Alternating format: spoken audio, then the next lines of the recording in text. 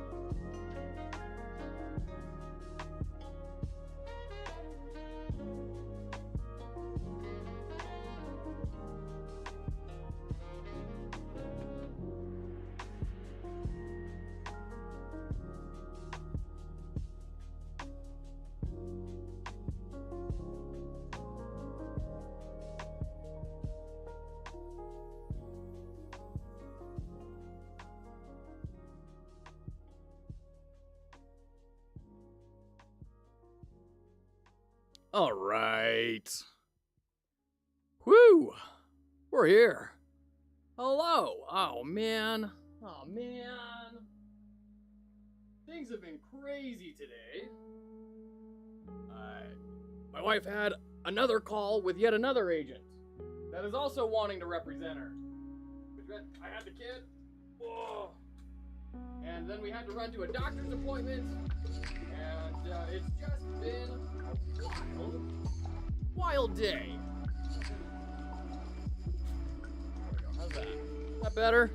All right, there we go. All right. Jack, thank you for being here. Oh, we're going to dive into it. We got some special stuff this stream, and we're going to do a long stream. The art behind you is awesome. Gives me Hollow Knight vibes. Thank you so much. This is actually WifeQuest work. That's the illustrator we've been discussing. So, we're very excited that she's getting represented finally. It's about time. There's Ariel over on YouTube. Hello, hello. And, yeah, so this is actually for a game that we were building called Moon Hollow. It was genuinely, whether you believe it or not, a complete coincidence that it ended up sharing something of a name with Hollow Knight. But it's an influence that we're very happy about.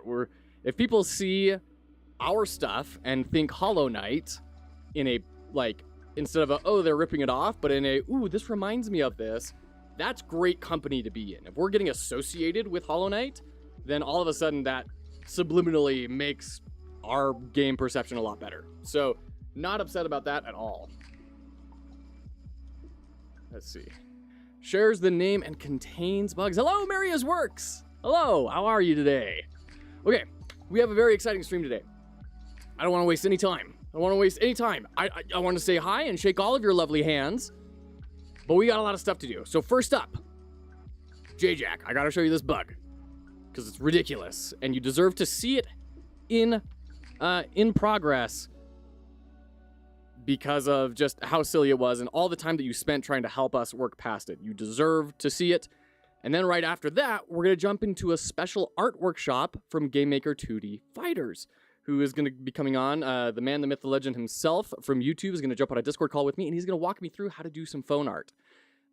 Once again, that may sound silly to you. If you have not been here in previous streams and you're not following him, you definitely deserve to go follow him.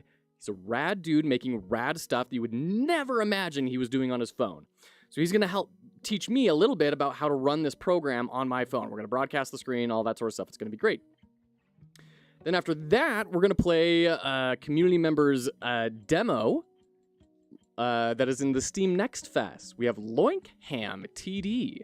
So we're gonna play through that demo, and then we're going to get to game dev. So we've got a lot to do today. Marius Work says, tired, but going to do a bit of work before I turn in. Right on, friend. Well, thank you for jumping in despite the tiredness. We're enriched by your presence. Thank you for being here. We're going to jump into Game Maker. By the way, feel free, everyone, to shout out what you're working on today. This is what my daughter has been working on this morning with me. We were learning about Disney animation, and she wanted to kind of draw, and so we started doing some pixel art and teaching about animation. This is her snail with really weird eyes and a creepy smile. It's some weird alien snail something or other. But it's rad. So we've been doing that. Anyways, let's get to this bug.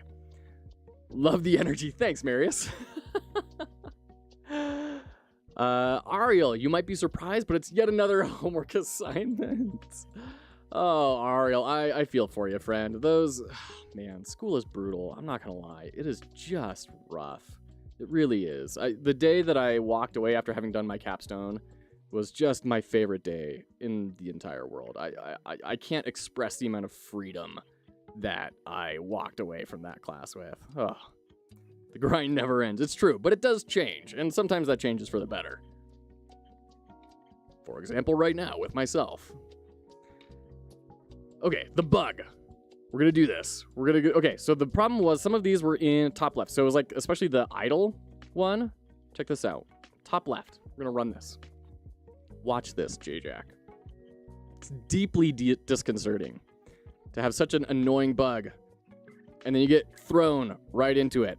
And that's what, like, we were trying to figure out, like, how is it that you're just, like, getting slammed in there? Wow, it was the darn sprite origin. So dumb. Hey, Cybo, how's it going? Marius Works, I'm guessing you're multicasting. Yes, we're on Twitch and YouTube. Also, spoilers, we're going to be doing LinkedIn soon. So look forward to that. Need to figure out how to work all these chats into the overlay. We're still working on all that. That's coming soon. Coming soon. Cybo over on YouTube. Good afternoon. How are you, sir? How's your project going? Oh my gosh, that's awful. Yeah, and it's just like the origin was just in a different spot. And that was the big thing. And now that we have the origins all set up correctly, look how fluid this is. It's lovely. Whee! Until you kind of get stuck. We gotta keep on working on that collision detection. But, it's all there. That was all it took. This man playing Pokemon with all the streaming services. Now, if you really want to see that, you go to Duct Tape DevOps. He streams to YouTube, Twitch, LinkedIn, and Facebook. And I found someone the other day as well. I don't even remember their channel name, but they were doing like Kick, Twitch, YouTube. Like, they were doing everything. Jack, that'd be so annoying as well, because nothing I use gives you the option to change the center of a sprite image. Interesting. Cybo on YouTube. Good, I'm just adding like particles and effects and stuff, because it looks a bit bland. Very nice. Getting into those polish cycles. That's lovely. What about TikTok? Yeah, I've heard people doing a lot on TikTok. I'm on like the Twitch subreddit and everything, and I hear people saying, yeah, definitely stream to TikTok. And then they say, like, yeah, pretty much the meta right now is like Minecraft. Okay. That's not really the target audience we're trying to reach here. But LinkedIn is definitely exactly where we're trying to reach. These are people that are down on their luck. They're browsing LinkedIn trying to find job offers. They're trying to change their lives and turn stuff around. Those are the people we want to reach. Musty Not Capping, what's up? We are doing very well. We just checked out a really cool bug, and we are about to jump into something very exciting. We are going to be on a call. We're going to start up right now. I'm going to bring up his channel. Oh, that's that one. Okay. Hold on. Let me bring this up. We gotta bring this guy up here, because this deserves the intro. GameMaker 2D Fighters himself is going to be jumping on a call with us right now. He is live on his channel as well, because we're going to be doing this call right now, where he's going to walk me through how he does stuff like this on the phone.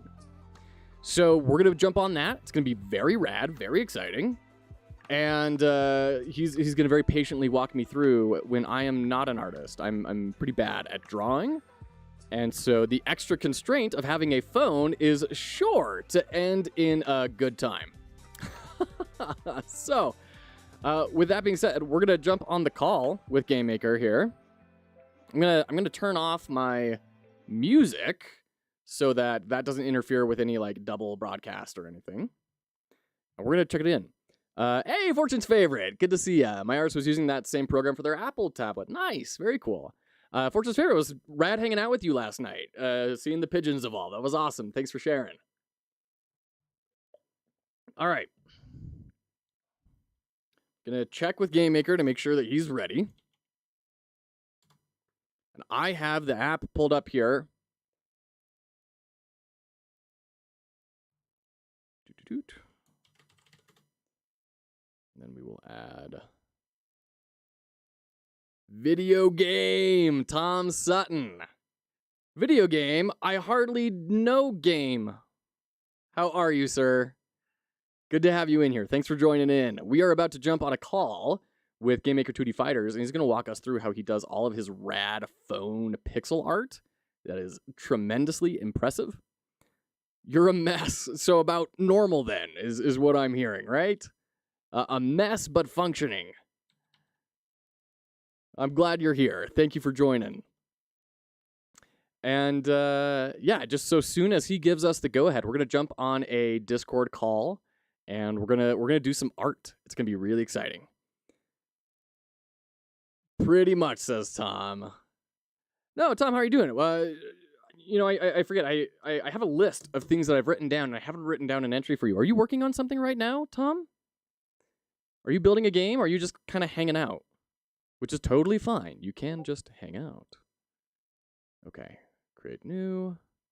And there you go. Getting this all set up. Perfect. All right, we're going to jump on the call here. You are building a game. Okay, I want to hear all about it. I'm going to write it down. Video game. I prefer the precursor 40 yo game.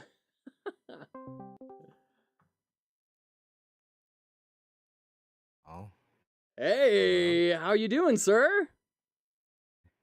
I am doing good. One moment, let me turn up the audio.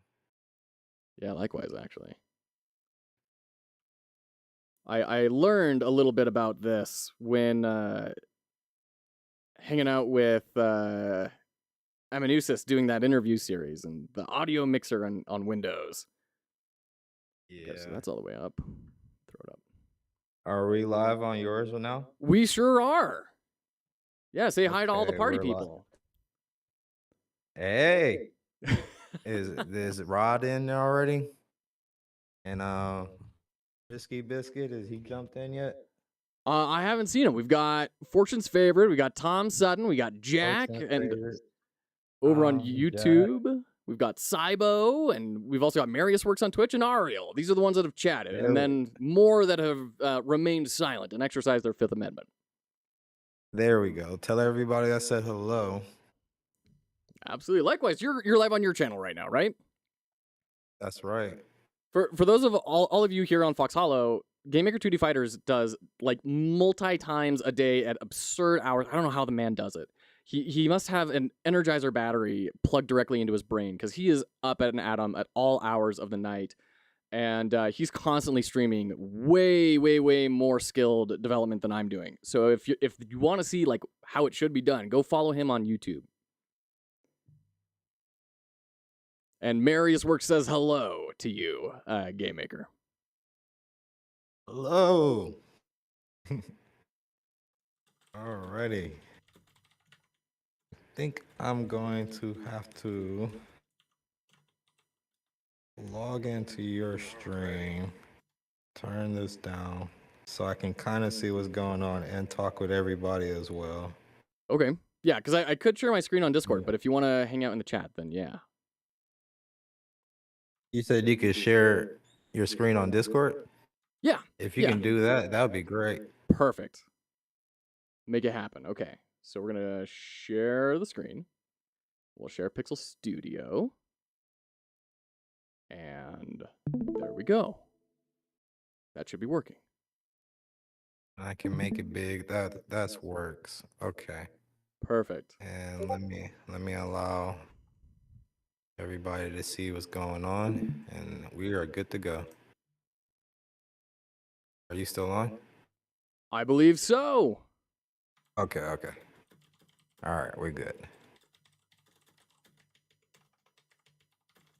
All righty.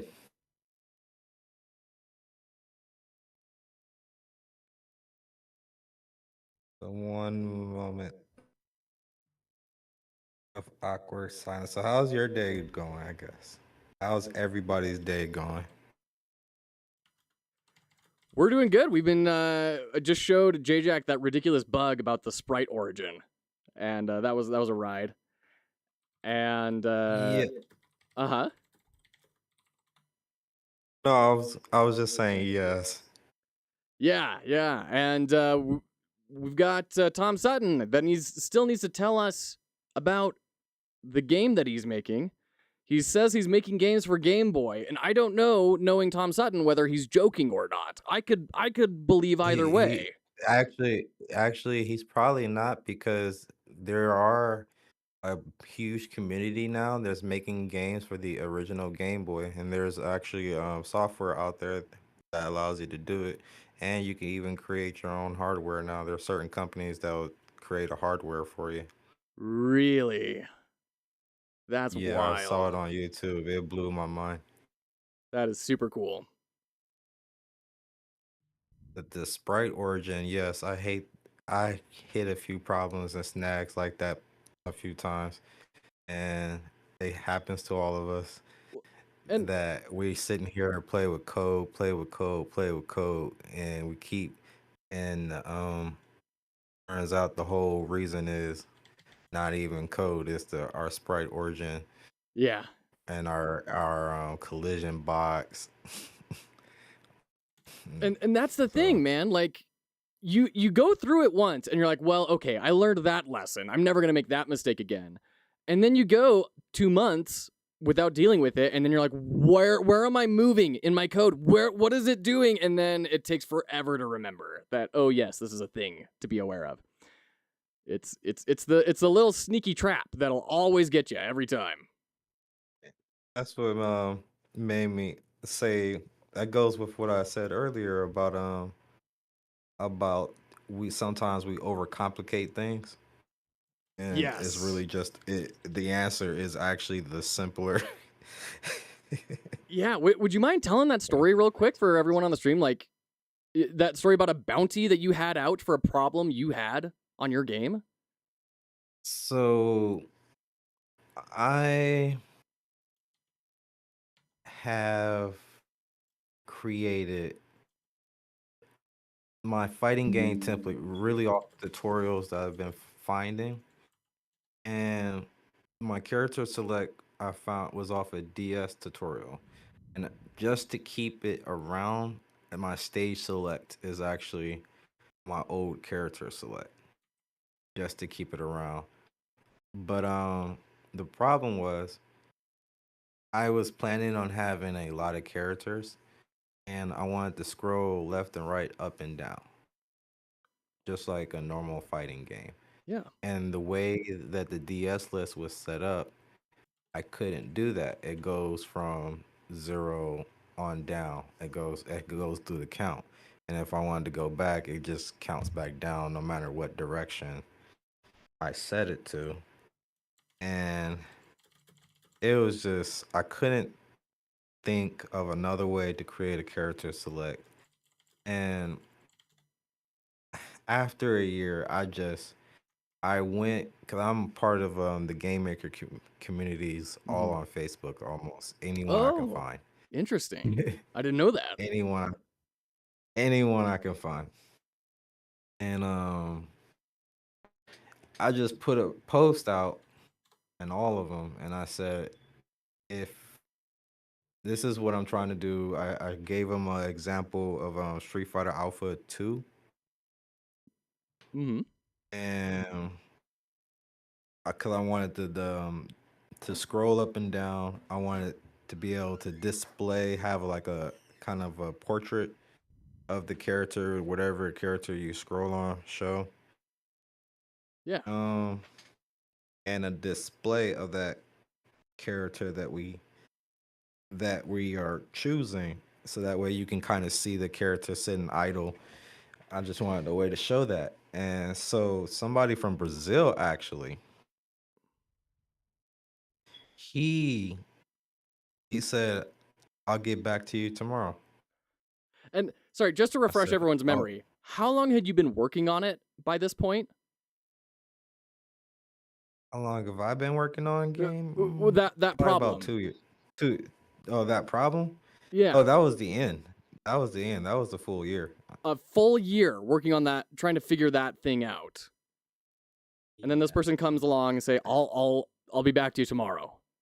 No, I wasn't. I didn't just like stop progression Right. just because of that. I Right. kept I kept the regular one, but I just kept going back and trying and Yeah. trying and It was trying. an open I issue for couldn't. that long.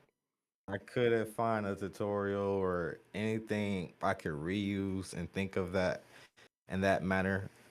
But man, he came in and saved the day from Brazil. From the other side of the world. Man, So and he the just next day, yeah. he sent me the files. I opened them up, and I mean, he just used squares, the 64 by 64 squares for everything. And but he had it in a way that was extremely simple. It was an object, so it's an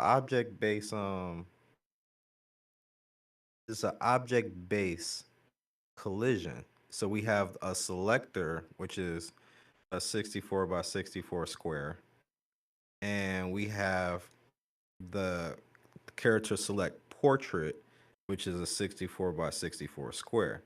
Is one object, but we have a spawner to spawn the character. So the character select, we have a spawner to spawn these objects, these ports on the screen. And since we were going by 64 by 64, it's easier to keep up with the math to create that visible grid, basically, right? Uh-huh. And so we have our character select lined up, and the selector, which is its own object, it clamps on to the port objects, and it can only go left or right if there's another port object there for it to collide with, Hmm.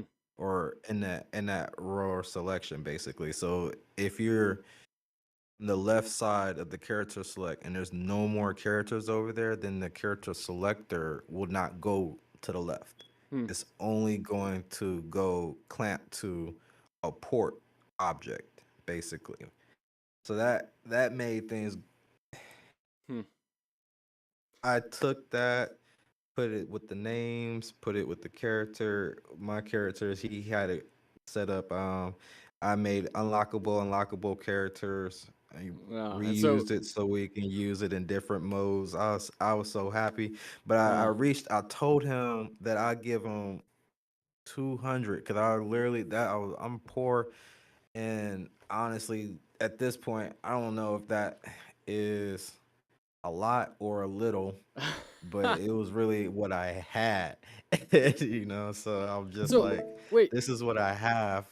he did it even before the bounty was out for it? He just would N- just out of the I, goodness of his heart, and I then you put, said this I put, deserves. I put the bounty out, but I didn't for on Facebook. I didn't put the bounty out. Oh man. I was waiting for people to kind of Hmm. respond. I did tell them that I have money to pay. I'm willing to pay. Yeah. I did let them know that, but I didn't really just say how much I'm working with because, like I said, I don't know if that's a lot or a little Huh. in this field. I'm new in the field, basically. So, Yeah. Yeah. Oh my gosh, that's wild. Corey's asking how but much he was it, said, and how much was the bounty that you put out on this? "Well, I was asking what they wanted. I was just willing to pay because I didn't want to say I had 200 and they just be like, oh no, that's not enough." Yeah. Yeah. Yeah. Yeah. And especially this is like something that I really need. And I've been banging my head against the wall, but I had 200. That's all I had at the moment. And he told me I tried to give it to him, but he told me help the next person. Hmm. He literally said that, and ever since then, that's when my mind switched to making templates and making this a template. So I'm making my game, but I can, you have to make a base, right? Before you kind of build your game, you got to make the base, all the mechanics and get all that working out before you put your game together, right? Hmm. So it's like it's a toolbox, and then you reuse your code so you can repurpose it for other projects and other things. So it's like you're stacking your tools in a toolbox for whatever project that comes up. You're ready. Hmm. And I said, why should I just hold this to myself like all these other big companies do and everything else? Why not give it to everybody else? Because I love playing everybody else's games. I love indie games. I love Hmm. seeing what people's imagination, because my imagination, I have a big one, but it still goes so far. I'm still inspired by other people, Hmm. right? Yeah. They help me go further. Like, so. That's absolutely amazing. Thank you so much for sharing that story. I just find it so inspiring. I think it's an incredible. Corey is in chat asking how much was it. He said in development time is money. The question is how long did it take that person? $200 for an hour of work is a slam dunk. And I would add, especially in Brazil, 200 US dollars to Brazil, that's a big chunk of change that person turned down. So, uh, absolutely amazing. Thank you for sharing that story. So unfortunately, we are going straight into ads, and I can only snooze it for like 5 minutes, and I don't think that's going to be enough. So I think probably the better call would be to do the ads right now, if that's all right with you, Game Maker, and then we will kick up at the end of that ad break. We'll dive straight into this art where you are living up to the spirit of the promise of helping the next person. Does that sound all right? That sounds perfect. Okay, perfect. All right, we're on the ad break. We'll stay on for those of you who don't see ads. And right at the end, we'll jump into making a fool of myself in front of someone who knows what they're doing.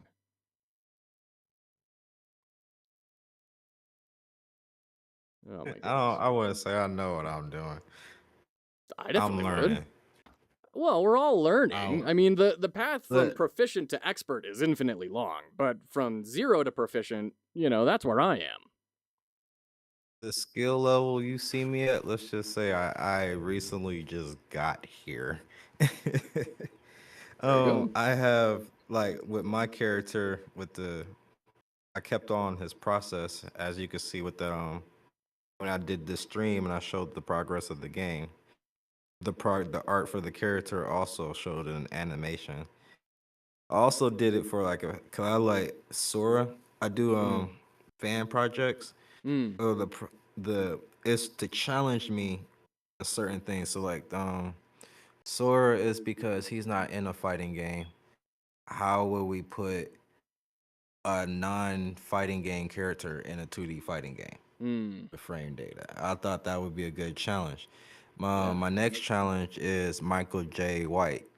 How to take a movie character Oh. or an actor in real Yeah. life with real life references and how to turn that into a fighting game character and so That's on and so forth. That's fascinating. When on earth are you going to start doing that with all that you have on your plate right now? Is that like a near term thing you're looking to do, or is that kind of like a someday Well, I'd like to?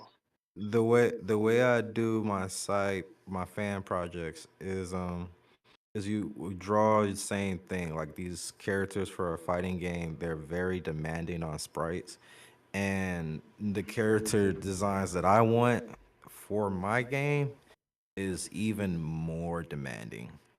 Okay. So there's there's a lot. That being said, sometimes I get tired of drawing the same color palette, Sure. the same person. Sometimes I want to switch it up. Yeah. And you switch it up between characters so often, but sometimes you just kind of want to not think about okay, how is this animation going to play out too much as way because when you're doing an all original character, that's something that you really gotta plan out. Yeah. Like, So how is this animation gonna play out? Like, you're on this right now, right? What are we yeah. trying to draw?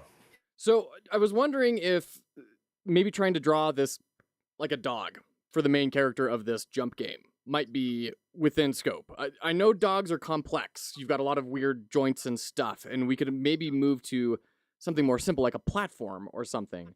What do you feel we could So, accomplish today? first, drawing and animating are two different things, but Yeah, they play together.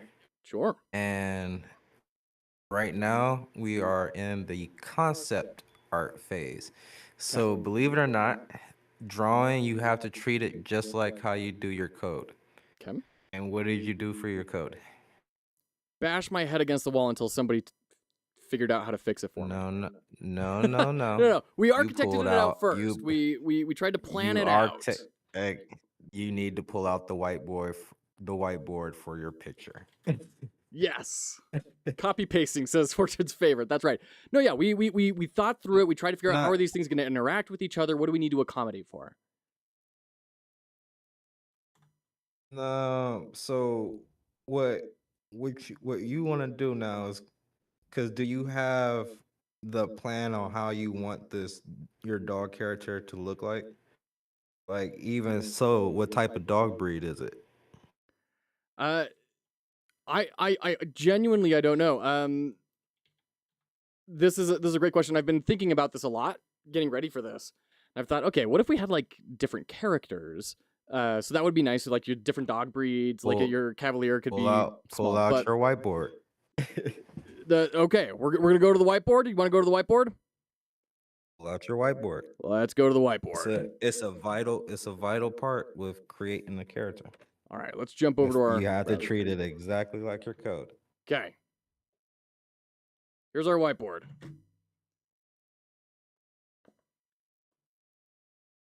I've got Is that. it possible to share it to the Discord? Yes, absolutely. Give me 1 second while I get this loaded up on my iPad as well, so I can actually draw. Then we'll change Windows to my whiteboard. All right, there we go. Okay. Shiba Inu versus Nice. Poodle. That's right. Okay. Second off on the screen, you don't necessarily have to show it or not, but go ahead and get your Google search ready and just get it Okay. ready so we can start pulling up dogs references. Okay. Now in the whiteboard. So that, what's that? Is that a beagle? Is a beagle? Yes. Looks like a beagle. The That looks like bestest a boy. beagle. Yes. Okay. So beagles, long ears, short hair. Isn't Droopy a beagle? Droopy? Who's Droopy? You don't know who Droopy is? No. Am I showing my age? I am showing my age. Droopy, is that the like black the blue and white? Oh, okay, this guy. Yeah, this was slightly before me, just like a smidgen before me. I caught whispers of this guy, but never hit it. I thought he had I thought he had recent moderations, but I guess not. I'm old. It's understandable. It's okay.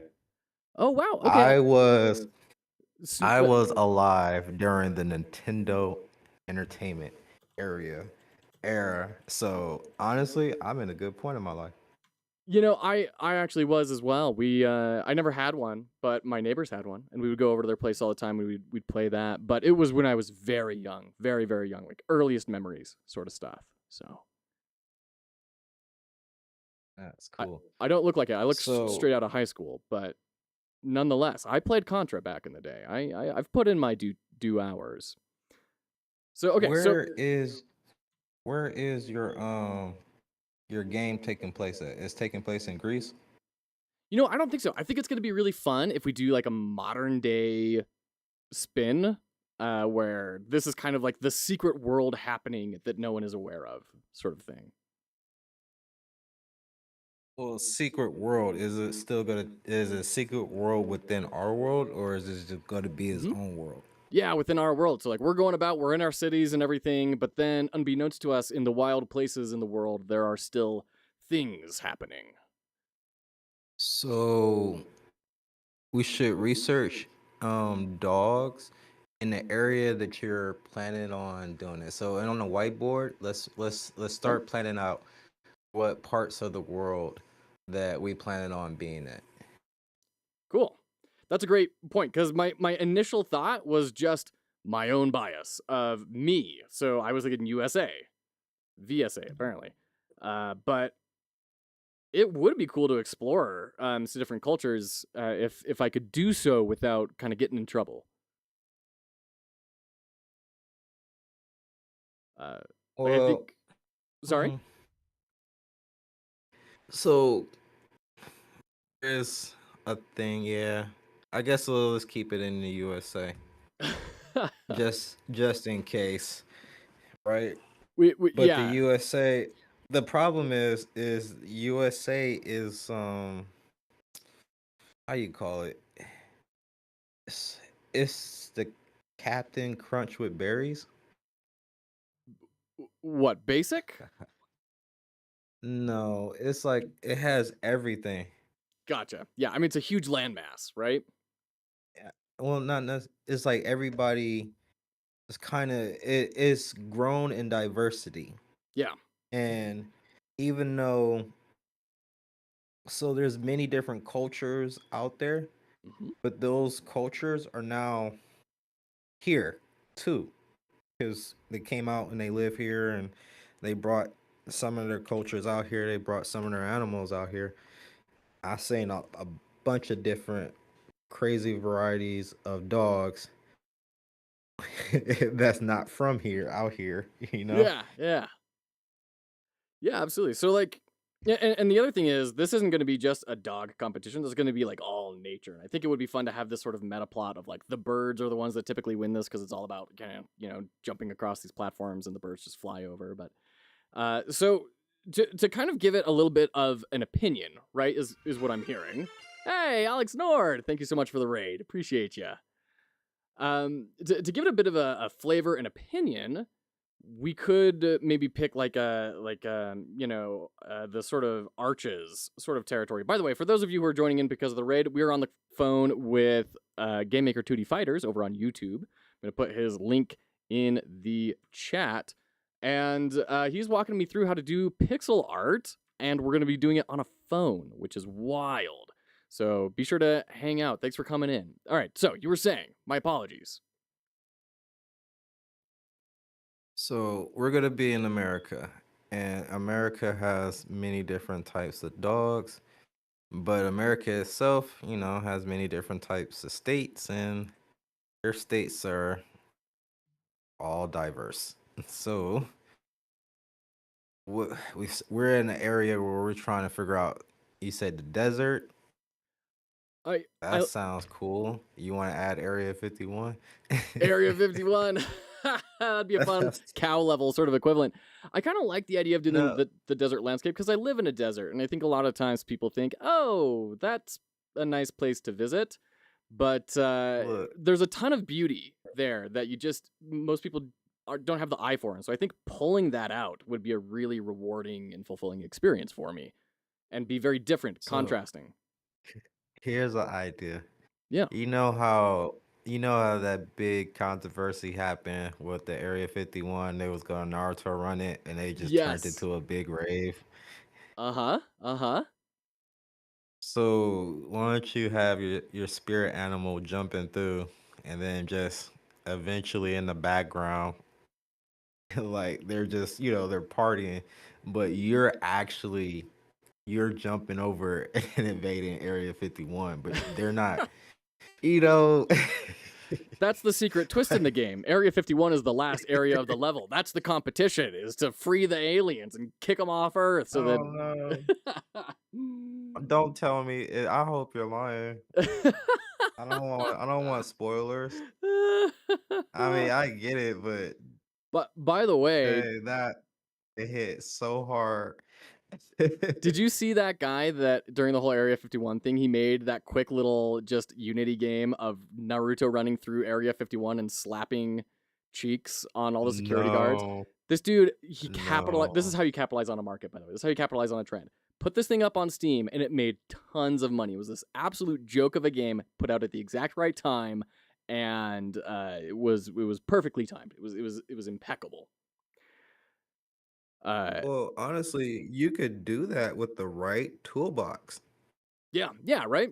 Exactly what you're trying to build. Absolutely, to speed up that time to building, so you can run in and take advantage of things when they need to be. Exactly. Yeah, man. Okay, so we've got this So, kind of desert idea. go ahead. Where do we go from here? Desert.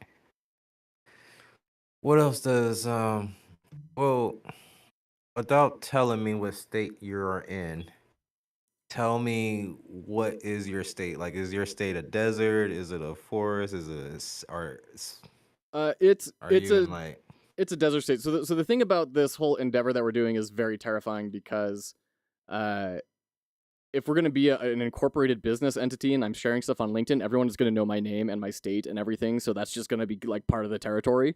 So we live in Utah. And so that's why I'm kind of getting this vibe of maybe Arches or Goblin oh, Valley or something. Utah? Like these, Utah, is that Salt Lake? Salt Lake is in Utah. Like Yeah. Salt Oh boy. What? What's the oh boy? Because I have a family member in Utah that's been trying to get me to come visit him. Do you really? Oh man. Yes, I have to figure out what city he's in. But Well, yeah, we'll chat off stream. regardless of that, so I'm in Seattle. I don't Okay. mind saying it. Um, but Washington itself, even though people argue against me, I call this place a rainforest. Mm. I mean, it rains. It's a forest. It has tropical and crazy. It has its own. Mount Rainier has its own ecosystem, and the weather conditions here, it does what it wants. Sure. Yeah. and and the animals and the spiders are huge, and we have the bears and the mountain lions and the elks and all that. So I guess it would call it the woods and the forest, but it's a rainforest. It's always raining. Okay. It rains for no reason. There's no clouds, sun's out, and it still rains.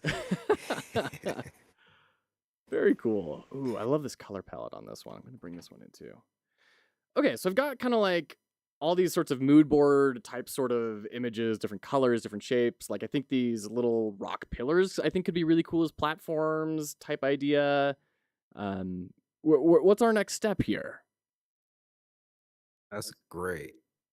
We can actually use this to plan out a tile set. But let's look up your dog because we want the character. We want to create the character, and then once we kind of get a good concept, we want to build a world around the character, or we're gonna build the world and then try to create concepts of the character inside of the world. But honestly, it'd be easier to create the character and build the world around the character that you plan on using. Okay. So with dog, you should look up desert dogs, unless the beagle is the dog that you want to use.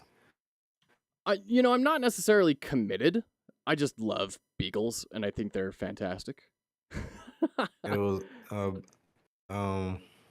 we need to beagle get mix was my very first dog. Oh, precious. We need to get Wife Quest My in here first. because she is a big dog connoisseur. That actually would be the smart way to go. Okay. So Let me see if I can get her on the phone here. okay. Let me send a text. No, you know what? Time is of the essence. We're gonna call, and she's gonna Just not just like me. just ask her what's her favorite dog, or do you know what's her favorite dogs? Three top favorite dogs. That is such a trap, man. I'm not gonna answer that question. There is no good answer to that question. Even if I'm right, I'm wrong. It's like choosing favorite children for her. Okay, hold on. Let's get her on the stream. All right. Okay, I understand. You monster! How dare you? Dare you put me in that situation? Hey, you're live with several dozen people. What would be a good dog for a desert? A good dog for a desert? Yeah, Typically sight hounds are found in deserts. sight hounds. Azawax and yeah. Saluki and what? I am not sure if I'm pronouncing it correctly. Azawax? How do you spell that?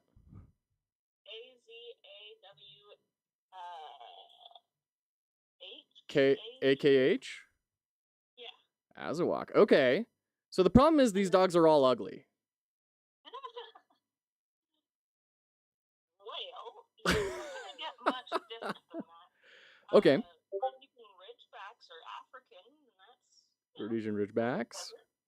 We could, yeah, Rhodesian Ridgeback could work. Honestly, that'd be a very marketable, strong, vanilla white bread man with gun sort of cover. I guess that would be the lab equivalent, wouldn't it? Okay. So we got Azawax, we've got Greyhounds. What about like Ibiza hounds? Like, would that be a reasonable thing? Yes, I think they're Oh wait, no, Ibiza, Spain. Yeah, I Okay. And feral hounds are Maltese dogs. Okay. Wonderful. Cool. Thank you so much for your expertise. Do you want to say hi to everyone?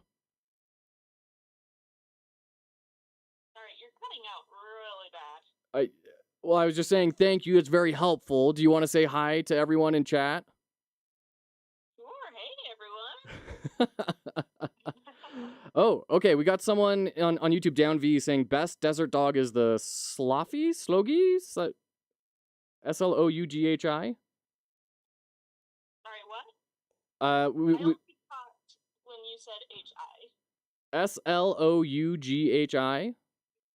Yes, I avoided saying that one because I cannot pronounce it. Okay, cool. Everyone's saying hi, by the way. Okay. Oh, hi. Yeah, they're all very sight houndy. This is not a good situation for me to be in because I don't like sight hounds.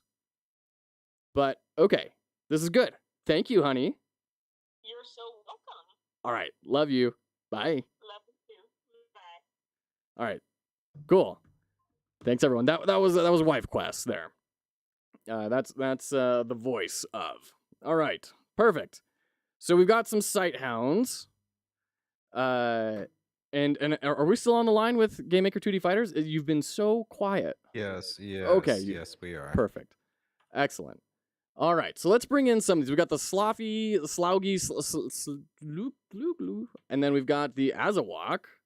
You know what? The Azawak's kind of a handsome sight hound, kind of like a mix of a sight hound, and you got some kind of nice coloring and shape in there that's a little less extreme. And then I'm just gonna bring in an Ibizan hound real quick. Oh man, I'm gonna be honest with you. That's probably gonna be easy to draw. It is gonna be easy to draw.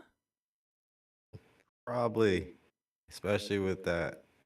I mean, I like that one on the bottom right there. This guy? That's our Ibizan hound. Yeah, he looks like he's ready. I guess it's the picture itself, but he looks like he's ready to start the level. The other one, well, let's look at the one at top. The other one looks like he prances through the level. The one on the bottom looks like he's ready to speed run through the level. And the one that's with his head down, sad, he's the searcher. There you go. There you go. You know, I kind of like the idea of the Ibizan hound as well because supposedly they are tremendous jumpers. Excuse me. So, like they can jump 7 feet fences without much of a problem. So maybe that would just be the choice for us because it's thematically appropriate and they look the part. Now, Musty Not Okay, Capping is so- saying, what about mixing the dog on the screen right now with the greyhound? Like giving the greyhound the skin of the other dog. That's an interesting thought. Sorry, I cut you off, Game Maker. What were we saying? Well, that's another thing. What do we do? So say we want this hound, right? So first off, first thing we should do is look up that hound in different angles, different poses. Let's try to see if we can find a picture or some reference of the hound, different face angles, front shot, so we got the profile now. We want that. And so the hound would be jumping, right? There we go. Yes. Yeah. Jump start. Like just one of the Grab some rotational. Almost all of these are like profile pics. So, Hold on. those right there, that would be the frame. If you would put them in my game, that frame right there would be the frame that you will apply the jump force and make them leave the ground. Okay. Sure, yeah. And then that would be the idle. What you just put up, that would be the idle. So that's when they reach the maximum. Oh, okay. And the one you just put up will be when they're transitioning back down to the ground. Okay. So let's start like kind of And- plotting this out because you're saying good stuff here. So this is at the apex of the jump, and this is descending. This is just starting. Okay, perfect. Sorry, I want to make sure that I captured that. Right. So that's actually how you want to. So like I said, it's framed. It's the frame data. The start. If you want a good animation, I mean, you can skip it depending on how fast the animation will be going. But if it's going at a decent speed, slow, you want to throw in maybe an extra frame or two here just to kind of make the smoothness. That being said, your jump is long enough and high enough to where you could have a smooth jump animation. And if need be, because you set your jump to a state machine, right? Yes. That's perfect. So then you can actually control the frame data easy just because of that. So you could each state you control what sprite is being played, right? Okay. Yeah. And There we go. if you control which sprite is being played in that state, then that's pretty much your frame data. So in jump up, you play the jump up sprite. Hmm. When you hit the maximum velocity, you play the jump fall sprite. But if your sprite loops, you can if you need, you can just you just freeze the last frame, right? You can get the last image, the last frame of the image, and then you can stop the image from playing that once that image gets there so it doesn't loop. You can actually prevent loops. Okay. Cool. This that So that that. Uh huh. that way that way if you don't have a lot of frames, so say if your jump outweighs your frames of animation, the frames will hold until the condition is required for you to go into the other state. Okay. Sure. Yeah. So you're pausing that image index, right? And waiting until the Right. state advances, and then you can keep on moving along in the animation cycle. Right. Later on, I'll send it because it's a helper script that I have, and I'll just send that over, and you can just use it, and you put that in your state machine. Any states where you don't want the image to loop. Okay. Now, Perfect. and it does read because I have I made a script for it. The animation is over, so it does read. The animation over does read. So if you need the animation to be over to transfer Mm. into your next state, you can still freeze the state and still write that code if the animation is over, transfer into the next state or that. So Amazing. Absolutely that amazing. that Thank is you. good. Right before he hits the ground. Yeah. Yeah. So we've kind of got like these. This is kind of how I'm envisioning this jump cycle is going to be, right? Like you hit space, you take off, go through the air, you hit the top, and then you're falling, and then you get close to the ground, and then, you know, probably Right. one of So these that's two. that's perfect. So Cool. now we need to find a couple of them running. I know you don't plan on having them run, but see, you want him to hit the ground. You want him to kind of like run, but he's jumping because that's how your game is kind of set up, right? And then if he's gonna sit and just stay idle, you want to have him in a kind of a good crouch prep idle or in a position to where he can leap. So kind of like a pounce. Okay. Cause the way that I see your code is now, cause it's just the character just jumps from block to block, right? Right. And there is no physical movement that you could put the illusion, but we want we want the point of contact. Going down. So you see the one you have on the bottom? Yeah. That would be the passing. So at this moment, the back paws are about to hit the ground. And he's about to launch up. So we want the point where the front paws are just hitting the ground. where the back legs are still up, but they're pushed back. Right there. Okay. If that makes sense, Sure. right? By the way, Wife Quest, if you're still on here, I think this means we're going to be watching a lot of dog videos and analyzing how dogs move together. So I hope you're looking forward to that. Cool. Okay. So we've got this thing where we've got our feet. The front feet are back right as they're about to lift off. We've got the front taking off the ground. Right. And then the one on the bottom, right? That's how we're gonna keep a jump loop going for the speedrunners. Okay.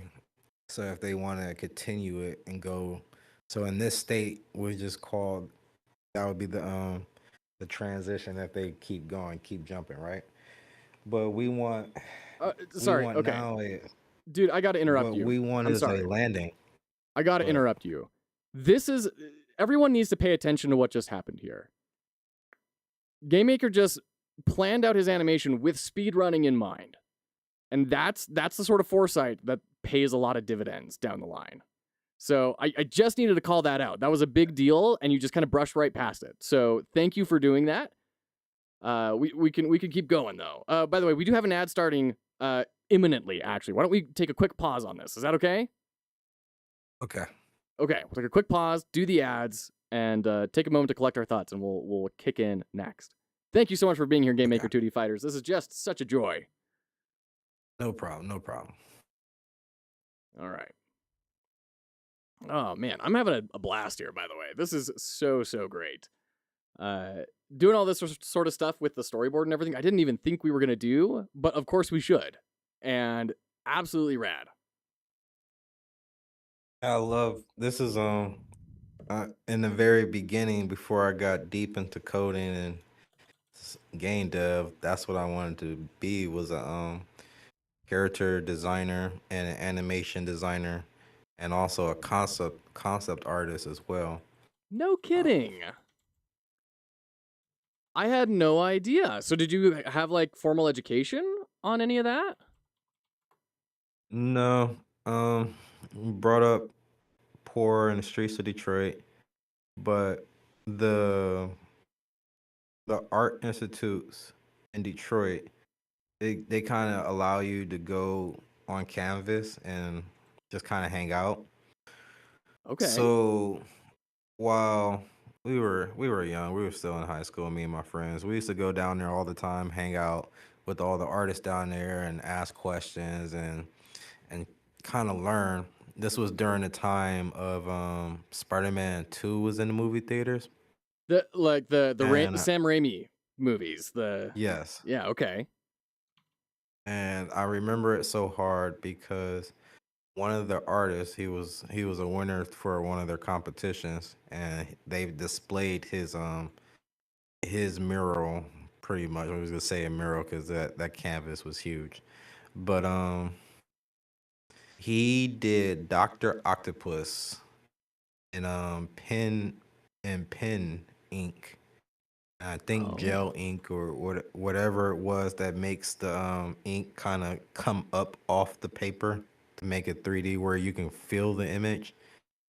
And he did those mechanical arms, and man, just not even the mechanics, but the drapery of the jacket and the hair. It was amazing. It was nothing but inspiration in that school. So we started drawing.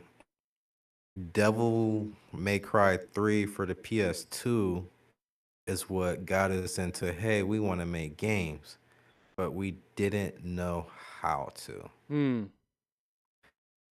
you beat the game, it gives you a bonus feature of how the game was made, and we saw people in green in the bodysuits.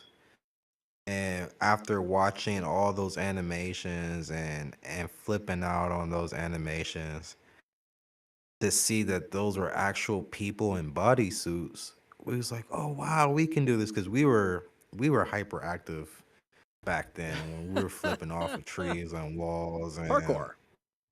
we was doing all sorts of parkour, dance battles, skating. We was doing all.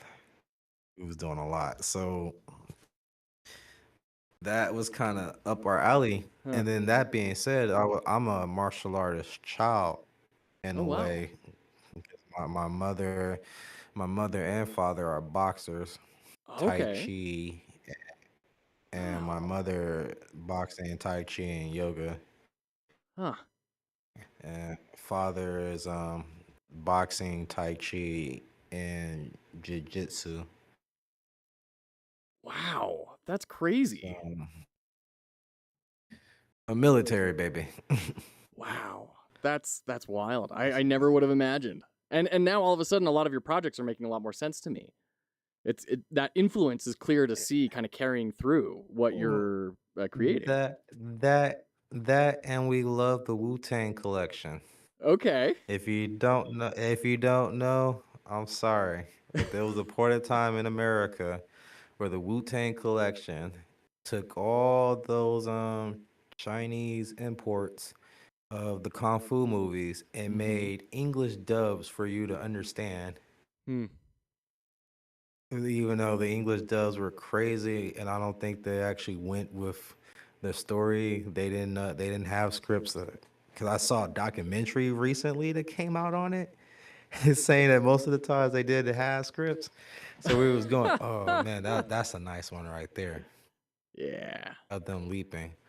But either way it go, we're getting sidetracked.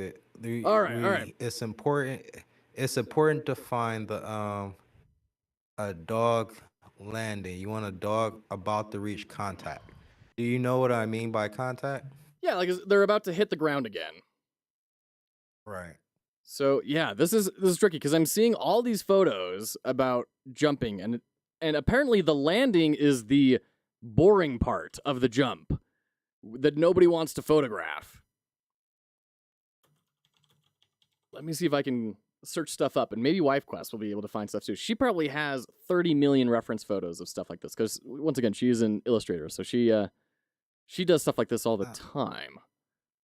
We can make up something, but I just want to make sure that some animals they react a certain way before, I want to see if anything happens like when he's going down, as you can see his tail is actually up and curled, right? Yes.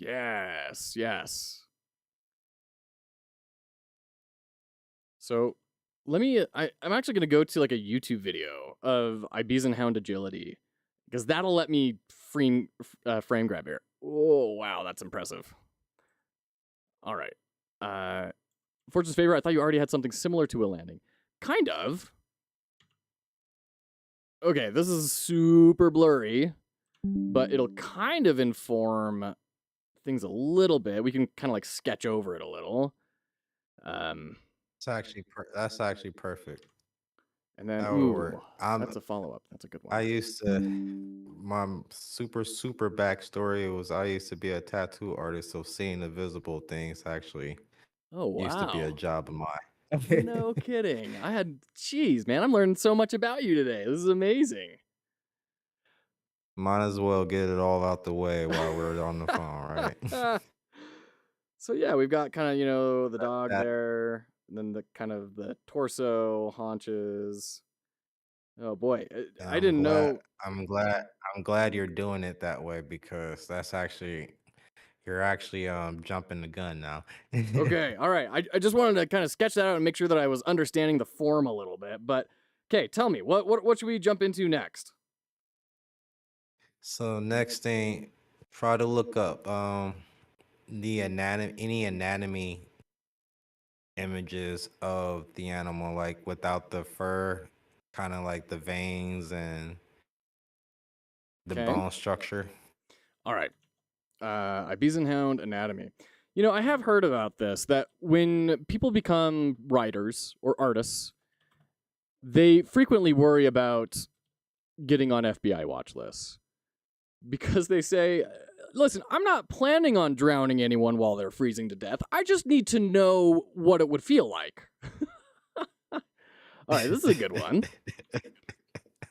Listen, I'm not planning on ripping the skin off a dog. I just really need to see it. I really need it. All right. Technically speaking, the people that did it for the anatomy book kind of, Yeah, right? Like you need to pursue the knowledge, even if it sounds weird. That's perfect, actually. Okay, right on. So we can get a good bone structure and muscle structure. So zoom into the bone structure a little bit Okay. if you can. Yeah. Now let's start mapping out those joints. If you can draw like a little circle around the joints, like the shoulder, so this is where we will have articulation in the animal. Okay. So you want me to kind of like diagram out those joint areas, kind of like this? Right. So that top circle, Yeah. no, not that. Yeah, right. Go down to the bottom of that circle. Right here. That oval looking, right. Put another circle right where you did that. Make that a circle too, because that's the top of the leg. So we're gonna want 3 joints at least, right? 'Cause 3 that joints at connects. least. But So like a see joint where that here. bone is right there? Right. That's where we're gonna want the movement to articulate from the legs from the body, Okay. right? And we're gonna want to do the same thing with the back legs. Okay. So kind of like here, here, here, Right there. Perfect. and then kind of once again the little toesies. It looks like Right. I don't think there is something right there, but it kind of looks like it in the diagram. No. That just I looks like a don't think I broken don't think bone. that I don't think that bends like that. And No. I have how many dogs I have? Oh my goodness. Got 5 or 6. 5 or 6 dogs. Wow. Anyway, in the front legs, the top front legs. Mm-hmm. So you see that shoulder rib cage part? Kind of this space in here. Right. I don't know I forgot what the shape is called, but kind of create like a half dome shape or going around that part in the chest. So like kind of this direction. Sorry. So I do that upside down, kind of like that. Going around that in the chest, underneath the neck. Kind of like how the collar will go around. Okay. So kind of this is a Put the curves on it like a collar will go around for the top part, right? Around the neck. 'Cause that's okay. actually the word we want. Around the neck, the bottom of the neck. So something like that. Right. And then right. Okay. And then put another curvy line like you just did, put that at the bottom of the rib cage. The bottom of the rib cage. So when you say bottom of the rib cage, are we talking here or to the right? Wrap it around his stomach like a belt. Gotcha. So kind of like that sort of a thing. Um I'm not seeing if you're Oh, doing that. you know what? It's not updating. Okay, there we go. Okay, there it goes. All right, perfect. Now connect those in a 3D space. Okay. By doing so, just kind of follow the shape of the outline of the bottom and the top, but think of it as a 3D space because you always, even though it's a 2D, you want to draw in a 3D space. Sure. Because if you don't draw the anatomy kind of out, it will show from time to time. That's why, even though this is an X-ray picture, you can still see the back legs and the tail, which goes through the legs. You can still see the reference for it going through the picture. Because if he wants to draw the picture, it's all gonna line up correctly, basically, right? Yeah. By the way, I want to be conscientious of your time here. We're coming up on an hour of your time. Do you need to call it in a few minutes, and we'll pick this up again another time? I'm free. Okay. This is no problem because All right. You got the whiteboard. Basically, I help you, you help me. And I just need a whiteboard out, or really just kind of talk about this idea I have so I can Mm-hmm. go back and reference it, and you can ask questions Mm-hmm. and maybe place any concerns that you might see that I can keep in mind, and I can really come out with a possible game plan Sure. for this game jam. So Yeah. Well, I mean, you're a very busy individual, and you have given me a full hour of your time. Would you like to swap now? And I can give a little bit back, and then we can talk about your whiteboard and what you're hoping to get done here. not yet, Okay. because for everybody, I really want to teach this for anybody out there, because this is important, and I don't there's not really videos out there teaching people this part of creating, because honestly I realize there's not really a lot of people that have imaginations, and the ones that have imaginations are trying to hold it for the money. Yeah, So they yeah. don't want to teach, they don't really want to teach people, and that's why they're mad at the AI now, because now the AI is producing imagination and, and cutting out the middleman. So that being said,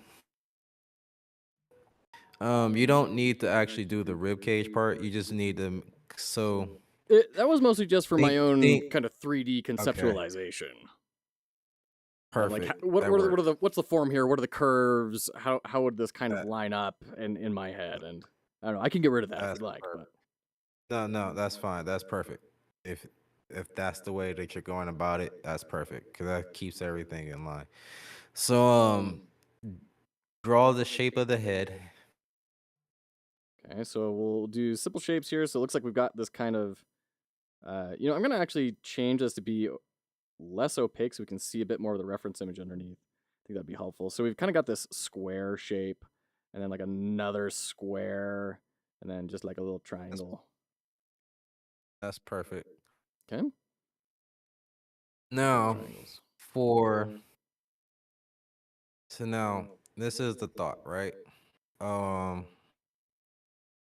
this is where it's all gonna come down to how we're gonna go about animating this. The reason why I Okay. said this dog looks like he'll be easy to animate is because the way his body structure is, it looks like it actually be great for rubber hole style. I've never heard of this rubber hole style.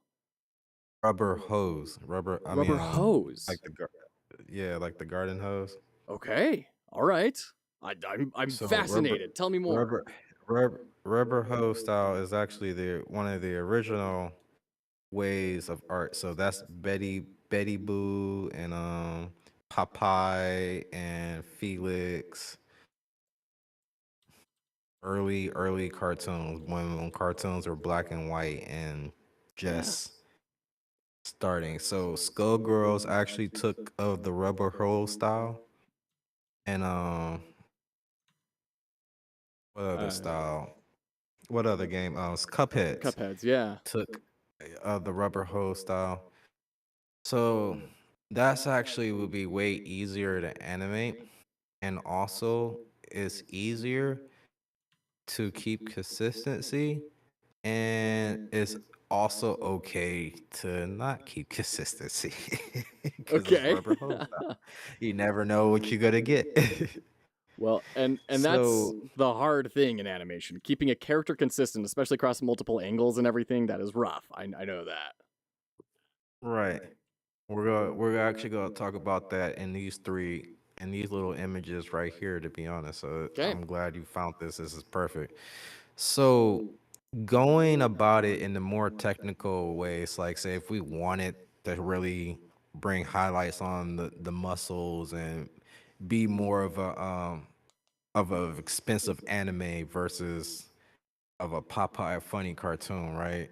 Okay. That would actually take a lot of detail and paying attention to the frame by frames of the muscle anatomy Hmm. and knowing when to break anatomy, Mm. knowing when to smear the frames, smear the details in, Yeah. and I I saw a all that. video All, from I saw a video from Extra uh, Frames about that of Zenyatta's from Overwatch's like arm animation, how like the metal bends all the time just to like communicate character, and of course the metal would never bend in real mm, life. So I hear you.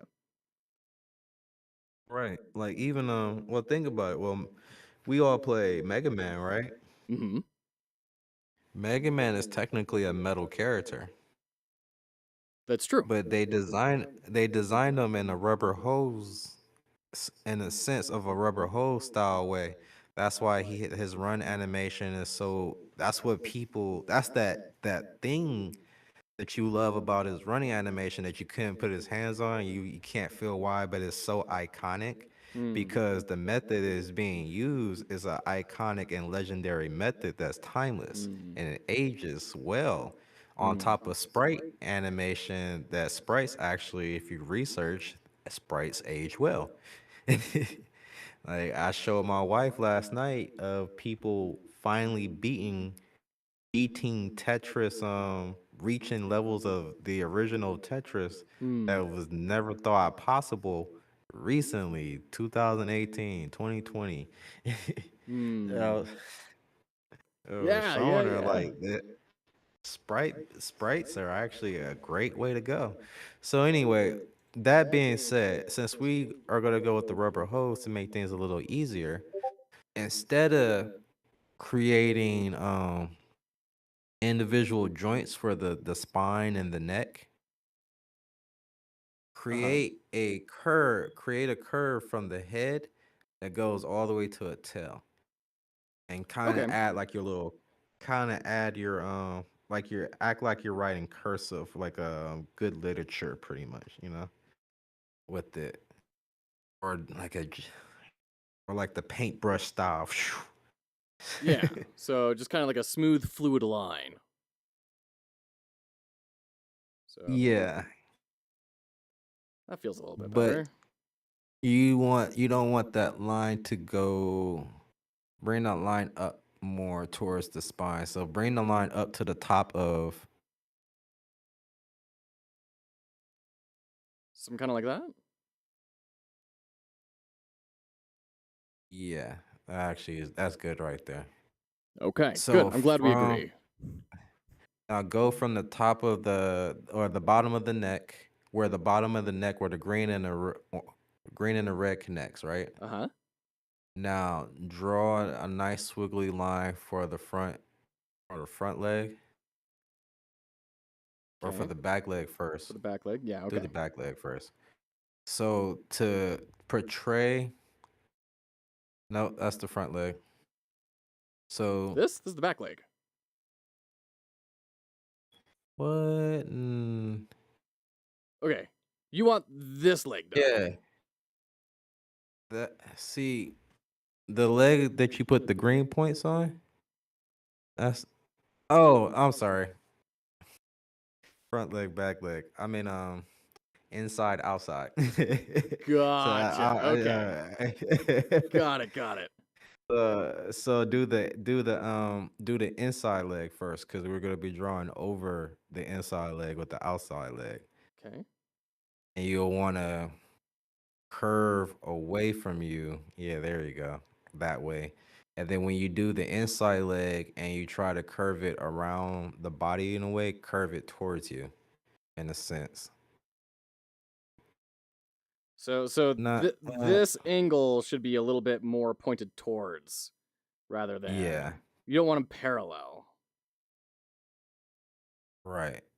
And then Kind of like that maybe a little bit. so quick question, in your game, are you planning to have, so I don't know if even people even thought about this in games, but when you create a fighting game, they teach you this because is a difference of how the character stands in the game world, right? So that being said, playing something like Mario, Sonic, or Smash Bros, the character the camera is directly in front of the character, basically, per se, right?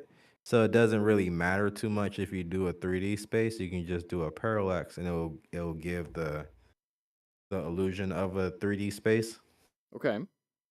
But when you play, if you look at Street Fighter, if you look at Streets of Rage or Final Fight, they don't do that. Especially Street Fighter. I'm gonna go with Street Fighter because Streets of Rage you move up and down in the Z axis. It has technically three axis, a 3D space. Street Fighter is in a 2D space, but when you actually look at the characters, even though it's in a 2D space, they're standing on a in a sense a 3D space, so that it's kind of curved up. That being said, the outside leg and limbs are a little bit down more than the inside, just like on the picture that you see here in the back. When you look at the back legs, you see how the outside back leg is down more than the inside back leg. Yeah, like this is the knee, and then the knee on this one is like up above slightly, right? Right. Right. So normal games, the ground would just be a straight line, like Mario or Sonic. It'd just be a straight line under them. Okay. So therefore, you can have everything line up. But in more complex games, the line is like that. So you put a line up there. Now put a line kind of under tad bit. The top of the neck. I mean, the bottom of the neck of the second dog that's underneath it. Put a line there. Uh, the at The the bottom of the right at here. the muscle dog. No, at the Oh, on the dog with the muscle dog. muscles. Right. It's right here. Put a line there. Right. So that's the ground from Yeah. the line at top where you got the little man at, and that light there. Are you making your levels to be visual or to be viewed this way? Because if you are, you're gonna want to make your art that way. But if you're making your levels where it's just like a pixel and it's flat, and you're not gonna kind of break off slightly in the 3D space to give that image. So I get actually to make things easier, so I'm not rambling on. Can you just pull up like a image, a still frame of Super Mario for Super Nintendo, and then Super Street Fighter 2 for Super Nintendo? Absolutely. And I think I know where you're planning on going with this question. I think I have an answer, at least to start off with. Let me see. You look up Super Mario, and all you get are just like modern things. And how dare they? Don't they know? Don't they know history? Let me see. Oops. Don't want to replace. So Mario is in line there, right? Let me bring this into its own space. And then what was the other one? Was it Castlevania? No, not Castle. The Street Fighter 2. Street Fighter 2. Let's stick with yeah. Let's stick with Super Nintendo. Let's not even go into the world of PlayStation. All right. Here we go. There we go. That's actually perfect. So you see how Mario stands there and the top that's basically a that's a tile, right? A tile set pretty much. Yeah. So the ground is there. Now the at top where the Street Fighter where Ken and Ryu at, where you drew the line, Mm-hmm. that's great. So that's gonna be that would be the top of the tile, right? But Yeah. the image itself is showing, can you draw the bottom of the ground? The top of it, but the bottom of it? Because as you can see, it kind of drops in front of the camera to show that 3D space of the wood Yeah. So we've or got occurs like underneath it. Yeah. this space, and then there's like the splash background, right? Right. But look at the ground. Get in the background, get where the ground meets the rooftop. Put a line there. Gotcha. Okay. Right. So when they created the art for this game, they created the art for their characters to stand on that space. And when you create characters for that space, that actually works out for not only these games, but it also works out for beat 'em up games. And You can use it for platform games, but are you creating your stages and your platforms in that space? Because if you're not, then you don't want to draw your art in that way, right? If you're doing a basic 2D platformer like Mario or Sonic on the bottom, then you'll want the you're gonna want your inside outside to line up with each other pretty much. Yeah, I think we do want to But go for the more Mario style because I think that lends itself more towards the precision and that speed running, and those were some things that we really wanted to hit in the design doc that we talked about earlier. Not today okay, when we were doing the design. So I think this lends itself to what we're actually trying to accomplish. that's good. So the main reason why I brought that up was for the people watching. So all this stuff that I'm bringing up is really it's not just for you, it's for everybody that Yeah, because these are things that people don't really think about. And if you don't think about these things, you might snag across a couple issues later, you know? yeah, So, and you also, especially me being a solo dev, it helped me understand how art and code play in with each other. So if you were a part of a team, it would be highly important that the artists and the people creating the code for the game are in deep communication with each other. hmm, Like deep communication because we got to make sure that the art and the frames fit the code and what you're trying and the visuals have to fit what you're trying to create in code wise basically to really bring the vision to light. yeah, So absolutely. since you're going with that, the back leg just draw slightly in front of yeah, in the back, the inside leg Hey, Game draw Maker, slightly in front. sorry to Good. interrupt again. We have ads starting up here in just a second. We're gonna take a quick break. No problem. We'll drive back into No this. problem. Oh man, this is rad. I feel like I'm getting an actual like animation educational course here. And you said you don't have any formal training on animation. You just kind of got inspired by being on campus one day, and has all this just been self-taught and Well, observed, or well, when I was on camp, I wasn't even in animation back. It was just um back then it was more so learning how to have an imagination, yeah, yeah, learning how to break things down into simple shapes to create things and just working on creating things out of imagination and using references and things to that nature. But it wasn't to the pandemic hit when I started Game Maker because I was using non-licensed sprites basically at mm, first just to cut for placeholders. yeah, And I was like, I need art because it just wasn't. I'm that person. I've always been that person. So I was like, even if it's not 100% mine. I just need something to kind of give a representation of what I'm trying to do. mm, Like actual art coming soon or whatever, but just it's to help you a vision of what I'm trying to make. yeah, And that forced me not only to learn how to sprite, but it forced me animation, the 12 principles. Um yeah, yeah. So, there's a good GDC on it too.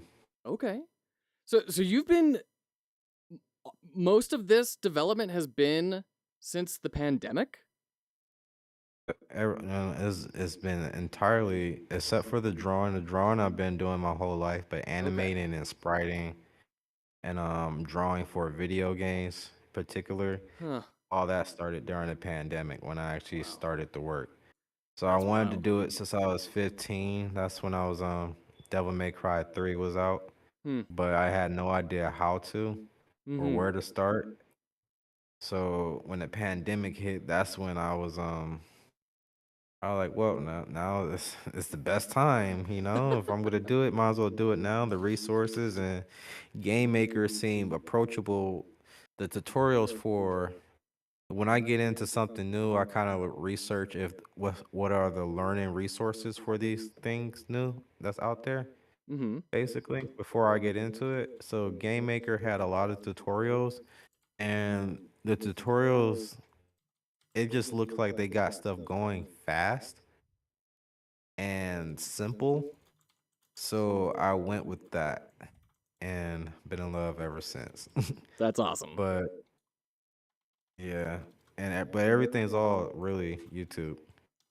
Learn everything off of YouTube, and once I hit tutorial hell, I did what everybody says what the answer to that is, and that's just actually start making something with your own.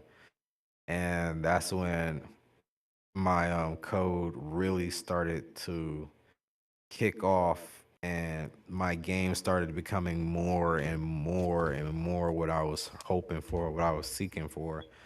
But I've Very cool. hit some feelings that it just wasn't exactly how I wanted.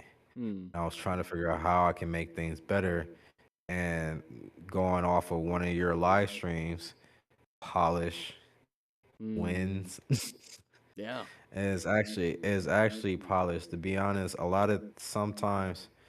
So with the experience, I guess with the experience game developers, you'll find out that a good source of win, like your problem that you had in your code, but turns out it was the sprite origin, right? Yeah. Yeah. Yeah. Yeah. Sometimes your code is fine, sprite origin is fine, but the animation itself is too many frames. Hmm. Or the animation itself is just too fast. You need to slow it down for it to feel better. All Hmm. the code and everything is just fine. But Hmm. sometimes it's not the animation, it is the code. Knowing when it's one thing and another is important. That's why I said it's good for the artist and the developer to speak with each other. Yeah. So to stay on one accord on that. So now that you know that, hey, we're gonna do this as a flat platformer, now we know in the art team developing, we're gonna design this not necessarily for a 3D space, but in a flat 2D space. So knowing that, because there is possibility to bring depth to this, Yeah. even though that we're doing it in the Mario style, but we just got to know that so we know what techniques that we can do. Yeah. For So sure. for the so for the inside leg, draw for the in the back, right? In the very back where the tail is, the inside leg. When you draw that line down, draw it slightly in front.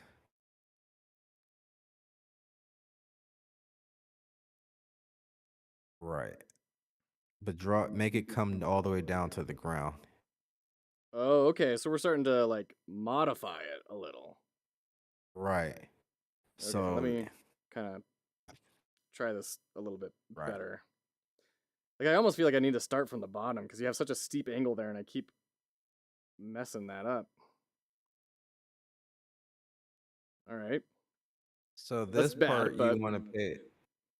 This part what you're doing, this first process that you're doing is you're gonna really want to, while you're doing it, you want to kind of get a feel of how you're curving his joints here and there, mm-hmm. right? Because you're going to, this is gonna how you're gonna start almost every image, almost, right? There's actually, this is one method. The next method will be another day. I'll show you. So there's more than one methods to do this. So this would be I forgot what this method is called. It's actually it's a like a college university whatever term for this method that you're doing now. But you're Sure. creating a stick figure. You're creating a stick figure, and then you're going to create the shapes on top of the stick figure, I think I know the and term. I then think you're it's gonna gesture drawing. Gesture drawing. yes, Yeah. there you go. I pay attention to But my then wife sometimes. there's another way where it's basically you skip past the stick figure part and you block things out, the block out method. Like you just put a bunch of colors on there and you Mm. start erasing to create a silhouette, and then you start working at things in from there. So there's a few different methods. But so yeah, we got to get Okay, that hold leg to on. get that back leg There we go. Sorry, out it was like not that. updating. Okay. Gonna refresh the page. Maybe that'll fix it. And Ariel made a good point of do the hind and the back legs, the backwards and forward legs in different colors, and I agree. That's a good call. So Yes. there we go. I'm sorry. Um, that's the actual the good practice. Even though I don't do it myself, it's actually an extremely good practice, especially when you're dealing with a lot of joints and muscles, and you have articulation. Yeah. So, and that's Knock out our articulation points here. So what do you think, Game Maker? Are we kind of on track here? Bringing these yes, rear facing limbs kind of closer onto the platform line. right. So Okay. primarily, the reason why this is important, and especially to get the feeling of the dog that you're trying to do, Mm-hmm. is to because when you're animating, the dog is going to be moving. You're moving the dog by its articulation points, Mm-hmm. right? You're not just going to even a rubber. So the rubber hose style, basically, even though they do have articulation, the rubber hose allows us to be able to break articulation and get away with it. We can Okay. break the rules basically here and there and get away with it. So it's not as demanding Mm. as we have to be spot on with all the muscles and everything, but it's still good practice even though that we're choosing this route so we can get something simple, clean and fast. It's still good practice to do. We should always do the good practice because you'll never know when you going to need your art to evolve to the next level. That's right. And Right now, I'm trying to push. So yeah, go ahead. yeah, I mean, if you're gonna break the rules, you have to be able to follow them in the first place. Right. For sure. All Okay. right. So is it possible to copy that? Let's see. I think so. In fact, this will be easier on the desktop here. If I do this, we're gonna copy all that. We'll Can you copy. move that? Move it down above that one. There we go. We can delete that. Delete that. And is it possible to turn down, or they're all on the same layer? I They're on guess the same layer, doesn't but they're matter. also adjustable. So it's kind of a Let's little weird. let's if we could turn down the transparency and add a new layer on top for right now. We could turn the transparency up later. And I guess make a copy of it and put it to the side before we start doing too much that we can't turn back from. All right. Let's grab our There we go. backup over here.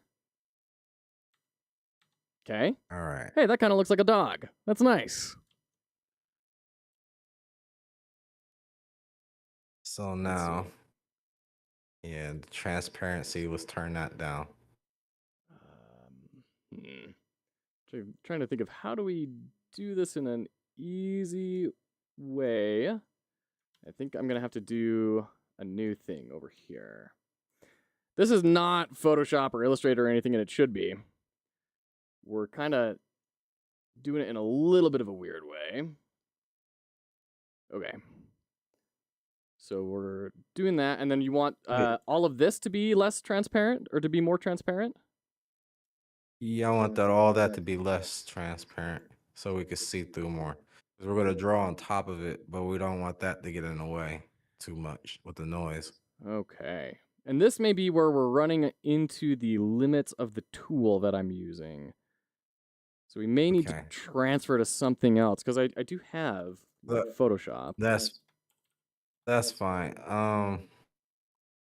Can you choose a so say how you got the dark grimy colors, can you choose extremely bright neon type colors to go on top of that?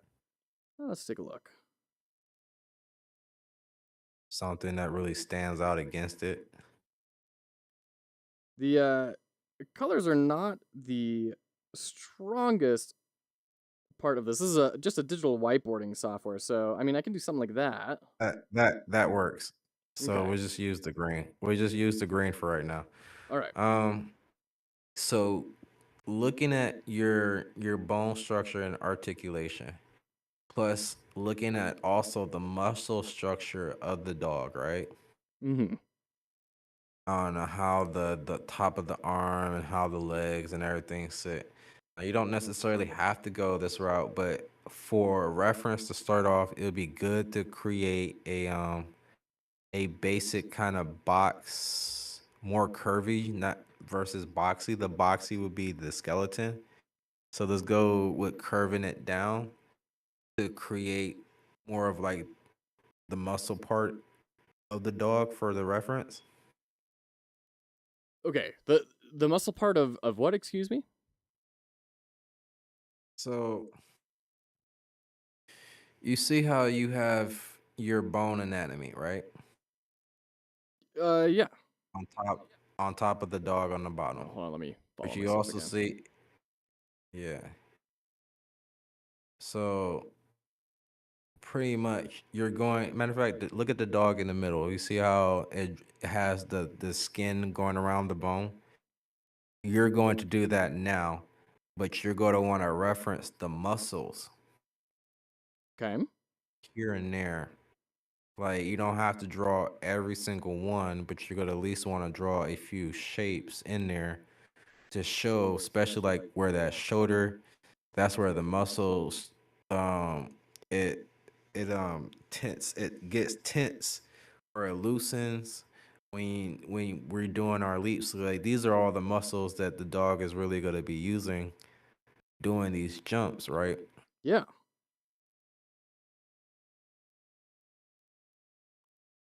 Okay. So we're kind of blocking these out a little bit. We've got our Right.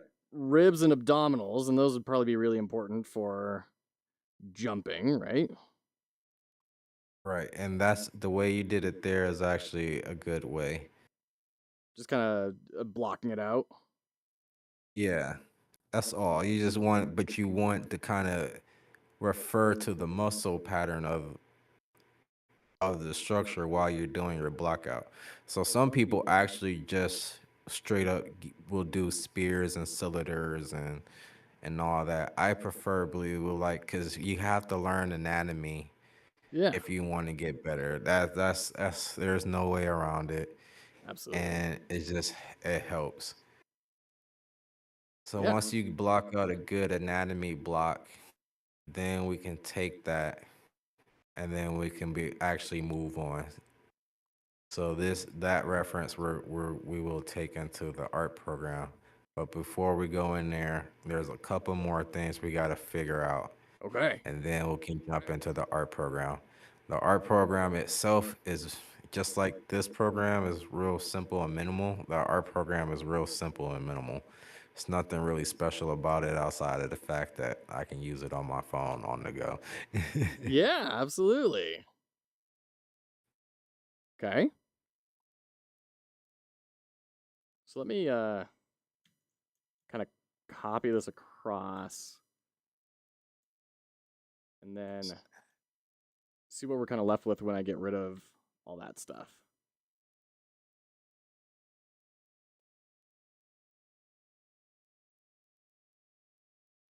And then we can just move this down here. There we go. That gives me a little bit clearer of a vision into there. So we got some more muscles down here. The dog muscles I've noticed like in their legs are like really thin when you get into the kind Mm, of forearm, shin area. Right, and that's actually on a lot of dogs too. That's on mine. I have Yeah. Shepherd Husky Oh, mix, yeah. and it does that on their legs too. Yeah, that makes sense. Okay. So, and for everybody that's watching, what this what this exercise is doing is because he decided that he's going with a dog, and he's decided that he's going with this type of dog. So what he's doing now is he's getting himself from doing like a quick crash course and getting familiar with the anatomy of the dog, where his articulation, creating a kind of a cheat sheet of where his articulation is at. And technically speaking, I mean, you'll do this off camera on your own time, but all those reference images that you have, Yeah. pretty much will do this exercise with all that too. Lovely. Very cool. So we got our muscles, then we got our combined. Okay. All right. So I say that's a real good base, and I think you have good places where you're gonna have your articulation points. So now, before we leave the whiteboard, there's a couple more things that we have to figure out. So he's going to be in a desert. It's going to be on a flat plane, so that's cool. So we want to make sure that we draw it to a tile set collision. Now, question is he going to be just a dog, or is he going to have something like a hat or a scarf or glasses or goggles? You know, sort of some sort of accessory, or so those are kind of things that we want to, because the first thing, you have a good idea of articulation. Now we got to kind of create concept designs for the character itself, right? Yeah. Uh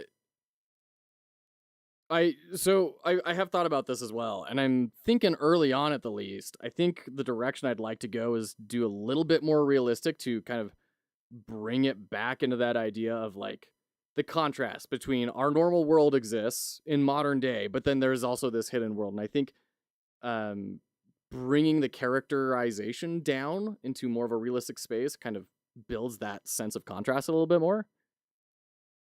But have you seen dogs in America? Sure. Yeah, I mean, that's fair. And you know what? People in YouTube down here are saying the exact same thing. People dress their dogs up all the time. That's absolutely true.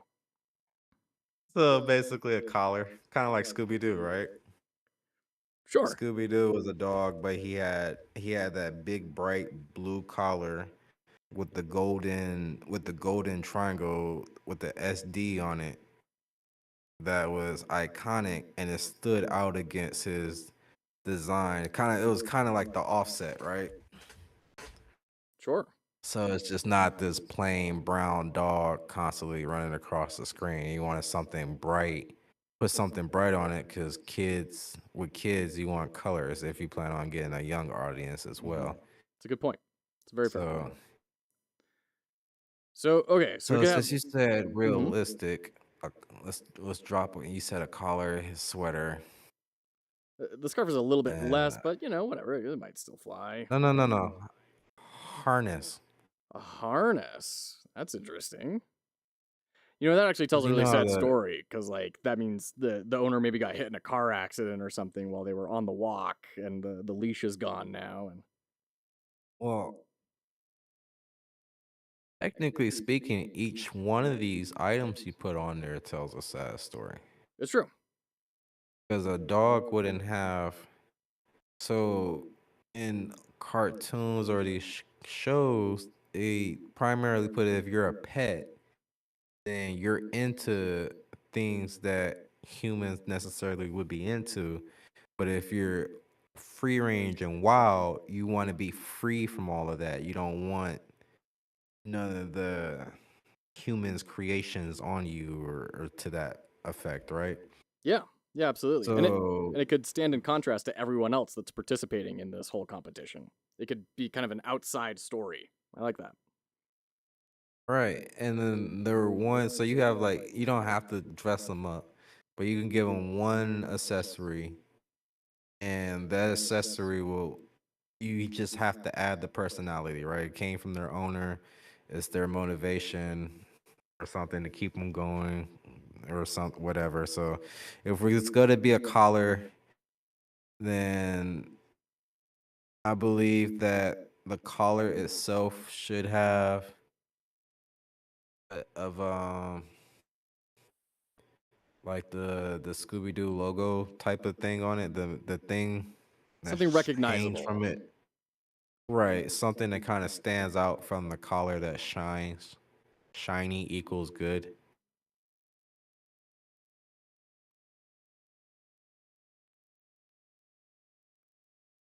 Yeah. If I it's a sweater, mhm. let's stay away from let's stay away from stripes. Yes, like my Because when shirt is having problems right now on stream. I need to get some more plain shirts. Because Yeah. when animating, if you want to do really good animation, you're gonna have to keep up with the number of stripes you put on the shirt. So Mhm. if you do put stripes, put like 3 or 4. Don't put a lot. Mhm. Yeah. Yeah, absolutely. Um, Scarves are good, but scarves will become a hassle for looped animations. Far as like standing idle, walking, running, you have to. It's gonna be a subpixel. It's gonna be a subpixel animation. So you gotta animate it after you animate everything else. But you're gonna have to make sure that it loops within itself within that. But other than that, as far as like attack frames or jumping frames, that's we're still gonna. It's a whole nother. You're animating a whole nother thing. Let's just put it like that. Yeah, and Scars, long hair, and things to that nature. with Capes. with me being so new to this, it seems like the smart thing to do that would be lower in scope would be this collar concept, because then it's still its own thing, but it's only a small amount of one thing and it only has one Oh, articulation point, And, right? and the harness too. Harness, yeah, could be, and the booties for that matter. Yeah. The booties as well. Yes. So let's zoom into your muscle combining bones. Let's zoom in just a little bit. So let's look at the combine, right? See how it stands. So for the collar, it basically you'll just draw kind of like a just like how you drew that curved line for the bottom of the neck. Yeah, That's basically all it is, right? yeah. And for the harness, it's pretty much the same. You'll just draw a circle. You just draw a circle for the top part of the leg, where the top part of the leg is connecting to the body, and that's pretty much your harness that goes around the dog in the basic shape. Then you can make it a simple color, probably put like a little handle on top of it just to get make it unique, but that's a harness. It's real simple. It's not a lot to add, and it could be done. Same thing with things like hats or whatever. The reason why it's important to know about this is because when animating, you can save a lot of time knowing with what part of the body is going to be hidden with what part, if any part of the body is going to be hidden and Mm, whatnot. that's a really good point. It's a really good point.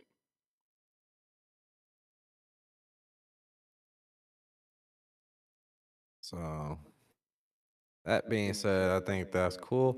Honestly, you can probably make a power up, and he probably like get a cape or get a scarf, make a ninja power up, and he gets a scarf. And then these things you can actually make like separate. You can animate it. It's like I said, you have to animate the dog first, and these you animate it secondly after your animation is done. That's why I said it's like a multiple animation thing, except for the harness and the collar. You animate that with the picture. But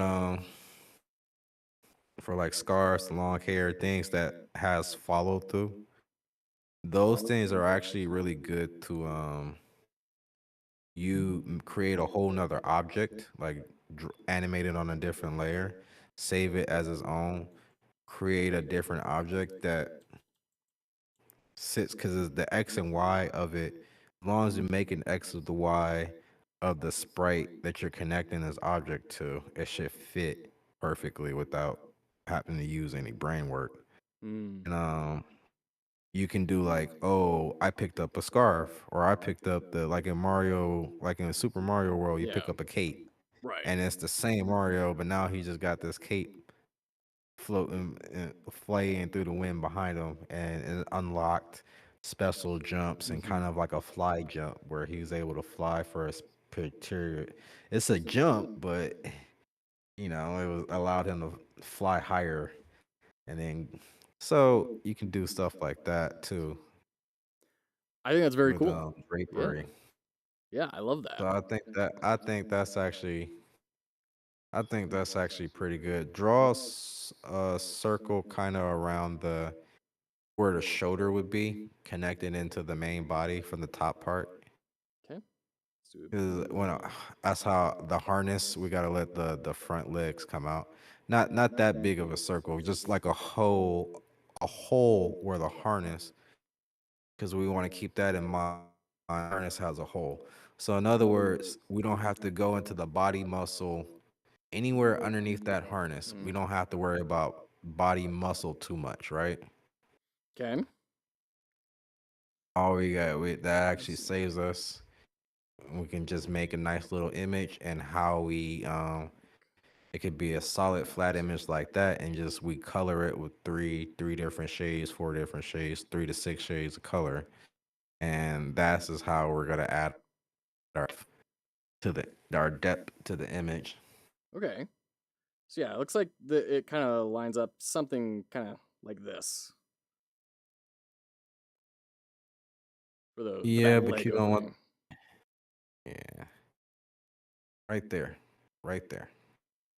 You want that small little gap. Bring that part down a little bit, just a little. Yeah, that's nice right there. Yeah. All right. Right 'Cause on. we just want that. So now that's perfect. Cool. So And we have th- a good concept design. that's perfect timing. We, But we we did just enter into ads. I know this is so frustrating for everyone. Thank you for your patience here, Game Maker, dealing with ads. We just barely entered into it. But this is rad. I didn't expect to be able to do all this stuff that you're coaching me through. Have you done much teaching in the past? um not on this primarily. Not on these type of things, but I really want to. You really want to. So, do you think you're going to be Yeah, producing tutorial type sort of stuff for this sort of thing on your channel or something, or something different? most definitely. Um so my first tutorials will be probably after the Game Maker 25th anniversary, and it would be how to use the template. Hmm. But I'm trying to stream my process Yeah. and write things down, because I'm a quickly kind of go back before I go further and progress the template after releasing. I'm gonna quickly go back and rebuild it Hmm. but I'm just basically gonna start a blank project and transfer the code over basically, and kind of explain what everything is Hmm. for the Gotcha. people that want to just want to start from the beginning, and kind of Yeah. want to see a process of how to build things up. But if you just want to go ahead and go in with the toolbox and just learn how to use it, Hmm. that tutorial will be there first. So we'll get deeper into that. But especially on art and animations, because I think the artists and the animators out there are stingy. And I'm saying that straight up because there is a million things I want to learn. There are a million questions I have, and they are not answering. And the only reason why I can think of they're not answering is because they do commission work. Mm. They work with companies, and these are like I guess trade secrets, Hmm. and you kind of gotta know the right person to figure out Hmm. the technique, or you just have to study and research enough to kind of figure out what's going on. Like Street Fighter, honestly, I didn't know the Street Fighter 2 was all hand drawn Oh wow, I and didn't know then that pick either. and then pixelized. Same with Huh. X-Men, same with the X-Men Children of the Atom, the Marvel vs. Capcom, Street Fighter Alpha. All Wow. those were hand drawn and then brought over. Oh, and the Darkstalker series, the artists never even met each other, nor did they know what other characters were in the game. They were just a bunch of different artists from around the world were given one character, and they said, think of to tie it all in together. They said, watch the old Rubber Hose cartoons and Huh. make it kooky and loony like that. Huh. That's why Darkstalker is kind of that's what blends all the characters in. Huh. But That explains a lot about Darkstalkers. That's really interesting. Okay, so yeah, we're off of our ads now, and we've got people really wanting fighter tutorials on Game Maker. So we put the link to your channel back in the chat. Be sure to go check that out if that's of interest for all of you. We've got this kind of form. We've got some costumery and everything. Where do we go from here now? all right. From here, the last thing that so you can we don't really have to draw anything anymore. We just gonna need to write one more thing above it. You have to decide the character's attitude, Mm. primary attitude. So like Hmm. Goku's always happy. He's a little dumb. Vegeta's always angry and prideful. And if you don't have pride, then he's angry at you for not having. That's like his character. So then it like is it a cliche? Is it not? Because you're going to want to portray that attitude in your art, not only in Yeah. the still shots, but also in the flow of motion. Yeah. So, okay, that's a really good point, and thank you for bringing this up. I immediately see why this is so important, and I haven't even considered it. So, to think about this, I've got a couple of different thoughts going in my head. Number one is like the classic happy-go-lucky dog, like I'm just excited to be here sort of thing. But then also we have this sort of tortured aspect of I'm grieving my owner. There's like hopeful. Like maybe they didn't know about this competition. They were tortured, but then have progressed into hopeful by the start of the game because they are informed about this. There's determined, and I'm not gonna lie. I have a part of me that says for marketing, it should just be a happy dog face on the splash image for the banner for Steam, right? But then, If you're trying to go for if you want more kids mm, or the happy, then yeah, you put the happy splash and you put bright colors and yeah, like a cartoon, 'cause that's what there is it's a stimulation. But for older people, they want well, it depends also. People in the West are more dark and gritty. They're mm, more realistic. Just like how you said, I want to keep it more realistic on the realistic approach. mm, So kind of like what do they call it? Subrealism or I forgot what they call it. It's like real. It's animated, but it's more on the realistic style. hmm, So SNK King of Fighters would be that style, okay, where Street Fighter would be more of the cartoony, exaggerated style, okay, basically. sure, yeah, Whereas SNK is more around the anatomy and the realism of the human body and how the mm, drapery fits on them and stuff like that. hmm, So there's two different ways to go. It's that way. So you said you wanted to kind of go around more of a realistic approach, but animated. So like sub realism. Um, And the difficult thing is I think we want both, if there's a way to blend them, because Yeah. it's not subrealism just for subrealism's sakes, it's to contrast against this other world, right? So almost like Well, I'm it's the word for it is not subrealism. I can't think of it, but there's a word for it when you produce both. okay, The real a fantasy something inspired off of something real interesting. or Okay. real life or a real anatomy basically or things to that nature. I mean, yeah, so Yeah, like kind of what I like kind of am thinking of is like uh, Spirited Away in a way, like of kind right. of real world and then you step into this mystical space. Right. Like so that right go back to that picture. So in a sense, the bridge she's walking on, the wood, Yes. right? They try to sell you that because that's something in the real world. The background, that gated wall, the roof, the signs, the windows, and the building, right? That's set in a sort of the real world in a sense. But then they want to give you a bit of fantasy. Zoom in on the background face on the people on the ground, if you can, so they give you a little bit of the fantasy. But even with the fantasy, it's still somewhat of a real world because they have what? The hands. Look at their fingers. You count one, Right. two, three, four, five. They have the articulation. Yeah. So the Yeah. wrist, the elbow, the shoulder, the knees, they're showing you the joints, but they offsetting it and they're exaggerating it. Yeah. Yeah. Yeah. Yeah. Whereas the one now look at the one at the very bottom on either end, though either one's on the very end, that one or that one. That one, they're pure exaggerated. That's like rubber Mm. hose. Like they you can't even I don't even think they probably did head stick figure and just went with that. Like the Hmm. arms, the one on the left here, Mm-hmm.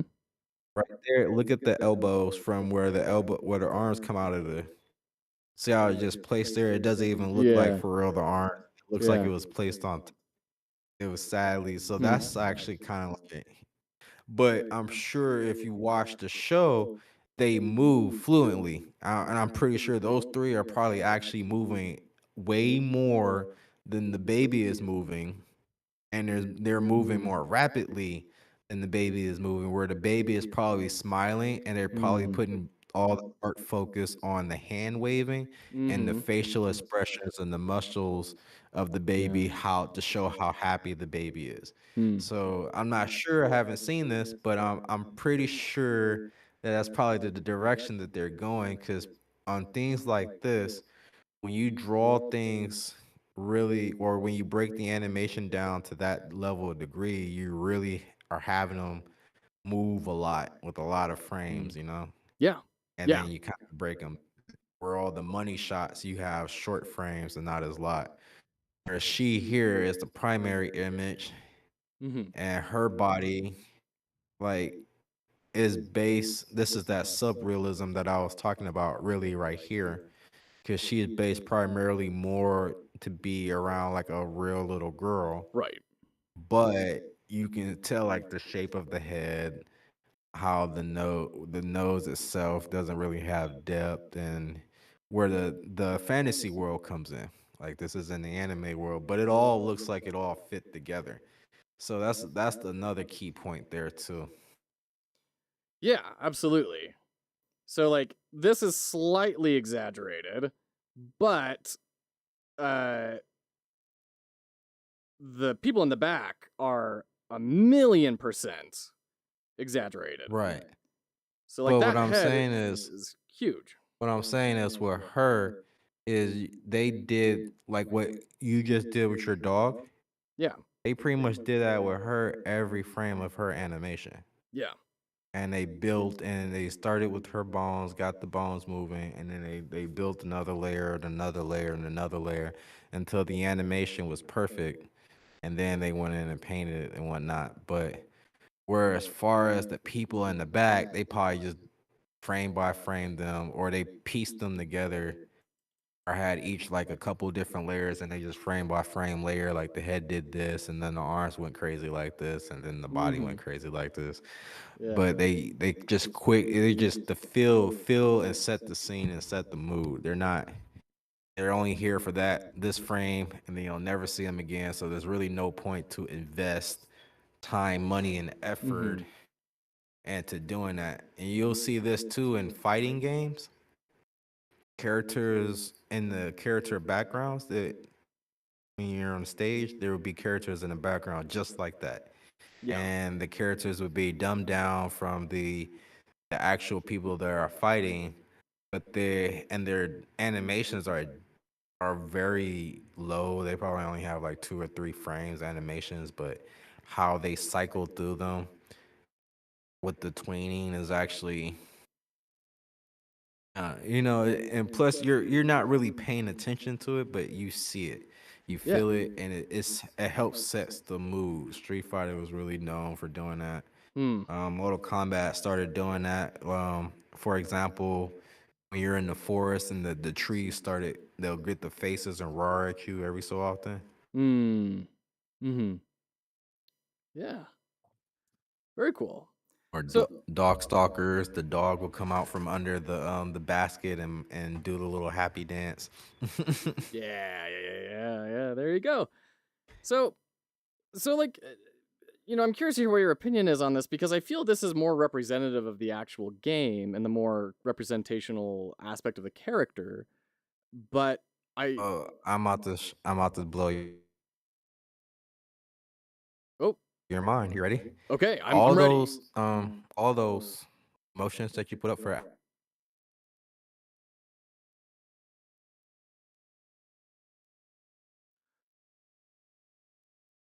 Hold on, I think we just lost you.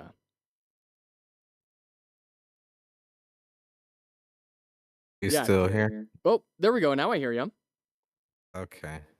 Okay. So those emotions, dogs play. They wear. Let's just say they wear it on their shoulders. Hmm.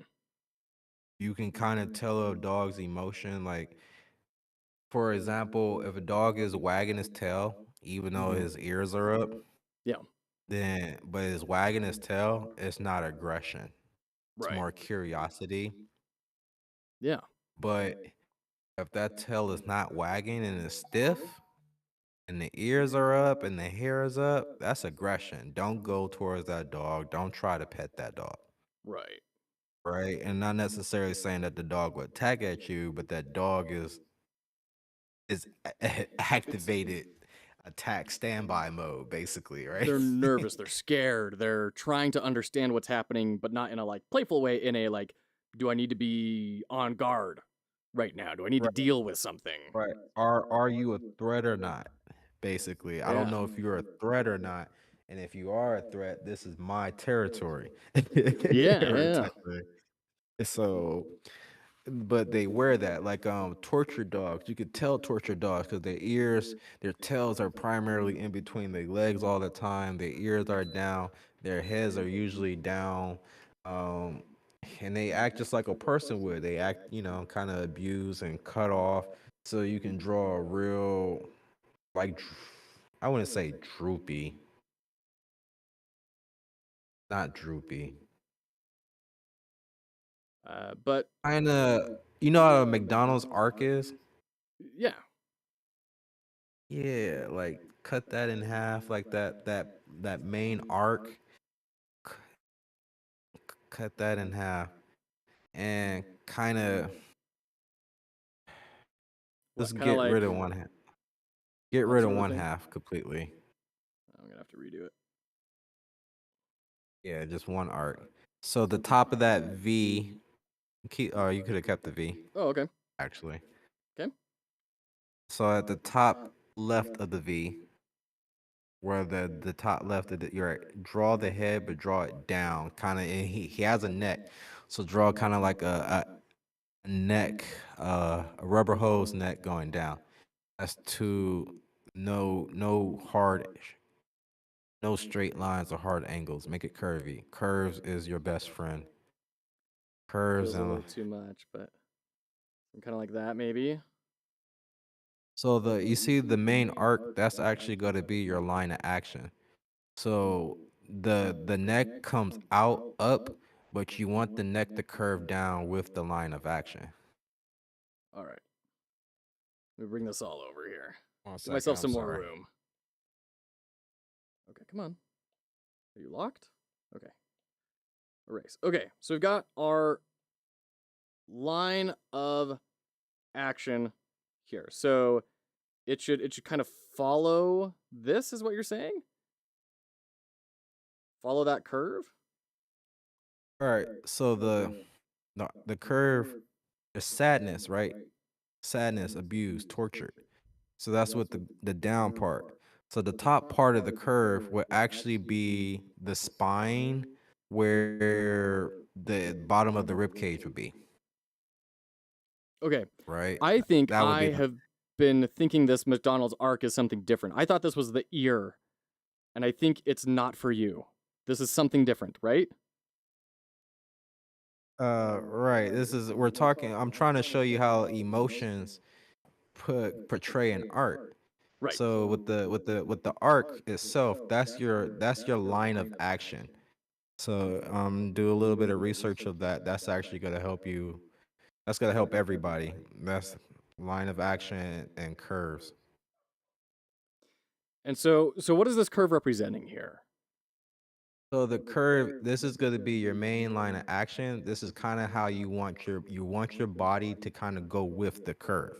So this is the full body, like from a profile sideways point of view. Is Right. that So that right? would be that would Got be it. like that would be like the spine, like how you have the what you just did before you got rid of it because the lines broke away a little bit. Now look at that. You have four legs, right? And you have the spine. Got it. So draw the neck.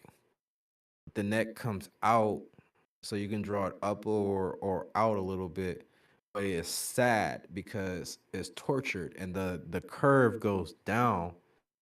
So since the V top of the V, which would be the bottom of the neck, right, just like that.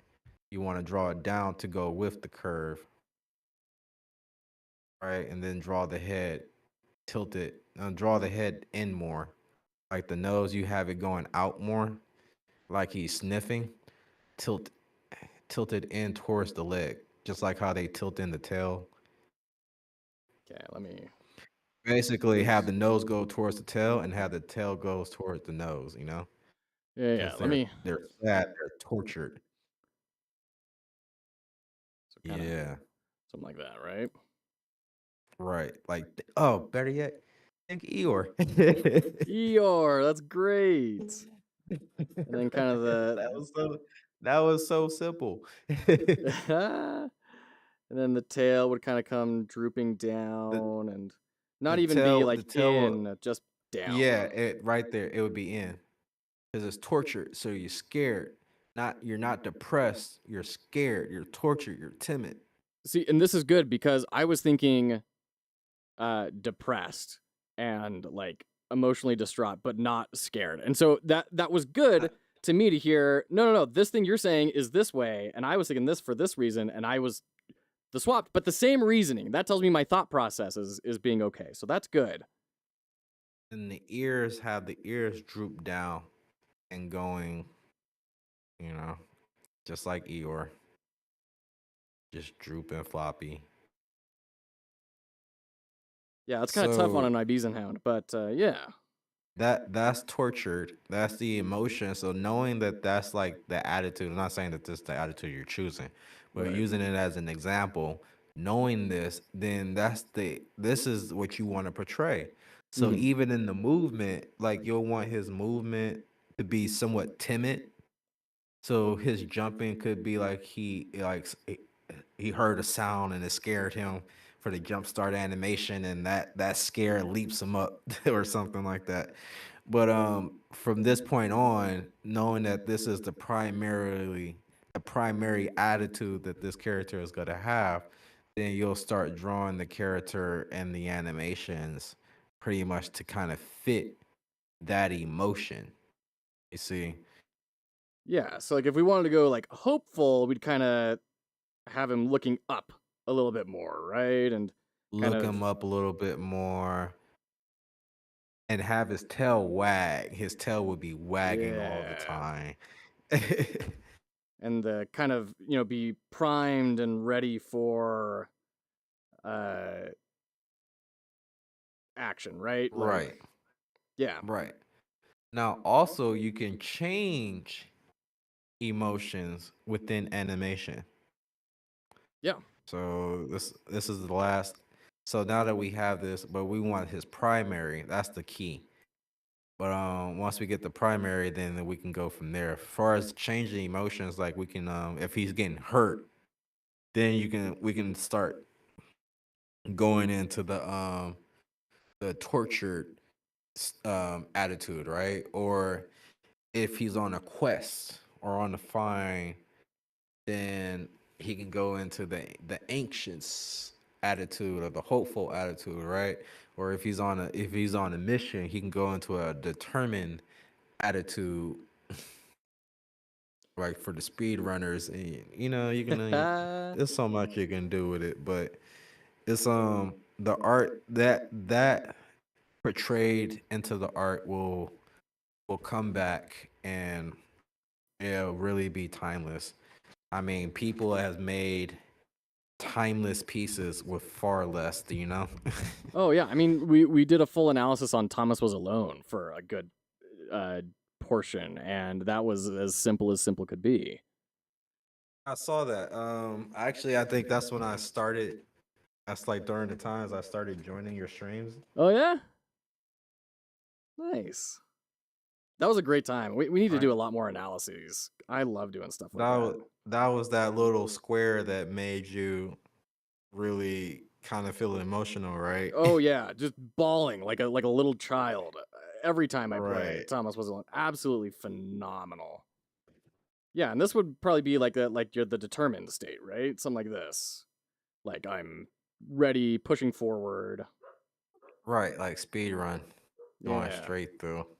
Kind of crouched down a little bit. So the one under, that would be like you're looking for a platform, like you're ready to jump, but you don't want to, say you kind of want to plan out what platform you're gonna jump to. Yeah. Well, and that one right there is like you just got hit by something, or Yeah. your health is low, and you need to fill up on health. So right now you're timid because you're in a weak state. So predators like that, like dogs and cats and big cats, predators, when they're in a weakened state, they usually cave in like that, but they go hide because they're Mm. predators. So when they know that they're in a state of a prey, they try to hide themselves. Yeah. So I noticed this with dogs when they have puppies, even with my cats when they Mm. have kittens, when they're in that state where they're like giving birth or they're about to give birth and they know they can't fight, they can't defend, they will go bury, they'll create a barrel, they'll create a den, they'll find some place that's extremely hidden from everybody, so where they can go through that process, and once the process is over, then they get back on their protective cells. But during that process, they try to hide. Or if they feel like they're going to die, Mm. then they will go hide from you. So if Mm. you're wondering, like if you have an animal that's older, and the animal keeps disappearing on you, Mhm. then the animal is finding a place to lay rest where Mm. it feels safe and not feel like it could get attacked by another predator. Yeah. It itself being a predator, having that understanding. So that's actually the torture part. Like while you're weakened, that's Mm. actually a good study to understand. So I guess for the everybody say we should go with happy, right? I guess happy or determined. I I I think I like I think hopeful kind of being the default. yeah, hopeful. And that would make marketing a lot easier. It's hard to Okay. market a tortured dog. I guess if you was given that underworld story, Underworld story? uh, something dealing with the Greek guys and the underworld and getting the rituals to bring back the owner or something like that. Well, yeah, I mean that's what we're going for. But like, how do you have a picture of that on the Steam thumbnail, right? Like when you've got Steam open, you got the big banner. It's like sad dog. Like no one's gonna buy that You, game. no one's gonna buy it, but at the same time, you'd be surprised. I'm not surprised anymore. Oh shit! There's a game called Click to 10 I saw online. It's literally just a gray background with text says 0, and you click, and it goes to 1, 2, 3, 4, 5, 6, 7, 8, 9, 10, and then it quits, and that is the entire game. There's nothing more about it, and it has like 3,000 overwhelmingly positive reviews. So There was a part of the time in my kids' life that I know they would have loved an app like that. Back when they learned how to count to 10, and they just mm, any reason they could find to count to 10, they will find that reason to count to 10 oh for you. shit! Oh, that's great. That- That's But great. all right, so now that we got most of this out the way, Okay. now we can actually go into the art process. Ooh, But is it time? Okay. before we do your whiteboard, let's go and look at some of the your references that you have. Right. Over here. Right. So let's go into the first picture we looked at for this dog that we even decided to go with this type of breed. The one right there above. Right Not here. that one. This Uh, one. No, this one, right? that one right there. Yep, that guy. That's perfect. So that picture, we're gonna want to take that picture over into Pixel Studio, and we're gonna Okay. use that as our reference. All right. Let me bring that up. So I've got this through Windows Phone Link, is how we're going to be broadcasting this. Actually worked pretty well, but it does mean I'm not going to be using my fingers to draw, which is a bummer. I I wanted to believe figure it's that a, out. I believe it's a Windows app too, and Oh, the yeah? Windows app is exactly the same as the phone app. Oh, very cool. Okay, let me try and bring this in. Oh, buffer is empty. Okay, so I'm going to have to copy as PNG? No, okay. I'm going to need to export this as a ping, and then I can bring it in, right? I can bring this in as a reference image. Right. And I believe that's this button down. No, it's not that button down here. How do I bring in the reference image? I think I see you on YouTube, but it's not showing Oh, up you know what? on On the. Discord, I need to change what I'm sharing on Discord. My bad. Hold on. Change windows. There we go. All right, that should be good.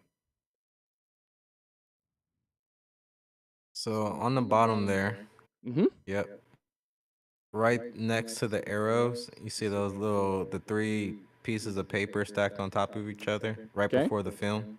Oh, you add it like as a Yeah. layer? That's so. Wait a minute. No, you Whoop. can Okay. actually go ahead. You can go ahead and do that if you want to. Okay.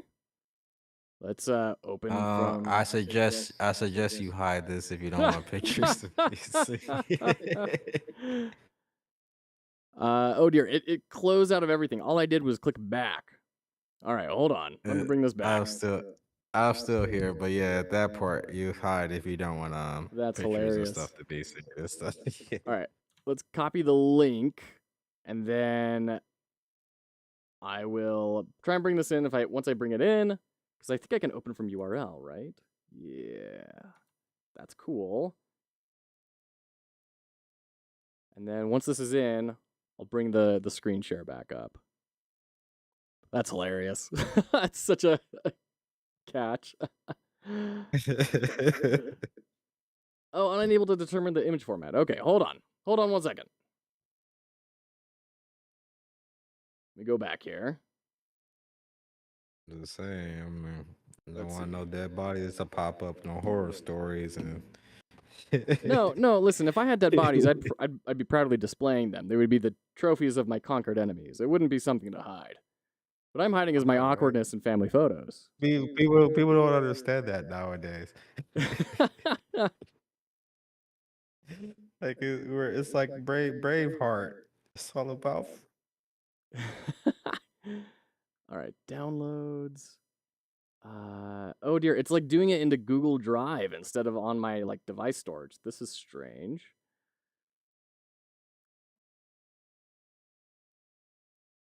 Okay, I see the problem here because I'm doing this on my phone instead of on the desktop, and I downloaded it to my desktop. Can I like drag and drop this in? Because that would be rad. Um, Back. There we go. Drag and drop. You gonna work? Darn. Okay. All right. Well, I do have a different. Well, I don't want to do that though. Let's do copy link to this. Oh, but that's taking me to the Figma file. That's why it's not. Okay, so we can go back, find the original image. We can do this really quick. There we go. Got it. Copy image address. And then go back over here, add reference from URL. And then I can no, paste this in. I got a little trick I'm gonna show you guys. And I don't know if the big companies are doing this or not, but I do know for indie devs and solo devs. Saw it for a second and it went away. Yeah, it like crashed or something. Hold on, it's coming back. It's coming back. There we go. All right. Alrighty. Yeah, This is- but I got a little trick for us for Okay. indie devs and solo devs because we don't have the time or money or resources for concept art, concept artists, and a lot of concept work. So we don't really have the availability like big companies to come up with a bunch of different character designs, right? Yeah. But now, and I know, and also that also goes with too that everybody also don't have imagination like other people, right? Some and even artists, like they could be a good artist, but they sometimes need a direction to where to go. But there's actually this day and age actually is actually for us, people like us now. Tell me why. Why is it made for us? So I'm gonna tell you a trick. I'm gonna tell you a trick. Now the chat might get mad at me for saying this, but just hear me out because I have not seen anybody bring it up this way. Okay, but AI art. Being an artist, you hear me saying that. Oh, what can I say about AI art? Well, art is good. I feel everybody's just using it the wrong way. AI art is actually designed for artists. It's not actually designed for people who can't draw. If you can't draw, it's designed for you to give that to your artist so they can produce a picture for you, like your vision or something, or to help give you a vision or something like that. But for the artist, AI art really, because all AI art, it's not perfect. And you can tell, I see a lot of people, all these pictures are coming out now. Everybody's coming out with these great graphics, but the eyes are messed up, the hands are messed up. They're holding a sword, the sword is going through the hand and it's going through the knees, and the articulation is off. And it's just the AI can't capture these certain things. But for artists, it's the concept. Use it for a concept, to come up with a lot of concept ideas. It's the other brain. But with this, what you're about to do right now is to come up with a basic concept model sheet for your character, right? So we're gonna want to look at it in a few angles, even though it's probably just gonna be running this front way and sideways. We're still gonna want to look at it in a few angles, so that way we know how it looks from all angles, top, bottom, and whatnot. Okay.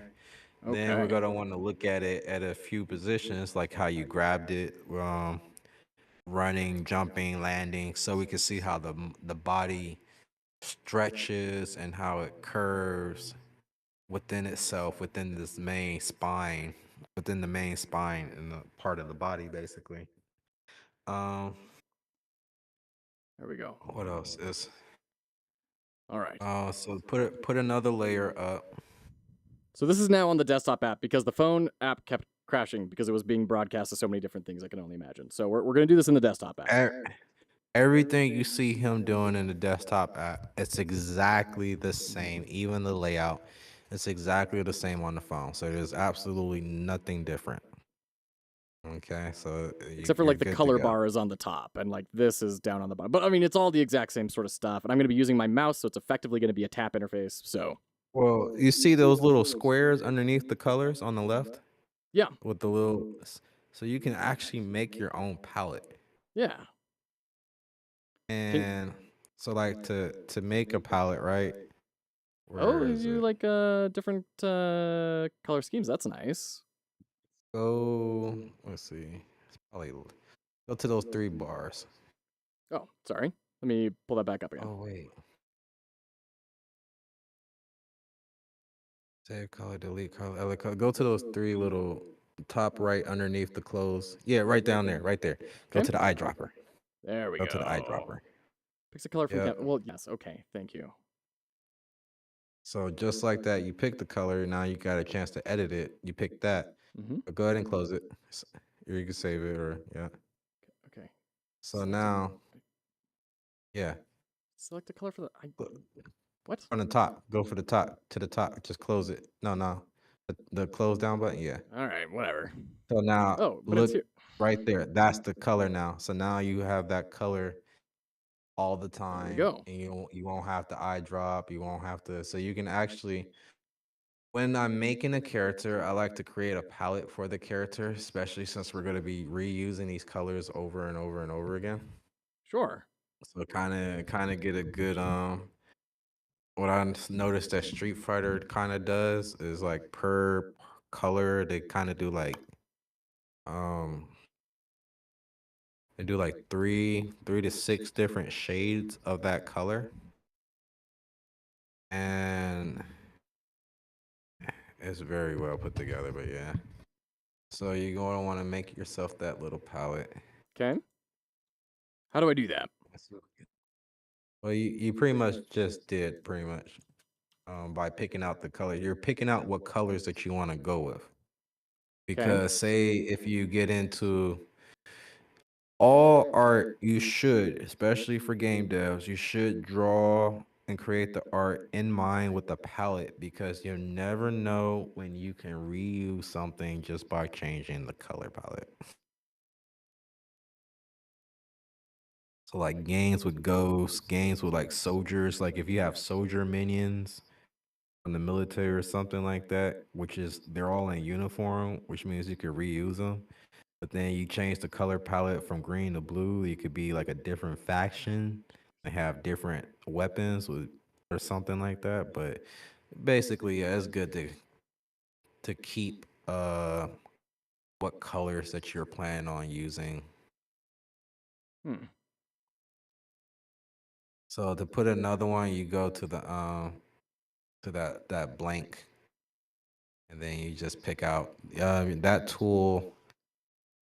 I believe it shoots out two different colors. I really don't use that tool. So the tools that I use, go to Oh, layer, there we you go. put a new layer down already. Okay. Go to you see that octagon? Is that an octagon or is that a hexagon? It's a hexagon. Hexagons are the bestagons. Yeah. Yeah. So go to the hexagon and go to the line. So Line. this hexagon, you can have square, ellipse, cube, and draw a line at the bottom where we're gonna have the floor. Okay. So we'll just do Make this. sure it's completely straight. Yep, there we go. So create a new layer. Create layer. So we got our layers down here. Now we're gonna go to the box selection, which is right to the left of that. Yes. Mhm. So create a box. Create a box, but we're gonna want this box to roughly be around the size of your dog character. So we're creating kind of a bounding box to restrict us. Not around that dog character. So you see on the side of the when you create the box, do it Yeah. again. You Yeah, you see get at the the side where pixels. it tells you the pixels. Yeah. Yeah. So I mean I don't really know what dimensions to build this guy out in yet. And I don't know how you would really okay. determine that even. All right, so back to the whiteboard. I guess we don't have to go back. You can use this app to do it. Uh, And this is something I've Writer. I had the question of like how do you determine the size of characters other than just eyeballing it? It feels like there may be a more systematic approach to doing this. Spriders Resource.com. Spriders resource. This Spriders resource is bad. If you plan on using the Sprite Works to sell and to make money. But as far as using it for educational purposes, it is okay. Because we need to Gotcha. learn how things are done. Okay, so this is a resource of like just general sprites that have been made throughout history, essentially. Throughout history of everybody's games, they're basically ripped sprites that people has put up, and that's pretty much how the Mugen community came to be. Okay. um, so in Spreader's resource, find a game like I have a bunch of Castlevania Symphony of the Night stuff, right? I took their stages and tile maps. I'm not saying that I'm going to take it, but I'm saying I'm using it for a reference because their stages are laid out and I can. So one of the stages, right? The mini map, researching the how to make a mini map. Basically, everything I saw was you are going to have to draw your mini map. There's no way to kind of make the game maker know like the size of the room and kind of draw a square and then draw an indicator of where you are within that. You have to do that personally. So your design for your stages and your mini map have to play together. Okay. And that's that's pretty good. There But okay. so long story short, the mini map I'm gonna go by a cell, and they're gonna be 32 or 16 by 16, right? Cell. So the room itself is going to be a square room because it has to be the same size, just like the 16 by 16. And whatever that room is, it's going to be the representation of that 16 by 16 cell. So when I create the mini map, so say the room will be, it's going to be that tall. So I say, just for the sake of argument, let's just say the room itself is 160 pixels by 160 pixels to 16 by 16, right? Okay. So if the room height is 160 pixels, but the room width is 160 pixels times 2 or times 3, then the cells would just be, I'll just have 3 cells put together for that room, you know? Okay. And then depending on what part of the room that you're in, I'll just have an indicator blink per cell that you move for a map. So that's actually like with thinking of how to do a mini map, I have to think of creation. So I went into Sprider's resource and looking the Castlevania Symphony of the Night stages, and I noticed that Castlevania actually they actually do this formula. where they have a square room is their basic generic room, and every other room is kind of built to fit this square. It's a built-in multiplication of this square, basically, right? And it works out for their mini map. It allows them to be able to create the mini map and figure out what rooms are linked together. It allows them to be able to plan out like where they want to place things and do explorations. So yeah, that's pretty much why I grabbed it for. It was for reference and inspiration to Mm. how to see how are they doing things or how do they go about things. And like there was actually areas that I missed looking at the sprites, like at the Castlevania, at the very front of the castle. When you become a bat, you actually got to go back to the very front of the castle before you even fight the zombies. The first doorway is actually you become a bat and you fly all the way up. There's a little hidden room up there with something up there, Mm. and I want to play to figure out what's up there.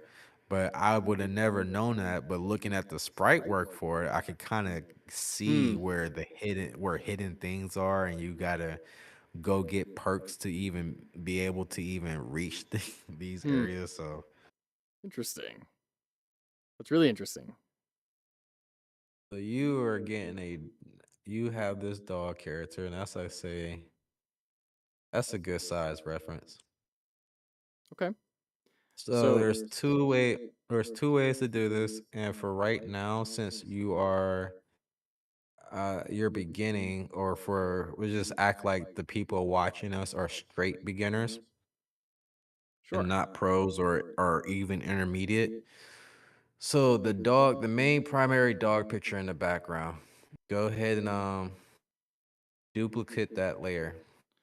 So Okay. choose that dog's layer, 0 or 1, Yep. whatever layer the main dog is on.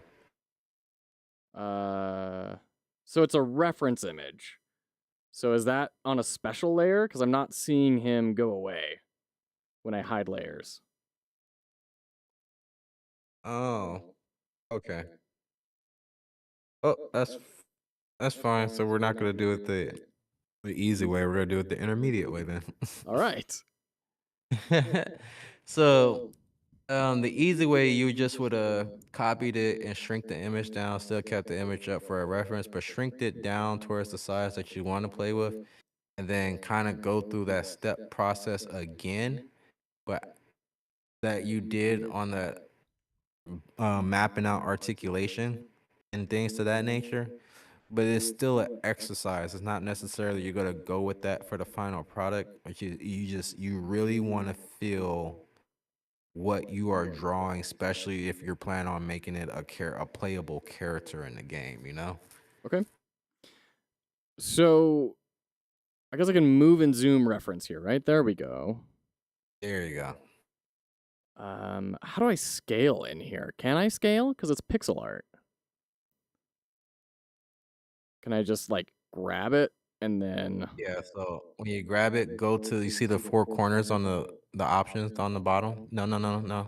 Down. No, no. Up, up. Oh, Underneath, right there. okay. Not that. Go. So before you even do that, let's unclick Okay. that. All right. Because I think it's because it's a referent image, it's not working. But I want to show you those real quick. So yeah, those are as is, cut, copy, flip by X, flip by Y, mirror, mirror. So those rotate. So those come in handy, right? Okay. Exit out of that. Those arrow circle things, that's just a quick rotate. That's quick Right. rotate, quick rotate. The four arrows going outwards, that's a quick resize. The eraser erases the right next to it, makes a copy of it, which you can then paste in other places.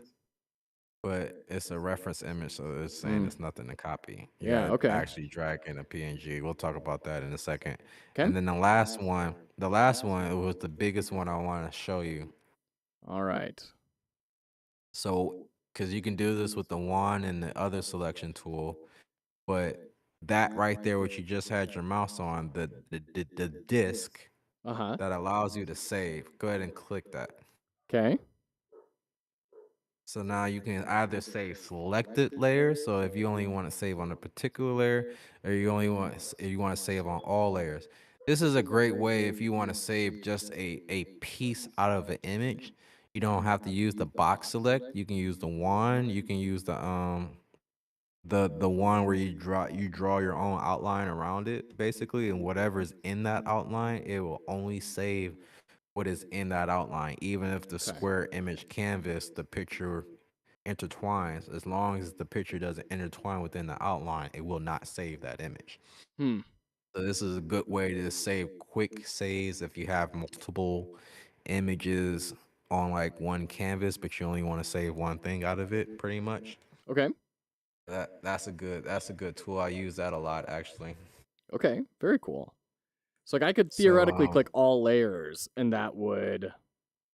that would save every layer. That would save every layer. So if you have your base color on one layer, then you do your shades on another, your lightings on another. Uh-huh. And if you save the selected layer, whatever layer that you're selected on is only going to save the image that's on Mhm. that layer. Where if you are piecing your layer on top of each other to make a full image, to save the full image, you just want to save all layers. Okay. So that's your storage. So that right there, when you also save, you can save it to your sprite library. Those are like stickers. Okay. So pretty much once you make your dog, go ahead shrink them down some. Shrink them down to the character size that you So want to run so. with. Oh darn it! Right as I saw the handle, it disappeared on me. Let me try this again. Now that I kind of get what I'm supposed to. So I need to drag him in until I see the handle, and then I can do stuff. All right. Is there a like constrain proportions hotkey? I mean, you do this on your phone, Mm, so it may no, not quite be right. I'm doing exactly what you're doing. Okay. Pixelate the image and everything, but right now this is just getting into the understanding, and we have to do this anyway because I don't mind myself. I've been on humans. It's gone. You gotta try it one more time. I've been on human studies versus animal studies. I just started animal studies, and I'm studying lions basically, lion how they act. I wanted to add a lion and some other animals in my game, but Okay. shrink Kind of get down. it roughly a similar size Yeah. to this guy. That's about good. All Right. right. All right. So drag that to the floor. And I'm going to remove our Drag reference it image now. drag it a little bit more to the floor. We should have actually kept that. Really? Yeah, you always want to you go to one because you see how everything's all smooth and pixelated. That's actually great, but you're always gonna want to keep your primary source reference up to look back and forward to. Never like when you do tattoos, even though you put the image on the person before you tattoo them, Uh-huh. the actual original drawing that you tattoo, you still have that picture next to you, and you still, even though you're looking at the lines to trace, you're still going back and forth to the original source image Okay. to make sure. So Very cool. All that right. being said, zoom in now. There we go. So let's start working. There we go. I'm figuring out how to keyboard shortcut. It's slightly different on keyboard shortcuts than I'm used to, but we're figuring it out. So create another layer over that dog image, the ones you just shrunk down. Okay. Oh, what did I just? Whoa! Oh, I've never seen that before. It nuked the reference image. Okay. We'll add that back in. So there is some stuff you need to kind of learn about how to maneuver in here and how to do this efficiently. It's So we're simpler on it's simpler on the phone, I guess, because it's all like it's designed for a phone, so it's like yeah just yeah touch UI, and you're treating it as a computer software, so that's probably yeah why it's going left and right. for And then to sure. be honest, there's only one tool in Sprite there's only one reason why I like Sprite, just one particular tool that this doesn't have, but I'm able to shortcut that and still use the tools in here like that tool. So it's just an extra step, but it works. Okay. And that's basically drawing drawing a shape and then using the fill tool to fill it in. Ah, Mm. yeah. See, Sprite has a tool that does it all at once. You draw the shape and then it automatically fills it in for you once you're done. I think it's called the contour tool Got it. in Okay. Sprite. But that technique is going to be especially in Sprite animation. So now you create your skeleton with your articulations that you're thinking Okay. about. Okay. So I was just kind of fooling around. You can actually put points. First, put points of articulation. 'Cause this is where you're going to be animating from. Okay. Let me bring this up here. As, So or we've got basically, that's what's going to control your movement. so the Like if they bend, they're going to bend from the articulation. They're going yeah. to stretch from the articulation. And boy, it's kind of hard to see when it's so pixelated, but I would imagine it's going to be somewhere right there. And then up here, you probably have your ball joint somewhere, kind of like that. We got our So just like they told you in chat, make sure the outside and inside are different colors so we don't confuse them.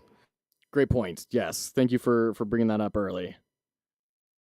And then Front legs and back legs are different colors too because they cross.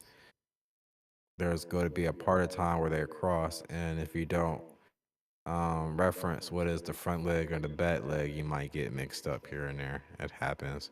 yeah, Even though it's probably you won't get mixed up because it's a dog, but I'm trying to teach this in a way where people can take the information and use it for anything, not just a dog, could be any animal or even a human. So look up, basically do life studies, research of what you want, figure out articulations, how it moves, where it bends, the muscles, how the muscle moves, how the muscles bends, figure out what is possible, what is impossible. That's figuring out the rules and how to break the rules. yeah, absolutely. We'll go back up here. Um, We forgot that guy. this is this is definitely going to be a series. This is why I asked, I say we should probably make sure we do it in a two-part because animating and drawing are two different things, and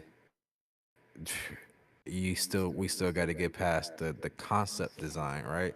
Well, this is amazing, frankly. In fact, we've transitioned into ads, unfortunately. But you're right that this is a series. I wasn't expecting to go this in depth. I had no idea the caliber of artistry we were going to be diving into here, and I'm very impressed. So, and you're right that this is maybe taking a long time. Maybe we should do now that we're in the tool. Maybe do this another time, and then we can get to your thing tonight. Okay. I mean, Um, whatever works for you. I But guess before we go, because it's basically you just what we did on the whiteboard. You're gonna rerun that again, yeah, but you're gonna do it in pixel form, which is gonna be simpler because, as you can see, avoid muscle details. Don't worry about any muscle details. Just do straight outline and bold shapes because the muscle details will come in with the shade and coloring. But it's important just to kind of know, just like right now, like I can actually, with the pixels on the dog, I can actually see where the rib cage would be, right? See that darkened part on the right there, yeah. yeah. Not there, a little bit up from that, going Mm-hmm. towards the front. Right there. Yeah, Yep. that That part right there, I can see that's the rib cage. that's where. But we Mm-hmm. can use colors and Mm-hmm. curves to really bring that out. And then even though it's a flat image, it will make it look more 3D-ish and stand out. Sure. Yeah. So There But we go. this is pretty much how. Okay. There's two ways to do it. It's this way and it's the block out. And I wouldn't say one way is better than the other way. It really depends on what you're making and what feels comfortable. I use both methods. It really depends on what feels better for the particular animation that I'm going for. Those Okay. frames, those images, those curves. Do I the real hard ones? I do the stick figure, and I build it up from scratch. Work out the anatomy. But the more simpler ones that I want kind of to be rubber hosey more, then I'll block out and just go about it that way, just moving around a bunch of different shapes pretty much. Sure. Yeah. So kind of playing with our rubber hoses now, right? Perfect. No, bro, don't get rid of it. No, I'm not Okay. getting rid of it. I'm Well, just showing the before and after. so the last thing, just add, that's actually perfect. Just add a body. Like probably make the body red or pink or something, just like a color that stands out separate from everything else. Like And to the outline bot the the body. yeah, but you want that to be around the rib cage. Stop it at the rib cage. Don't take it all the way to the back. Got it.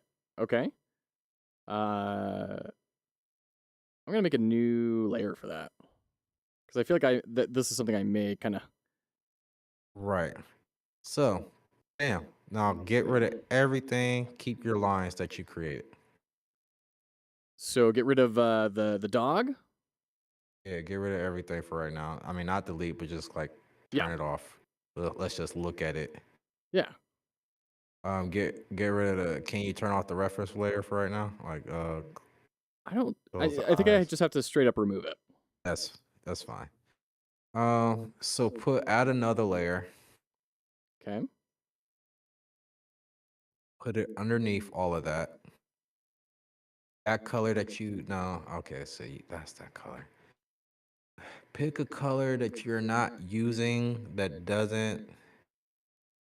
won't blend into what you got so Oh, much. there we go. That's how I reorder the layers. Got it. These So arrows better over yet, here. let's go up there to the top and pick the very first gray. Let's see how that looks. Okay. Go to the fill tool and fill up your whole background with that. Just for now. All right, so let's clean up some of those lines. Let's make them more. Let's just say your image. This is going to be your image, and this is what you're going to sell, right? So let's clean that up to the best that you could. Don't go past this point until we get it all nice and leveled out, right? Okay. So I like how you use the light blues in there. You should go ahead and use those for articulation points, Right. but bring them down to just a pixel because the legs are just a pixel. Okay. So we'll go over to our layer here, erase, and then. You're gonna want to keep the lines though, so Sorry. you can see like right. Keep those up. Now, when you get rid of those Bring it up. big pixels, right? Got it. In fact, this looks like it's kind of So moved a little bit. So let me change that. even though it's the rubber hose, you got to decide, yeah, like so that's going to be the back of the leg, and then the front. So drop another a pixel square in front. Actually, no, that works. That actually works. That works. That Yeah. works. Okay. That's All right. doable. All That's right. actually nice. The up, the ones up front do the same thing. Ain't that? No. Let's look at our reference. That's why we need the reference. All right. Yeah. I'm gonna have to It'd bring be it back easier if you just add. It'd be easier if you just add the image like we did, shrunk it down, and don't shrink it. in. Okay. So that way That's we fair. don't have to keep doing this, and we can just turn the layer on and off. Very fair. Let's bring this down. Can I like add a background image on this? No. Okay. Let's just add in our image from device, from files. Here's our image. Bring it down one more time. Oh At dear. least where it fits the canvas. It Yeah, I know just that happens to me sometimes too. really okay. So this is a known bug where it'll just like erase what you're doing, or Oh, rather the if thing you you were bringing you in. you you took it off the canvas before it had a chance to set. So why it's blue like that? It's Oh, actually not set, and you can. But jeez, before, yeah, that's sensitive. That's very sensitive. Oh, gosh. Okay, I know what I did that time. I it, know. I know. it's I went off to probably the because you left. it's using that computer and that mouse sensor. Oh boy. All right, See, you know yeah. what? Just pull it up one more time, All and right. don't move it. Don't move it. Not Just moving. right there, because that's all what we need right here. So I did not what move happened? there. I just Is tried the to click it. layer is the eyeball on? Is it on? Is it visible? Yeah, Yeah, it should be it's on. visible. What's This is so. maybe Another thing I'm learning maybe here is because it's those connectors to make the frames. I don't know what that is. uh But you honestly clear. you should only have one frame.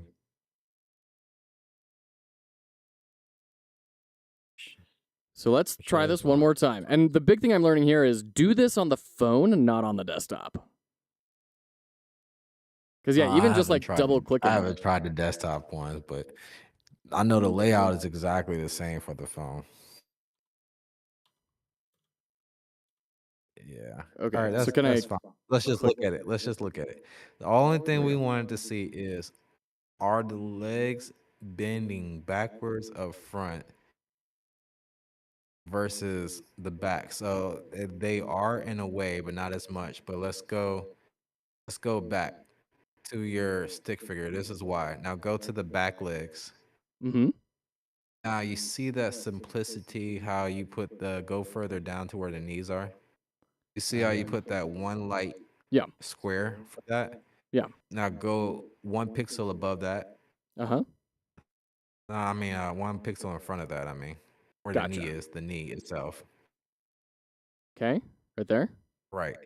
That simplicity, even though that right there shows the knee, and especially for the size of it. So when we actually want to draw a body over it, we can really highlight that. We basically draw pretty much an outline over this line for the legs, for the dog's legs, basically, right? It's really simple. It's gonna be simplified. So the dog's legs primarily will probably be like 3 pixels wide altogether. Okay.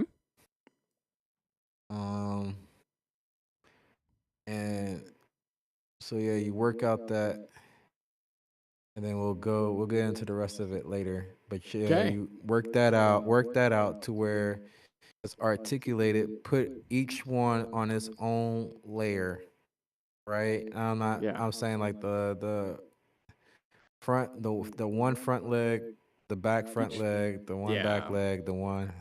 Put all that in each layer because if you layer it that way, it's gonna help you animate. So with the key of animation is you're gonna want to capture the flow. Art and animation are two different things, but when you put them both together wonderfully, they make great. So technically speaking, right now, this is where you really want to focus on is this, because this is what you're going to animate primarily for your whole character before you even Okay. fine tune and polish your character. Basically, if you can't nail your movement with this, you definitely are not gonna nail your movement with all those details and So like and all that. don't start drawing in all your colors and trying to block it all out right out of the gate. Get the So underlying structure done do and strong. do that do that for concept because you want to figure out how you want it to look, but it's important to get the underlay body of it because that's actually what you're going to use to animate. You're going to use that stick figure to animate the character before you draw out their your character on top of it.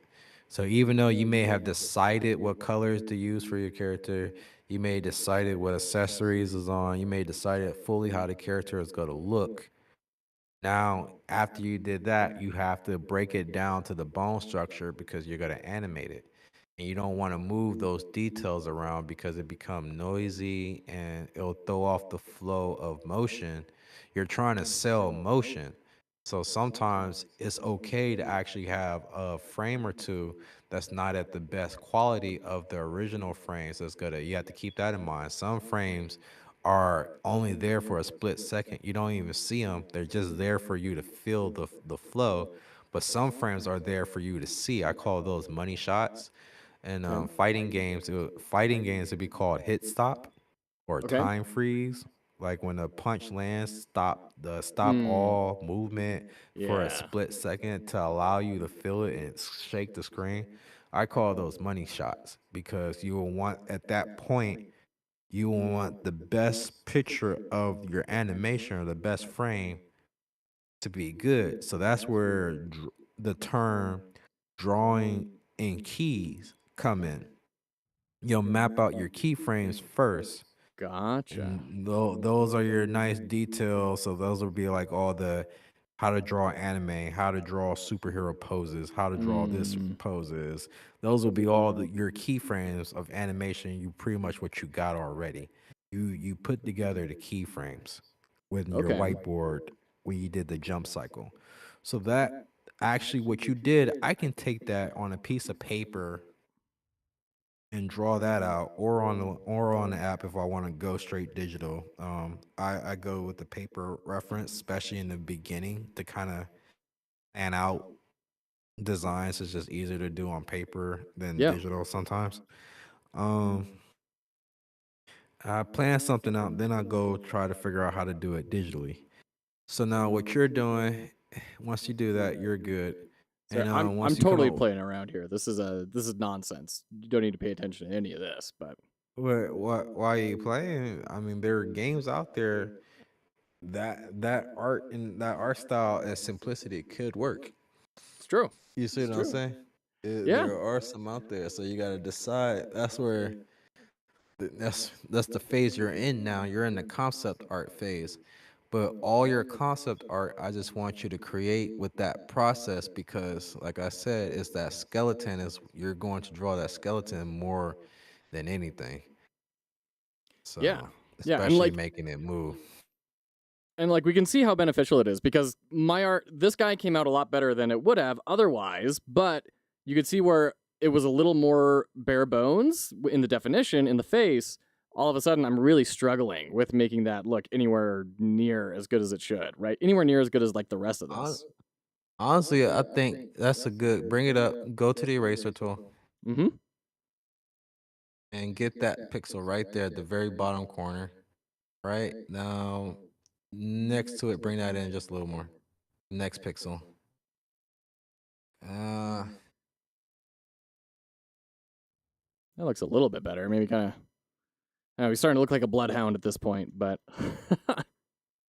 yeah, it's just it's really that's how you do pixel art is you put in a whole bunch of color, blocking a whole bunch of colors, and then start erasing it out. You're building a silhouette it's basically, and when the silhouette feels good, like that looks and feels good, just around the chest, make the chest come out a little bit more. Where mm, that leg is sticking out more, the yeah. front leg, make the chest stick out more than the leg. Yeah. Yeah, there you go. Now it's looking. Now it's looking Put one legible. pixel. Grab that back leg, the color of the back leg. Uh-huh. Not the back leg, but the inside leg. Yeah, Gotcha. right there. On front, just put a line coming from the back leg, not all the way up, but just kind of at the bottom of the chest. Don't take away the lines. Put it on the outside of that. Yeah. Oh, yeah, to make it look like it's Yeah. also kind of connecting in. Sure. Make it come up a little bit from the chest. Just a little, right? And then yeah. Then make the collar. No, bring it back up. Yep. The collar, make it come out more. Now make it come out one more pixel. And go underneath the neck and add just right there. Yep, add the collar line. And go behind it. Just kind of like that. One more. Yeah. There you go. Feels like maybe this should come down a little bit again. That actually gives us a nice little. Well, you want to leave you actually, that's good because you got to put that little thing on there, right? Doot, doot. And then medallion. So you want the medallion, or you already pretty much know. No, You gotta I mean, want I it to don't know. be I'm offset just color. I'm just checking. Yeah, right. It's just like you told me with the background. You want it to be an offsetting color, somewhat different, so people can kind of notice that this Absolutely. character has a medallion. And that's right there is perfect because that's a good way to keep up with the medallion's reference and how to keep, you know what I'm saying? So when it Yeah. twiddles and spins and moves, it's a great way to keep that inside of its proportions. Yeah. So that actually looks good. Let me show you one more trick. Go ahead and Please. grab the white, or like a off grayish white or something, whatever color. Okay. Where the eyes would go, just draw 2 pixels. Okay.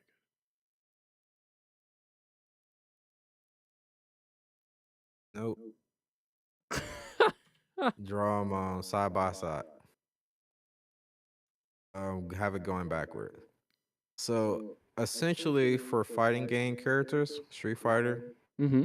even Castle, not Castle, but SNK, fight Fatal Fury and King of Fighters. So these are the little tricks and cliches I'm saying that they're not teaching people, right? The eyes are literally 2 pixels. Hmm. You have no idea how I've drawn pixel art trying to draw eyes, trying to figure out how do they draw eyes so small, but it's literally 2 pixels. Go ahead and grab the black, grab the black and put it in front right there where that, yep. Put it at that pixel. You have on you don't have on the Oh, I'm on you're the not on the eraser. brush tool, Yeah. you're on the eraser. Yep. Yeah. There you go. So that's technically how all Street Fighter Darkstalkers, Street Fighter Alpha, Street Fighter Alpha 2, even Street Fighter Alpha 3, that's how their eyes are. And then they just add pixels of different color shades around the eyelids and things to that nature. But since it's a small dog or small animal, you could make it smaller, but honestly, as you're doing this, it's shaping out and it's looking really nice. Yeah, this is rad, man. This is awesome. I definitely am seeing the huge value in getting that skeleton like really well refined. All that work that we did is making all of this go by so much better and faster. And I can see how spending that time to keep on refining it even more before diving into even this part of thing is so crucial. This is absolutely amazing, man. Thank you so much. Animations for games average around from anywhere from like 3 to 6, I say, frames, maybe 3 to 12. Let's say 3 to 12 to be safe, Okay. right? Frames of animation per animation. So that's walking, running, jumping, attacking. Usually those are anywhere from the 3 to 12 frame rate. So with that in mind, I mean, that's if you have a lot of details on a picture, that's technically a lot of details you're gonna have to draw that many times over. So you're going to want to keep things. That's why Goku is so simple.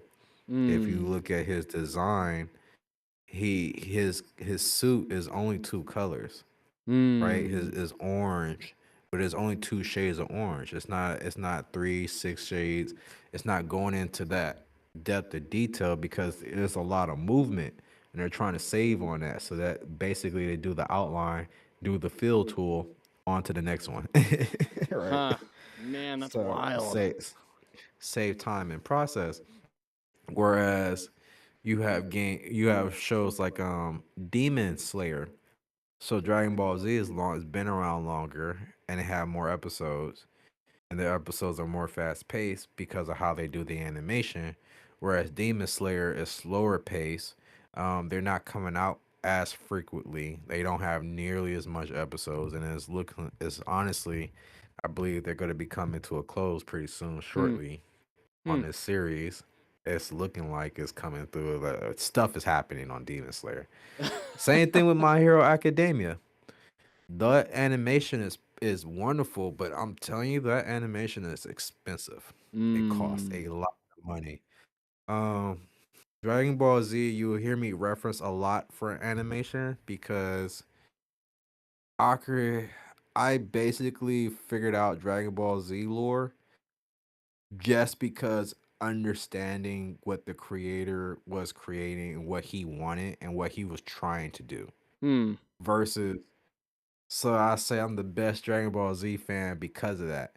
Everybody who will say they're the best Dragon Ball Z fan because they seen all of this, they know all this information. Well, I'm like, well, I know what he was thinking when he created these things and what he's trying to do and what you fans are preventing him from doing, which is I have to give it to him because he don't even realize it, but he's actually doing right now what he figured out how to do what he wants to do and make us shut up. Like, I'm gonna be honest. But that being said, Super Saiyan is actually created because in the manga, being in Japan, manga sells more than anime. Oh. He was tired of drawing Goku's hair in black. So he Oh. created the Super Saiyan so that way he only had to draw the outline of the hair. Wow. And then he created a whole backstory because, well, now we need a reason for the transformation to happen. Huh. That's fascinating. My I know, goodness. right? Super Saiyan 3 is powerful, but Goku could only hold that form for so long. It drains him of energy. Do you know why it drains him of energy? Oh, that's hilarious. Because it's super expensive to animate. He says just having one episode, a few frames costs like $1 million, yet alone Oh my goodness. the when he fought Majin Buu, that was extremely expensive. So that's why he can only hold that form for so long because Akira Toriyama can't afford Wow. Wow. it. That's crazy. so That's hilarious. so at the end of Dragon Ball, well, in Dragon Ball Z, the creator, this is a story everybody should really listen, hear this out because this is how you kind of work things around, work around things, right? That's why I love this guy because he's actually he's actually cheating everybody, and you're paying him more for him to cheat you. Hey, that's what you got to do. That's how you be successful as a business person. How you make the lowest amount of effort valuable to everyone else. That's how you do it. Right, and people exactly, and people will fight me for saying that, but it's true, and I admire him because of it. Oh Like my so, gosh. Dragon Ball, he wanted Dragon Ball. He Journey of the West, which is the story of the Monkey King, right? Yeah. He was really Yeah. into that. He's really into the adventures and the fun loving. That's what he liked. He Hmm. wasn't really into the martial arts tournament side of Hmm. things. That was just a fun catch, but the whole point of Dragon Ball was supposed to be the fun time adventures of the original Dragon Ball when he was a kid. Huh. But then things transferred over to the tournament side and the fight side. Hmm. But the answers, they were leftover answers at the end of Dragon Ball as far as who is Goku? Where did he come from? Why Hmm. does he have a tail? Why is he the only character that can change into a giant monkey? What's up with this guy? Yeah. So Dragon Ball Z he created to answer those questions. Hmm. And his Dragon Ball Z was supposed to end during the Frieza arc. That's why Oh. the free Goku versus Frieza fight is so long. That was the climax of the entire series as a Huh. whole.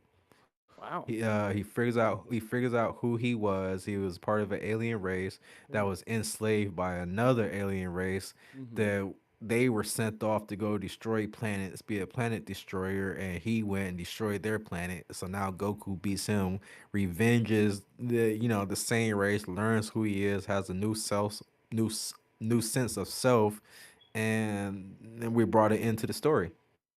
And he Hmm. was done. He was done. And at this point, because Akira Toriyama was doing, he was hand drawing those mangas Hmm. at this point, right? Hmm. Plus he did all of Dragon Ball, and he had a couple of mangas out before Dragon Ball even became a thing. So he has a few years behind his belt. He's tired. Yeah. But the fans didn't let that go. Huh. They didn't let that go. So, and believe it or not, Akira Toriyama, he hates Goku. Hmm. He hates Goku. The creator of Dragon Ball Z hates Goku. Oh shoot. No, I mean his honestly, I believe favorite that. Yeah. his favorite character is Piccolo and Gohan. Well, to be fair, Piccolo's a His boss. fa- I've always loved Piccolo. But why you think he made Goku the bad dad and Piccolo the good father? Oh my goodness. Wow. Then Frieza is his favorite enemy character. Why you think Frieza keeps popping up? Hmm. That's his favorite. So the white already knew about Ultra Instinct before Ultra Instinct came out. Because ever since he said, I did Super Saiyan because I don't have to fill it in so the hair is white, I thought to myself is we're in a new time and age. Things are in color now. Even mangas have color now, right? I Yeah. mean, I guess manga is primarily still black and white, but you can spend that extra money and get a color print now. Sure. So therefore, he'll actually have to make a form with his hair white for those mangas to not have to fill those mangas in with color. Because now Super Saiyan, you still got to fill it in with yellow now, with a color manga, right? Sure. Yeah. Lo and behold, here comes Ultra Instinct. And then he said he wants to go and say white is his favorite. Oh yeah, he said that a while ago that white is his favorite color because white means it's negative space in his world. Hmm. Sure. So it's less work, it's less work. So he wanted to create a character with the white form. He didn't say why. We all know why. It's less work. Sure. But he couldn't do it at the point of time because there was already antagonist with white hair, and he's talking about merge Zamatsu at that point in time in Dragon Ball Super. He was took Goku's body and merged with one of the Kaioshins, and his hair was white, but it was Super Saiyan. Hmm. So going having him transform white would have clashed with that plan. So instead of having him go white, they had him go blue Hmm. to kind of offset the color in a bit. They tried red, but red didn't really play out too well. Hmm. And they felt blue goes against it. Just like Dragon Ball Super, they changed their costumes. Like Vegeta, whose costume is normally blue, um, when he first turned Super, he had a new costume, which his costume is gray. And Goku, who's normally orange, is a uh kind of more saturated orange that stands well against the that blue when he does his hair and the aura and everything pops. Hmm. So these are all design decisions that go, but he's over here making money, trying to save money. He's saving money and making more money. And then that when you sit and actually watch Dragon Ball Z frame by frame, and I'm saying Z, I'm not saying GT, I'm not saying Super, I'm saying Z, the good stuff. Or you can go back to Dragon Ball, that's actually good stuff too. You can see frame by frame why we love it, and also you're going to ask yourself, why do we love this? Hmm. Because Akira Toriyama he took the rules of animation and threw them out the window. Hmm. Like there is no anticipation No follow through. Huh. Like 1 minute they're there, next frame they're gone. Huh. Next frame they're on the other side of you. Yeah. Yeah. Next frame you've been hit, but then the frame after that you're gone, and the frame after that you're hitting them. Play that in a loop at a certain speed and have that loop around 3 or 4 times, and now you have a whole fight scene in a particular area. Hmm. Dragon Ball Z is done that way. Or don't draw any characters at all. Just draw a bunch of lines flash across the screen Oh yeah. with the Yeah. sound effects and make the screen a shake. I Mm-hmm. was like, bro, this guy is literally so. I'm sitting here thinking I'm watching this flying fast battle. In reality, I'm just watching a bunch of lines. It's slightly better static. It's sad. It's like he's literally selling you trash that is pure art. Is art, but is come on, it's trash because this is Dragon Ball Z is a multi-billion-dollar Yeah. corporation or resource or I forgot the word for it, but they're worth a lot of money, Mm-hmm. and they really are worth all that for cheap, short changing, shortcutting, where you have beautiful animation. Like there's an anime out called Elements of the Fall, Five Elements of the Fall Kill. It's China animation, so China's coming up on the map. It's a few years old, but it is amazing. The fight styles, the art, you could tell each frame was hand drawn. They do take into the computer generated effects here and there, but regardless, you can really tell they put the love and effort in each frame of animation. It's not skeletal drawing. Mm. It's not the skeletal rig animation with tweening like Toon Boom. It's actually planned out. So you have animations like that that's not going anywhere. It's not even getting looked at. A lot of people haven't even heard of it, but yet Dragon Ball Z is cheating you, and we're flocking to it. That's the number one because it's great. how it's not what you do. It's not what you do. It's how you do it. Yeah. Like technically speaking, that dog right here, to me personally, it looks great. Mm-hmm. And with the thought of animating, it's actually perfect because there's not a lot you have to worry about. You can really get a lot of frames out the way really quick, and you can knock out with that skeleton thing. You can knock out a lot of concept without even going full blown into the picture to make sure that the flow works right. Mm-hmm. So you can actually, it's actually really good. But at the same time, is I don't want. I'm not saying that it's bad, but let's just say, come on, like let's make Capcom from Street Fighter make your dog character, right? And let's put it next to that. Yeah. And they're Yeah. just they're gonna make you feel real bad about your work, I right? mean, even this, right, But is a whole lot more. right, even though even that, I say the same thing about that. That I'm saying, what I'm saying to you about yours. It's not like it's not. I'm not saying that I don't like it and it's not good. I'm just saying you got to, because a lot of people they get discouraged real quick and real easy. If because it doesn't look like something Capcom made. It doesn't Right. look like something one of these companies made. It's not.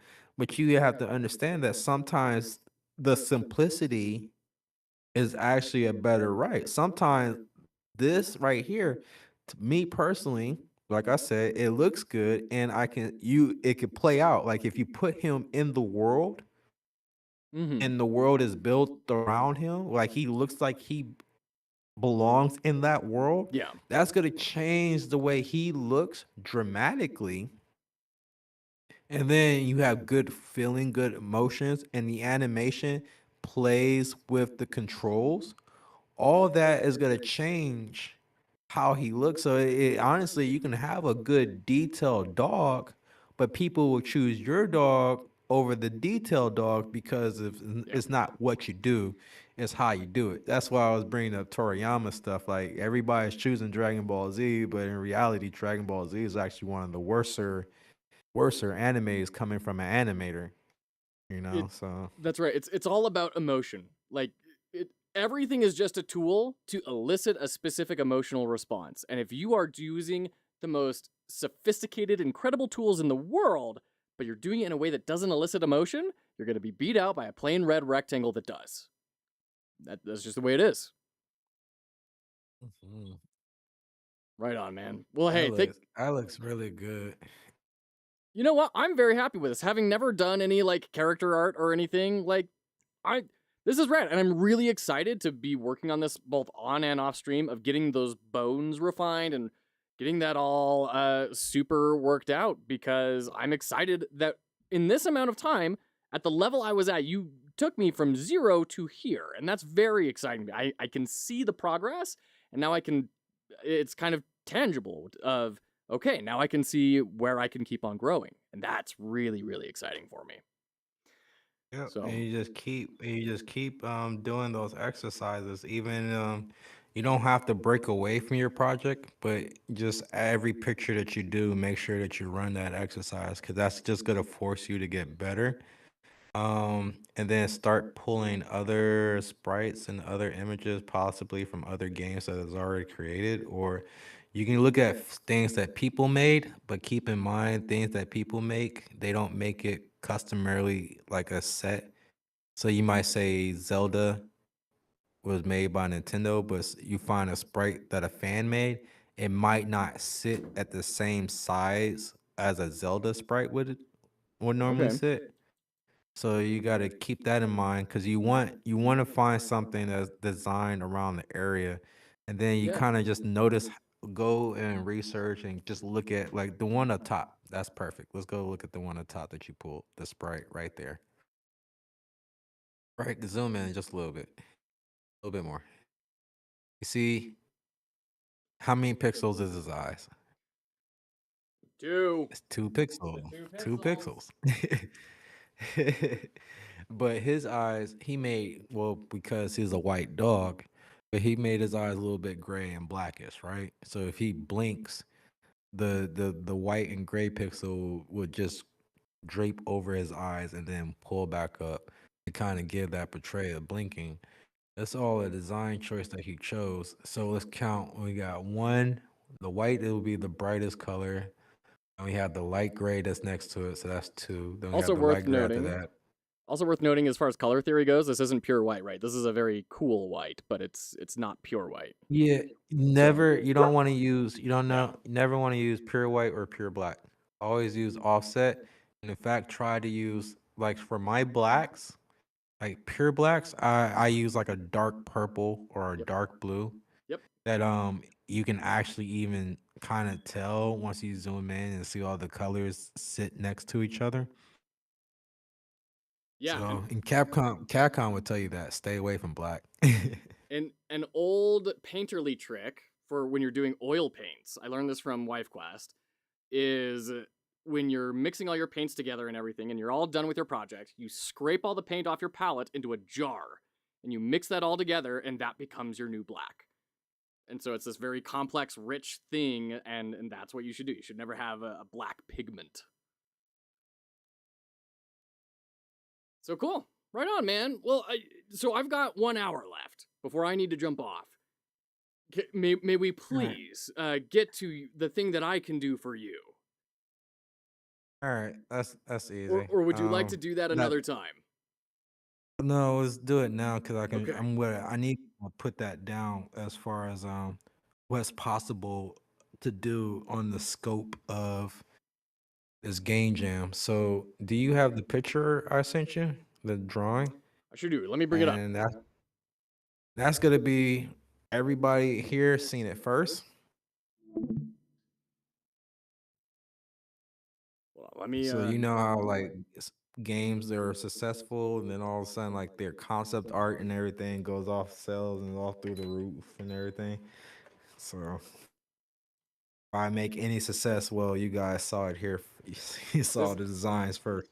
This is your this is the stamp. This is the I'm a hipster. I was here before Game Maker was cool. All right. So this guy here, right? I can't see on Oh, hold on. Let me broadcast. That's right. I need to rebroadcast. Got our whiteboard. There we go. Yeah, there we go. So, believe it or not, last night when I got off a stream and I said I was gonna go take a nap, I actually didn't. I actually went and started drawing up concepts for these little characters. And so let's see, level start, skull face, ghost face skull. Okay. That was the first concept I did. Then going to the right was So- the second level middle. So may I ask, what is it that we're looking at here? We've got, are these characters? Is this an enemy sprite? Yeah, these are, well, I'll explain it in just a moment. I'm explaining how it kind of all came to me because Okay. it's like, okay, if you looked at my old where I came from video that I did the stream on, you'll notice that my creatures are kind of like black ghostly thingies with skull faces. Okay. So I chose that design because it's again like the rubber hose. You don't have to really focus on anatomy. You could break the rules. You can have the hands form into a bat or to a blades or to guns. You can like do things. And you can skip past legs, walking cycles, running cycles, just have them float across the screen. Sure. Just some wiggles. Long story short, I can create a bunch of animations in an extremely short time. Sure. So that being said, I drew that one first, and I was like, all right, let me see if I can make them a little better. And on accident, like the eyes, you see how the eyes change? Yeah, it's that one right there. You see how his eyes change somewhat? Yeah. That was an accident. My pencil just went across the paper, and that sat there, and I was like, huh, I kind of like this shape. Let me turn it into like a mask, like he's leveling up or something, right? Yeah. Like, and he's getting more of a feature. Then I thought of a final form, which I kind of wanted to take on the hands. I wanted him to have at least a silhouette of legs so I can give him kicks. But I gave him the two circles eyes, so it's gonna be like a solid color, probably like two, no more than three colors for a shade and um details on where the arms and the stuff is. But it's gonna be a solid color, so it makes it real easy to silhouette. So these guys are gonna be more silhouette out versus skeleton. Even though I'm doing the skeleton on paper, you can kind of see my bones. I'm plotting out the articulations and stuff. Yeah. I see these lines you got kind of going here. Yeah. So he has a mouth on this chest. But Oh, those are teeth. Oh my. yeah. So then coming up with those three, I was like, yeah, that's pretty cool. Then, you know, how Metrovanias have like crows and Medusa heads or whatnot. Yeah. So that's where the floaty ghost with the fire and the cross in his eyes, he's just a head. That's where that one came to play. And technically, on the back, you can barely see it, but it will play out better once I'm able to put some color to it. But that's actually a mouth on the back of his head. Oh my. Okay. This thing here? Yeah, that's mouth. That's the you have two fangs and a tongue to represent the mouth, Oh which my I'm goodness. gonna draw out later to kind of bring that out more. That's Um, deeply disturbing. yeah, so I'm not gonna go into the whole backstory, Okay. but primarily just for like for the game loop wise, right? This is why Sure. I brought this up because this is the game loop I came up with just doing this. So after this character, I did the one down here because I've personally felt like he was leveling up. Hmm. Yeah. So I drew. So it's like you're a ghost head. Then you level up. You kind of drop to the ground and you start crawling or hopping as a crawler. Then you level up and your face starts forming a bit more. And you level up until you get to the final level right here, Yeah. right? So then it's like, okay. So if you remember my a little bit about the backstory, I have ghosts and parasites. Right. And Yeah. ghosts are humans after their essence are taken from them. So to make things easier, have you ever seen the movie Jupiter's Ascending? No, I haven't. I heard you talking about it, how they like drink the refined essence of a person, right? And liquefy it. Right. So the people that made that movie was trying to made it around the controversy of aliens and the aliens, all our theories of aliens and alien abductions and probing and all that. Okay. So they're trying to, in the gray aliens. So they're trying to kind of play with that. So all the aliens this whole time and all the gray aliens they were drone aliens, but they work for a civilization that lives on Jupiter. The only way to get in through Jupiter is a special gateway that sits in the eye of the storm. They have to open it for you, or else you can't get in Jupiter. So Jupiter is really blocked off from the rest of the world. But what they do is they send the drone aliens out to Earth, pick up humans, because they need 100 humans to create a drink that keeps them young forever. Sure. So basically, on wondering what concepts I can play with and what I can't play with, it's already been done. Okay. So, So okay. uh, So yeah, uh, go ahead. so in Jupiter's ascent, once they basically, they take the humans and they kind of liquefy them into this Hmm. drink. But in this one, they take the essence. I don't know, liquefy it. How I haven't figured that part out yet. But they just take it, and the shell of the human turns into a ghost. Yeah. So you So that's these ghosts right here. turn into a puddle, but that's just your physicality, and then you have your spiritual essence, which now has nowhere Right. to be. So you turn that would be level one. Level So one, as in like these are the you just enemies in recently level one. died. Yeah, like Okay. that's your level one enemy in a sense, like in level one and there are level one, that Okay. ghost head. Is so the human just had their essence extracted, so they're gonna turn into that ghost head right there. Okay. Now it's starting. As a ghost head, the ghost head itself has to level up. And by leveling up, so they're basically when you're a ghost, you're a zombie pretty much. So ghost equals zombie. Eat humans. Okay. Eating so many humans will level you up, as you can see here, right? Okay. So look above the ghost head. You'll see a little pod with a Yeah. human head in there, right? Yeah.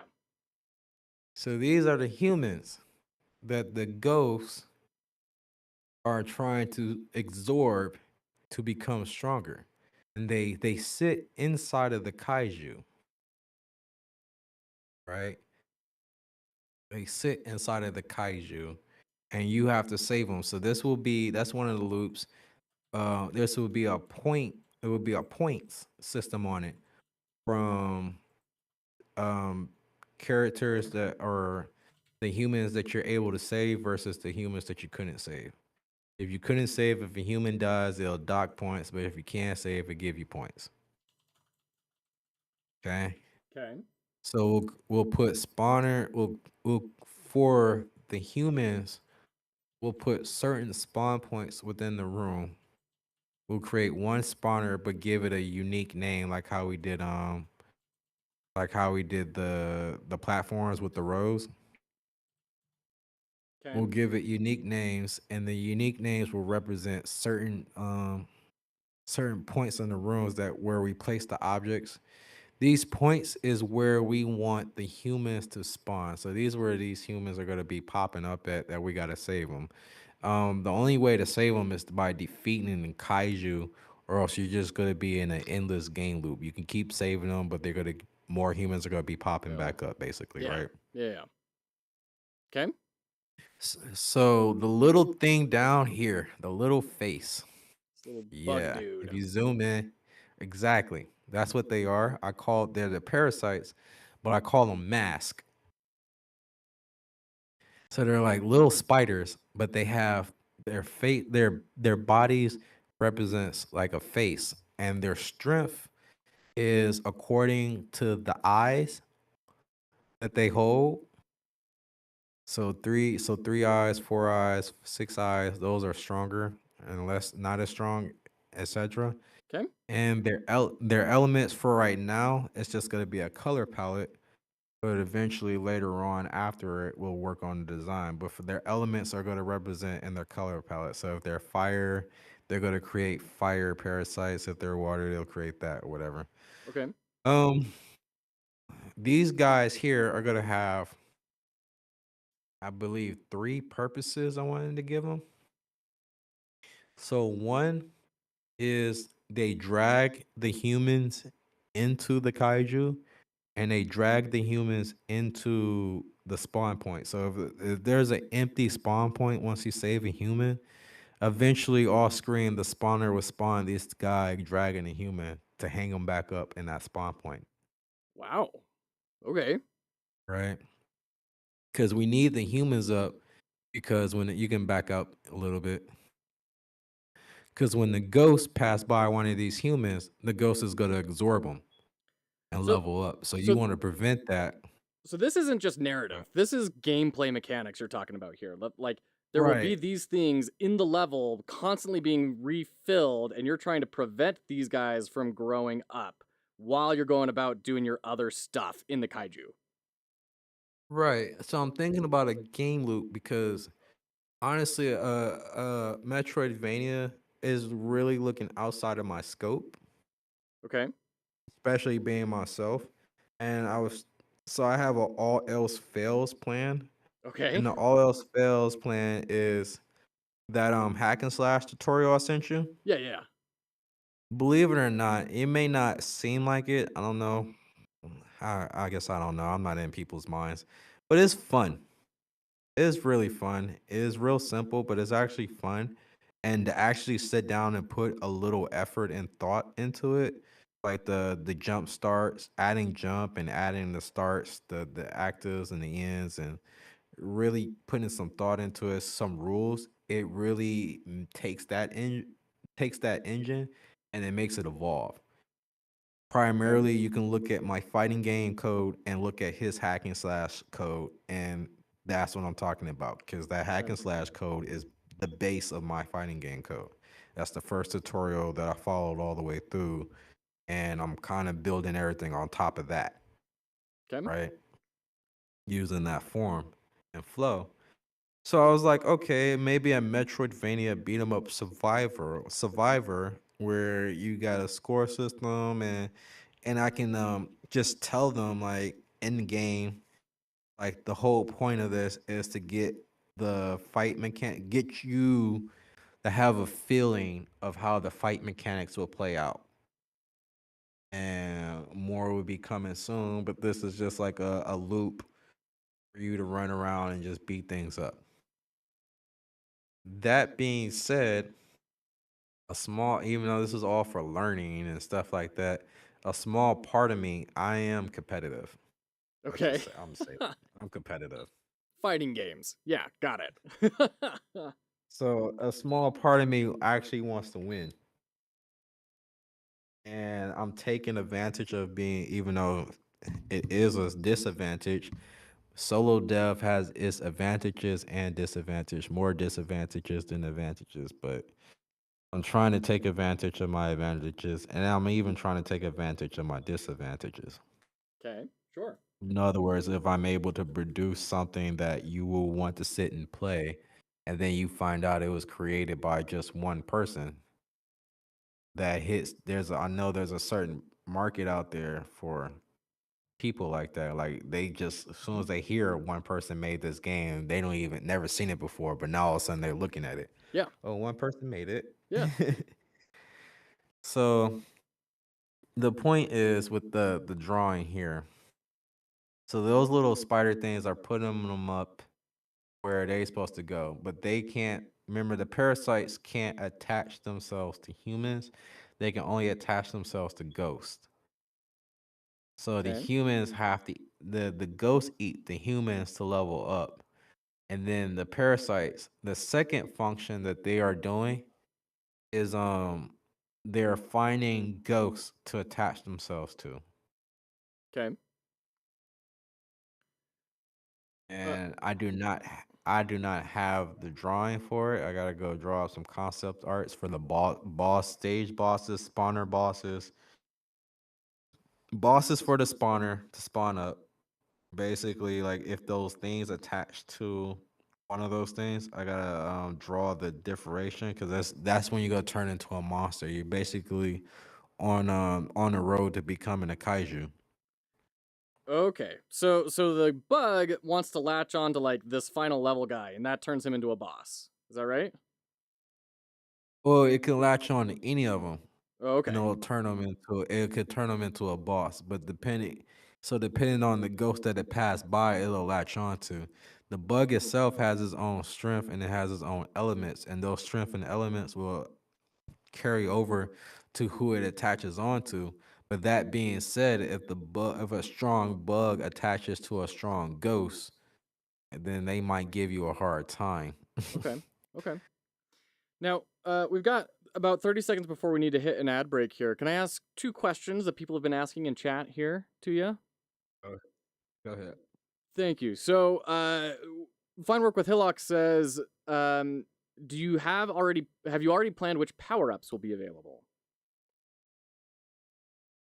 So for power ups, I actually have in a way because ultimately I'm building a fighting game template. I don't want to stray far from that, and I'm using this for experience, just to try to learn, but try to win, but also to kind of show off the fighting game template and what is possible. Because when you say fighting game template, you only think fighting game. You don't necessarily think Metroidvania or other things is possible with the template. So I wanted to, that would be a great way to bring it off.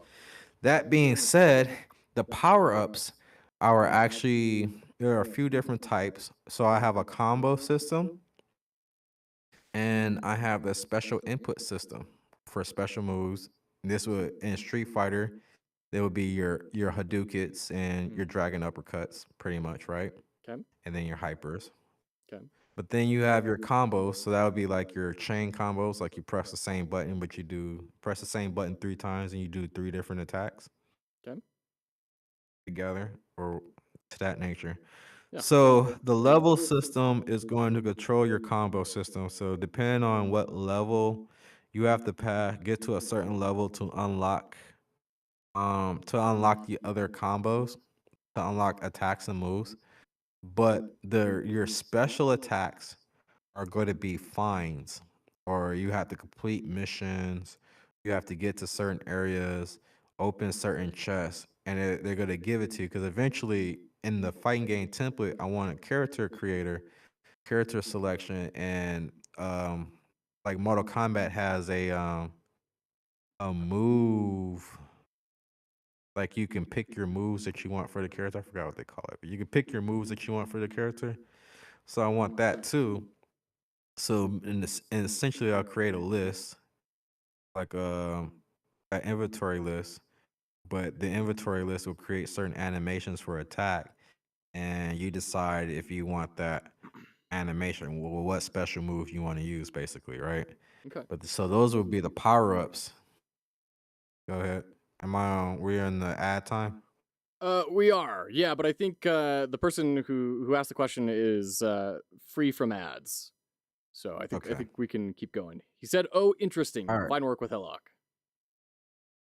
So yeah, the power ups, turning the special moves into power ups that you can grab and equip here and there will also be a great way for me to kind of show off the fighting game mechanics to it, Mhm. but to bring it more into kind of a Metroidvania and a little extra juice to it. you're gonna have a little drone that you could pick up here and there, or technically they're just gonna be part of the stage here and there. They're gonna be enemies. You beat them to a certain point, and then you can hack them And if you press the button. you mean a mechanical drone, not like an insect drone or something, right? This is a like a Yeah, military drone. military drone Yeah. that I guess since the aliens are smart, they hacked and they're using for their own causes. So you can rehack them or destroy them or whatever. But basically, they basically are just there for you to hack and use them as helpers. But you can power up the drones, so the drones themselves would change things, change the narratives of the game. They're gonna float behind you and they're gonna shoot. They're gonna shoot automatically. They're gonna have like a couple torrents and things. We're gonna pick what types of shots they fire off, but they're gonna pick out the enemies that are within your area, and they're just gonna shoot while you're focusing on fighting. Same thing with the little tank guy. I want a little tank that sits in front. The tank is gonna represent like the heavy gunner machine gun, where the drone that floats behind you, that's gonna represent like your missiles, grenade launchers, and hard things Okay. and things on the wall, like to that nature that you want to turn up things on a ceiling that might be too high for you to get things at a difficult angle. That would be your drone. But things that are like directly in front of you, directly behind you, and directly atop of you, that's gonna be the little tank that you want to use, basically. Okay. And not for the game jam, but later on we'll create little side missions where we'll give you full control of the drone and the tank, where you have to use them to get to certain areas to get to certain things. But that being said, the basic game maker tutorials on a shoot 'em up and weapon swaps and the different projectiles, all that will easily go into the drone and into the tank. So we can have change different weapons. Um, different you can power up different weapons to where they shoot off differently and things of that Okay. nature. The art for that would be very minimal. It's not going to require a lot. Sure. And since they're metal, we don't have to bend, which means we can do a lot of skeletal animations for them too. Hmm. Sure. Okay. Very cool. Now as well, we have Downv on YouTube asking. I think this was in regards to kind of hearing the concept of the absorbing and growing and everything. Downv says, is that similar to kind of Majin Buu and Cell? Yes. Even though I wasn't thinking about Majin Buu and Cell, I was actually thinking about Digimon. Oh, okay. Love Digimon and Digimon. Pokemon, how they evolve, how you can kind of. Well, the drones came from Pokemon. I wanted something. I'm working on the lions, but right now that I got to study animals and animals anatomy, so that's gonna take a minute. Okay. So I figured the drones would be better, but I wanted something you can catch that can help you, something that's smaller than you, some some things that float or could crawl into small spaces that certain missions require you to use them to get certain items and Mm, things. Thought that would be like a cute little spinoff and it'd be able to like beat things up to catch them like Pokemon, mm. basically. Uh-huh. I'm like Power World did it. Why can't we do it? At least we won't be going AI, right? That's right. Okay. So, So oh, sorry. Go ahead. no, go ahead. All right. So, so you wanted to talk like about some game design here today. You wanted to go through some exercises. And from what I'm understanding, let me make sure that I'm encapsulating your concept that you're trying to build here. You've got almost like a room. And whereas a lot of Metroidvanias have all of these different spaces for you to go up into and explore, it's kind of maze like. And then there are special doors you can only get through at a certain point of the game after you've got X, Y, or Z power ups, right? Sounds like what you're doing is a little Right. bit different, where instead of having No, like, hold on one sec before you go too far off that concept. okay, So you see how you got those squares? Take three squares. Three of those squares, just put a star in them or something. Put a cross in them. You already got a cross in one. One, two, one more square, three. So these three rooms, hold vital organs in the kaiju, Oh, but you're okay. gonna have to defeat the stage bosses and destroy those organs to bring down the kaiju. And then once you destroy those organs, just like Super Metroid, you got a certain amount of time to run out of the kaiju because the Gotcha. kaiju is weakening and shrinking, basically. Okay. So you gotta run, and I'm gonna take advantage of that platform, those moving platforms, to kind of sell Mm, that. sure. Yeah, totally. But you gotta run out, and then when you run out, is then you basically go fight the kaiju in some super giant boss battle. Might put you in a rocket ship, might not. I haven't really figured out that part yet, but as far as the kaiju battles go, or the main of the game, because the enemies are going to keep spawning constantly. There's not going to be like Castlevania. You defeat all the enemies in the room, then you have to leave the room and go back into the room.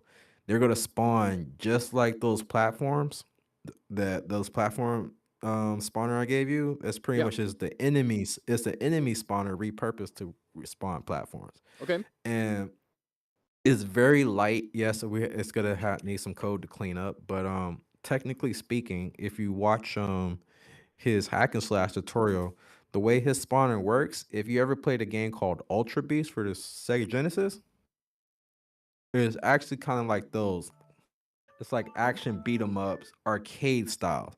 They spawn the enemy off screen. The enemies always are coming towards you, and the enemies are going to keep coming over and over and over again until you set a win condition or until you lose, Okay. and you rack up the score. So it's like a survival. So basically it's going to be real action packy, Mm, but I want to keep the exploration part, because that makes a Metroidvania. A Metroidvania is more the exploration yeah.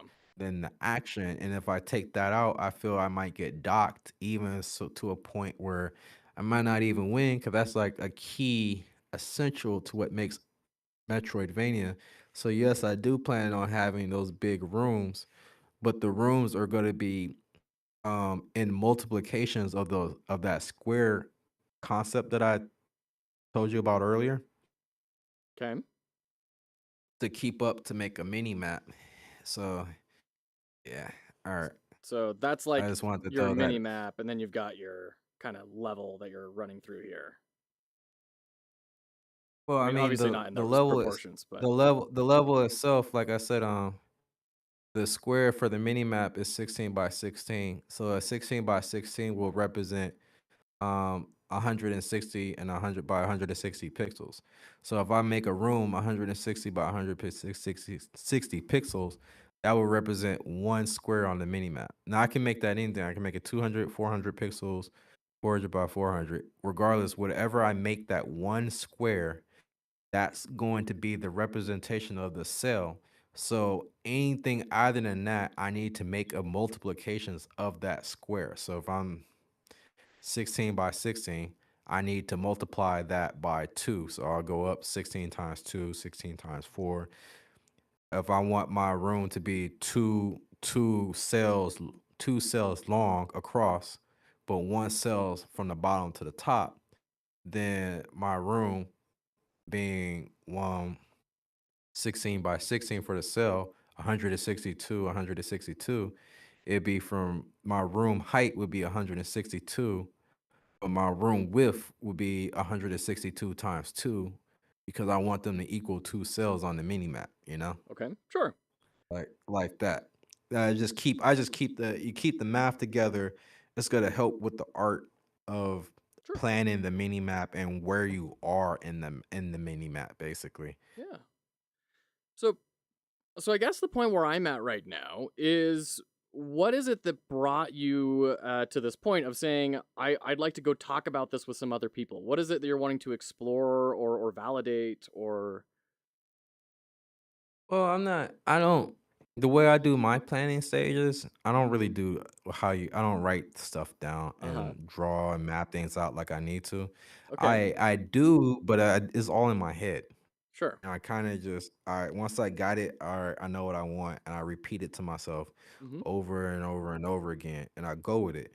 Gotcha. But when I watch your planning and go from planning to making a game, I knew this is what I needed to learn, but just to kind of see it was like, yeah, I need to start doing that. Mm. So I actually even did it, to even come this far. Hmm. I actually did that. I Okay. did the planning like you did and things to that nature. But then last night I came across this, and because I came across this, I thought of a game loop, which Hmm. kind of ties in the story of, all right, what is the game about that ties it into the story. Hmm. And I kind of wanted to run it by, just kind of to tell somebody Yeah. to hear it. I can go back and reference the video and write down in case I didn't forget anything. And also in case you may have, or anybody may have questions or concerns, because being a solo dev, I don't get that. Yeah. It's only one sided. Like everybody is only going to play my vision. And to be honest, as great as that is, I hate that type of stuff. I want to play that's why I'm making the game, the template, but the game itself is going to be, once I make the template and make my game, which I plan on calling it Infinite Rush or Rush Infinite, something around that Okay. nature. But that game is basically going to be Super Mario Maker for Game Mm. Maker. Okay. Like, I want it to be a fighting game, but it's still Game Maker. Like in Hmm. Game Maker, you have the choices are so well, but there are people out there that can't code or don't know how to, but they can make great levels in Super Mario Maker. They could make, they could Yeah. make great Sims and Minecraft and Fortnite, and It, they can do all these things. But as far as coding that stuff, they can't do it. it's kind of like what Buckmonster was in here saying yesterday, how people are spending like 80% of their time just determining how things move and only 20% of their time building gameplay. Right. Whereas Super Mario Maker, you know how Mario plays. Full You gameplay. literally spending your whole time Yeah. building stages and levels and then putting them online and just having everybody Yeah. play. Yeah, very tight And feedback loop. honest, Yeah. and I like that because all right, so we're in a day and age where it's hard. You're trying not to offend people, right? Okay.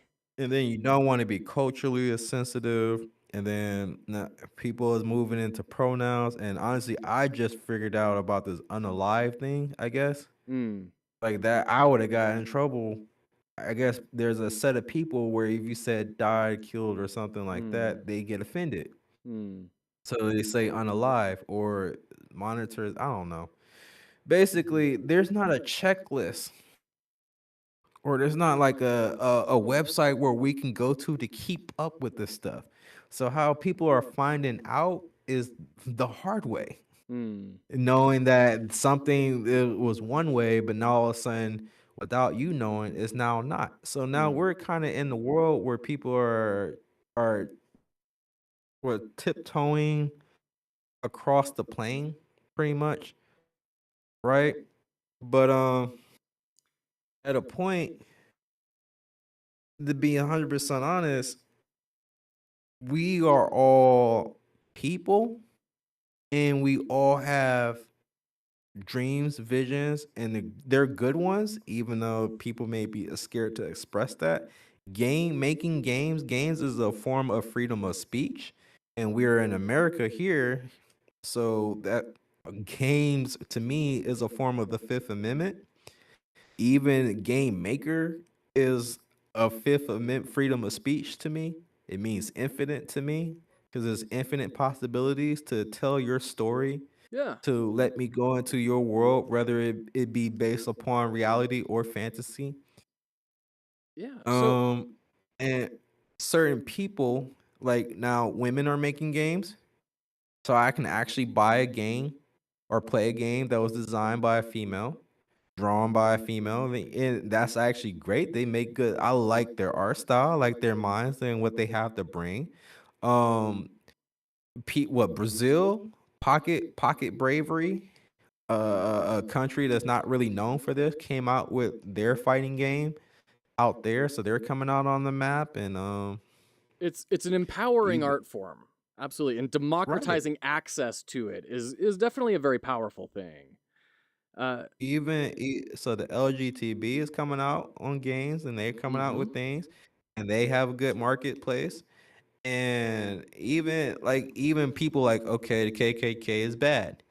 People have a personal problem with the KKK. They put them in the game to where you can beat them up, That's how or make them Superman. like some make them like some sort of cultist or something.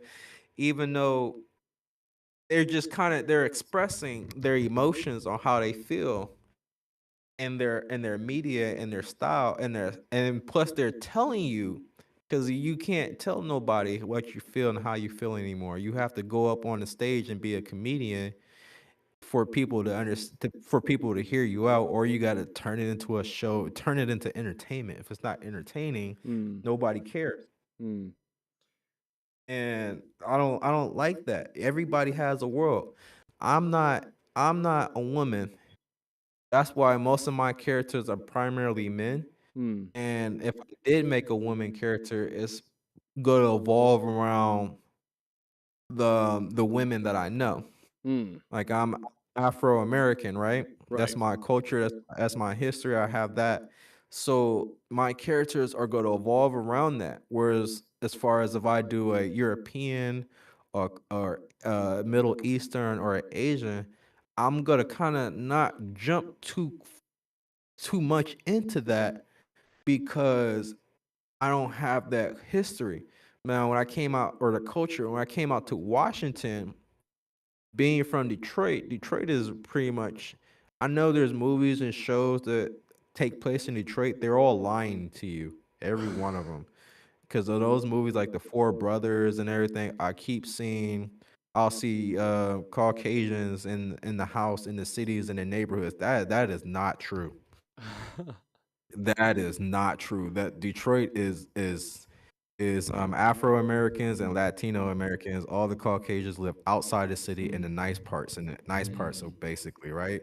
gotcha. But in the movies, they put them dead in center, like they just lived there and are walking around. Like, no, it was a ghost. I technically never really met a Caucasian person until I left Detroit. And when I moved to Washington, that's when I actually made my first Caucasian friends. Mm. And not, I say that with an S, plural, like Uh-huh. it wasn't one or two. And like primarily my friends were all Caucasians for a minute, Uh-huh. for a little minute.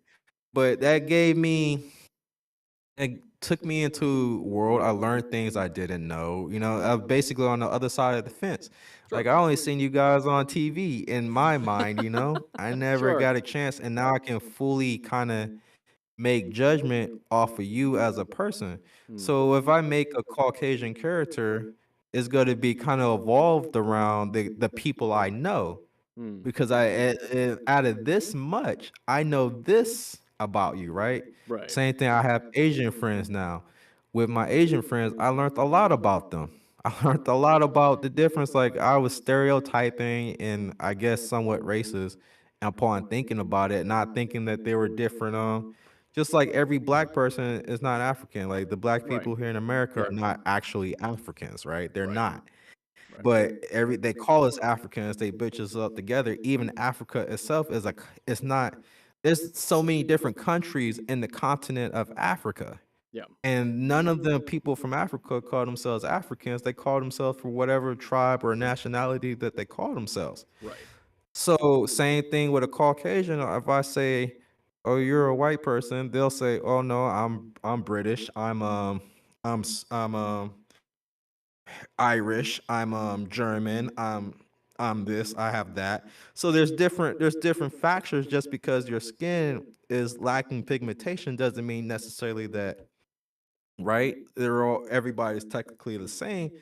And this is helping me learn that, because I never, on the outside looking in, without the diversity, you don't learn these things. So I'm Yep. learning their cultures. I'm learning certain gods, certain rituals, religions. I'm learning just regular beliefs. um is really opening me up, but also at the same time I'm looking at the world closing itself off because they don't want to understand the next person. And to be honest, we're not even at a point where it's really about understanding. It's more so just respect, you know? Yeah. Like, you may not agree with the next person, but are you in this person's life? Do you go home to this person every single day? Do you deal with this person you never met this person a day in your life. So what does this person does in his personal life? Why does that affect you so much? Just because you may agree or disagree with that. We get into a world where it's not, but in the gaming community, that's like the flip side. Is completely the opposite. Is heartwarming, is opening. You may have your couple butthole competitors here and there, jerks, but everybody has them. But it's more so as opening. Like if you want to learn how to play a game, there's a huge community that will teach you to play. That will help you down the road of whatever game that you're trying to learn how to play. You want to learn how to make a game. There's huge communities and people out there that depending on what engine that you're that you're picking, they'll jump to helping you and giving you advice, like how on your live chats are popping off now, Yeah. and you might hit a snag, and everybody's just throwing in all sorts of different advice and different things or to You try know, out, like on that. that note, I apologize for interrupting, but you talked about respect, and I do want to make sure I'm respecting your time here. We've only got a few minutes left. I want to make sure that you get the opportunity to get what you wanted out of this. Is that all right? Yeah, yeah, I got it out. So that's the basic game loop. Those little bugs are gonna hang everybody up, and you gotta save the people before the ghost swallows them, and the ghosts are level up, and the bugs are gonna attach to the ghosts to create these monster creatures. And the main point of the game is to destroy the certain points of eternal organs in the kaiju to bring down the kaiju. So all these monsters and bugs, that's just basically your obstacle, and they're going to be non-stop. They're going to be constantly spawning. So it's really kind of you won't be able to stand still, and you won't be able to kind of stay in the area for too long. You're gonna have to move around and explore to kind of spread your enemies out a little bit to give you some breathing space. Because if you stay in one area, then all the enemies are gonna be spawned in one area, and they're gonna rush you. So yeah, you're gonna run around, try and knock out these spawning points, the level up points, take out an organ, and then run back, and then try and knock stuff out. But then enemies will be pretty leveled up at this point, and so you have to kind of maybe come up here, and then maybe this is too scary, let me go back. That sort of a concept, right? Well, after you knock everything out, then you're at the Super Metroid where you got to The get out of the escape. planet, get to your ship, and Yes. get out of there. So you're on a rush to get out the body, and at that point in time, that's probably where we're gonna turn on those platforms because the body is shrinking.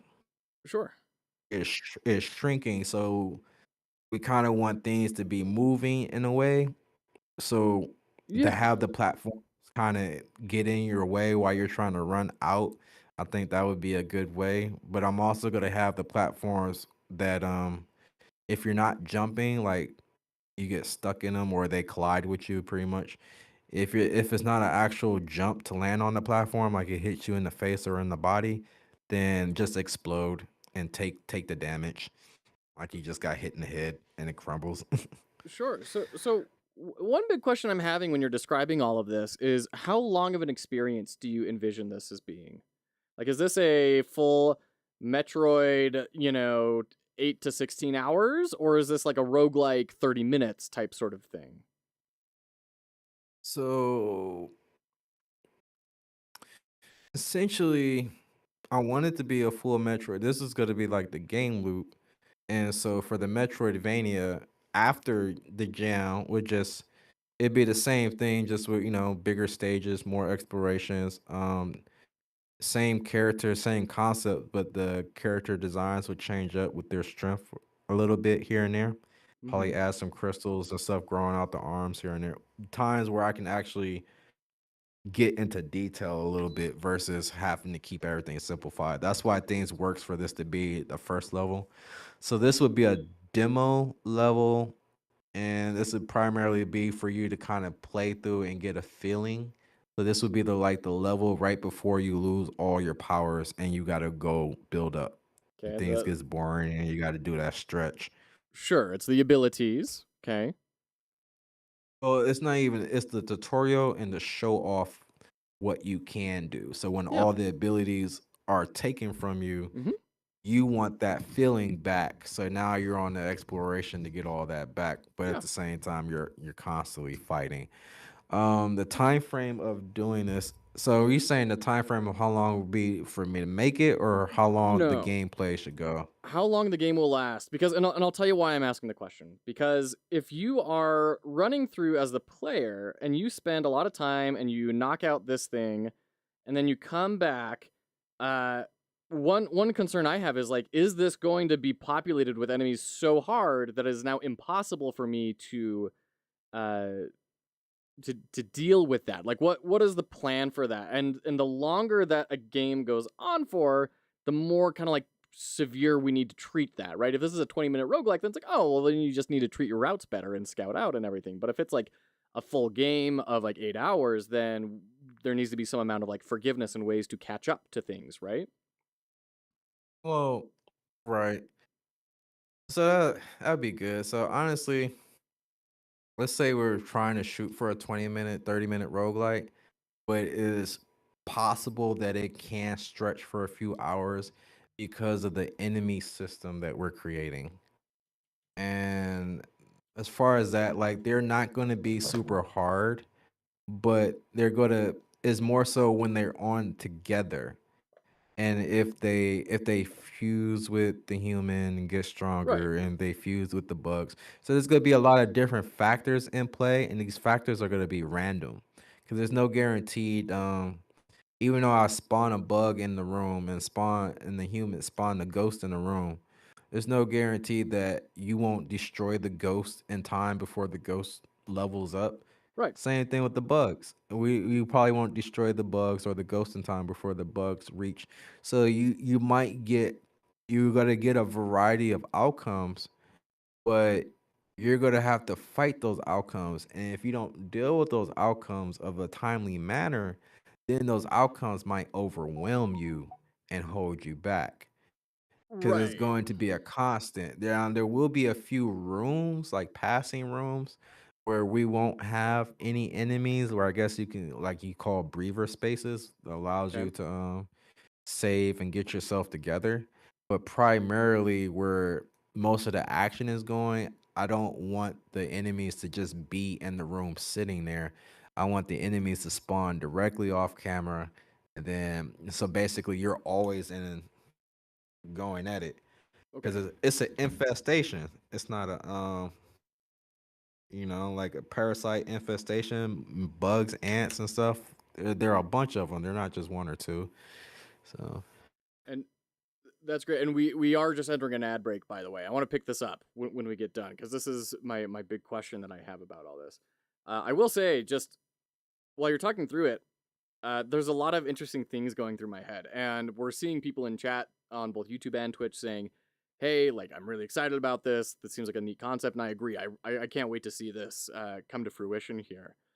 Um, do you think you're gonna maybe persist after the Metroidvania in this concept, or will this kind of be a for the Metroidvania project for you? well, again, like even though I do want to win the game jam, the whole point of the game jam is for experience and learning. Right. So even though I'm trying to complete it, at the same time, it's more so even if I don't complete it, I'm not gonna stress and bang and kill myself. It's learning. Okay, maybe I'll overstep the scale, maybe, or I did it. I just want to see, right? So I'm Yeah. shooting for the stars on my first one, which I'm realizing that it's not the case. But thinking of this game loop that we just went over today, I can now kind of think of planning on how to put this together and see if I can create this on a scope. Because essentially, I believe I can shortcut everything by theory. Okay. I don't really have to go too much, like to at least give us a basic demo, right? Sure. And by me, what I'm saying is like the spider dragging in the humans and placing them up, Yeah. right? The spider dragging in the human could be one. I can animate that together and just play that animation versus making the human object something else and the spider, and then they connect and the spider pulls it and sets it up. Some people will actually do that. But to save time, I can just make it all in the art one thing. Just run this animation, move the spider across until you hit this point. Once the spider hits this point, change the animation of the spider to basically not have the human, and the spawner point where the human is supposed to be, the human is now there, but play the animation of the human being put up into the spawner. And when that animation is done, and sitting in the spawner animation. So Okay. that being said, with that format, that could be done in just like a few minutes. Okay. So, uh, I really love that concept of making the world feel alive, right? I think that's a really powerful way to accomplish that. I think it's going to push unpredictability out in a really good way. And I think it's going to do a pretty good thing to avoidance over here as well, right? Because you want to try and hunt down these bugs. You don't want them to bring things back. You don't want ghosts to be leveling up. And the fact that it's a living, breathing world, I think really is powerful. Scarcity, just as a thought, you could improve a lot where if there is a tension in time between the bug and then also going after those internal organs. Like, you only have 30 minutes to take down this kaiju before it destroys the city. And so you're constantly trying to like go knock down the organs, but then also trying to keep a handle on things. Just, random thoughts coming to my head. But the big thing that I wanted to bring up is that empowerment area where this is my big concern.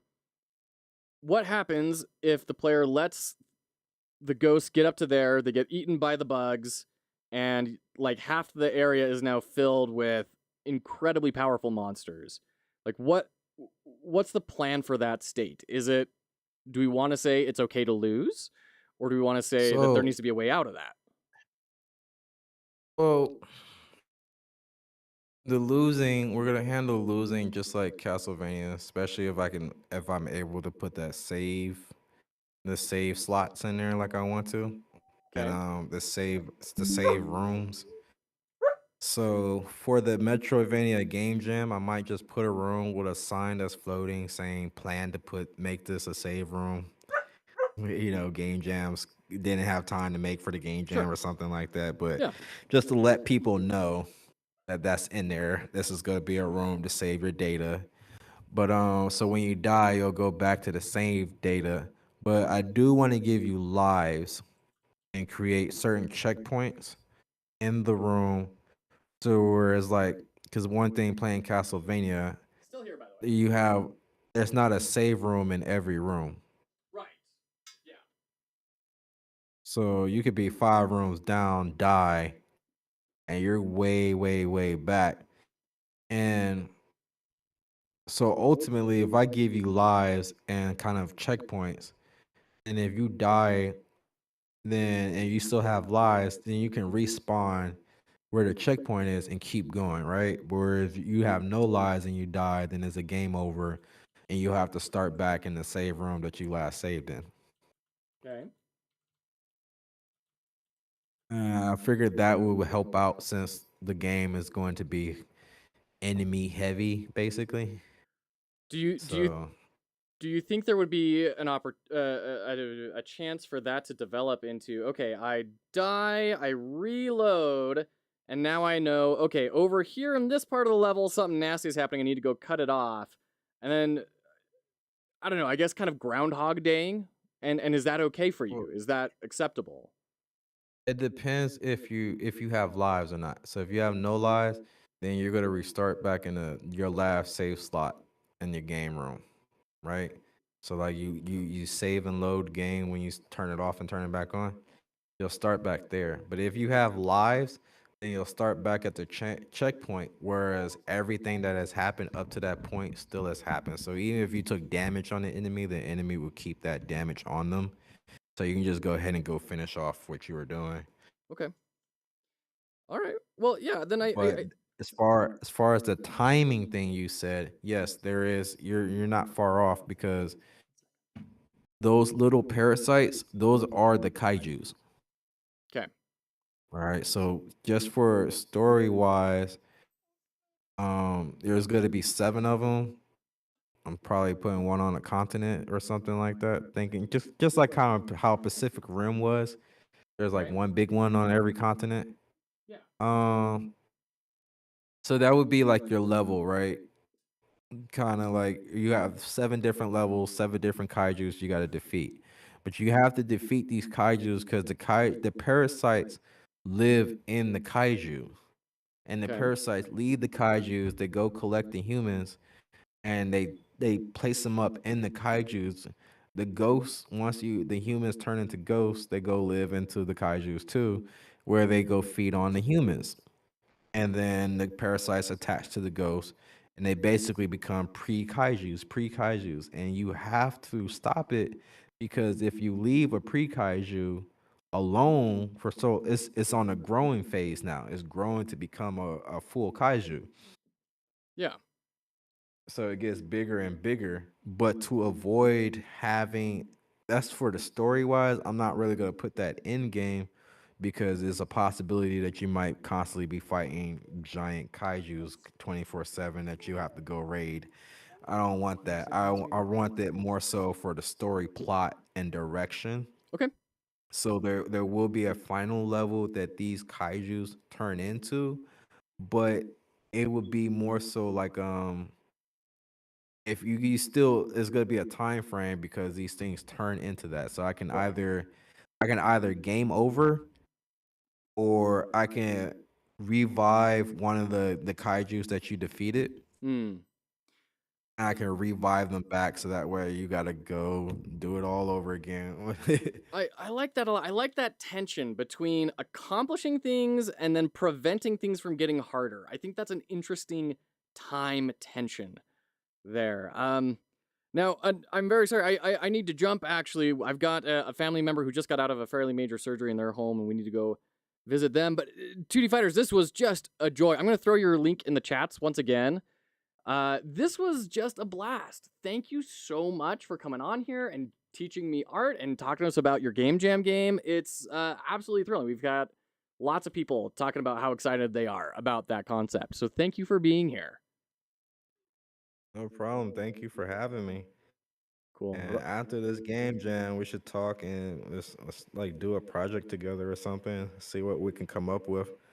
That'd be rad. Yeah, I'd love that. I love that. And if you come out to Utah, you let me know. Definitely, I'll let you know. All right, perfect. All right. Talk to you later, man. Thanks for jumping on. All See ya. right, you have a good one. You too. All right, that was Game Maker 2D Fighters doing rad stuff as always. Absolutely awesome. That was great. Thanks, this guy in New Zealand. Good to see you. If I work with Hillock, yeah, absolutely. I totally agree. I feel very enriched. I see that, sweetie. Everyone is here. Everyone is here. Okay, Marvel, do you want to say hi? Okay, say hi. All right. With that, we gotta go. There are the dogs. Oh, you've been here for a few hours. Oh my goodness. Well, very cool. Well, hey, that was such a blast. Thank you. I love doing stuff like this. I love doing community events with everyone and hanging out. Thank you for being here. And we're going to keep getting better and better and better at this. We're going to keep on doing more events like this. Tomorrow, we're going to be playing Off-Grid Game Dev's Next Fest demo when everything isn't exploding in my house. With that, I better jump off. It was wonderful having you all here, and we'll talk to you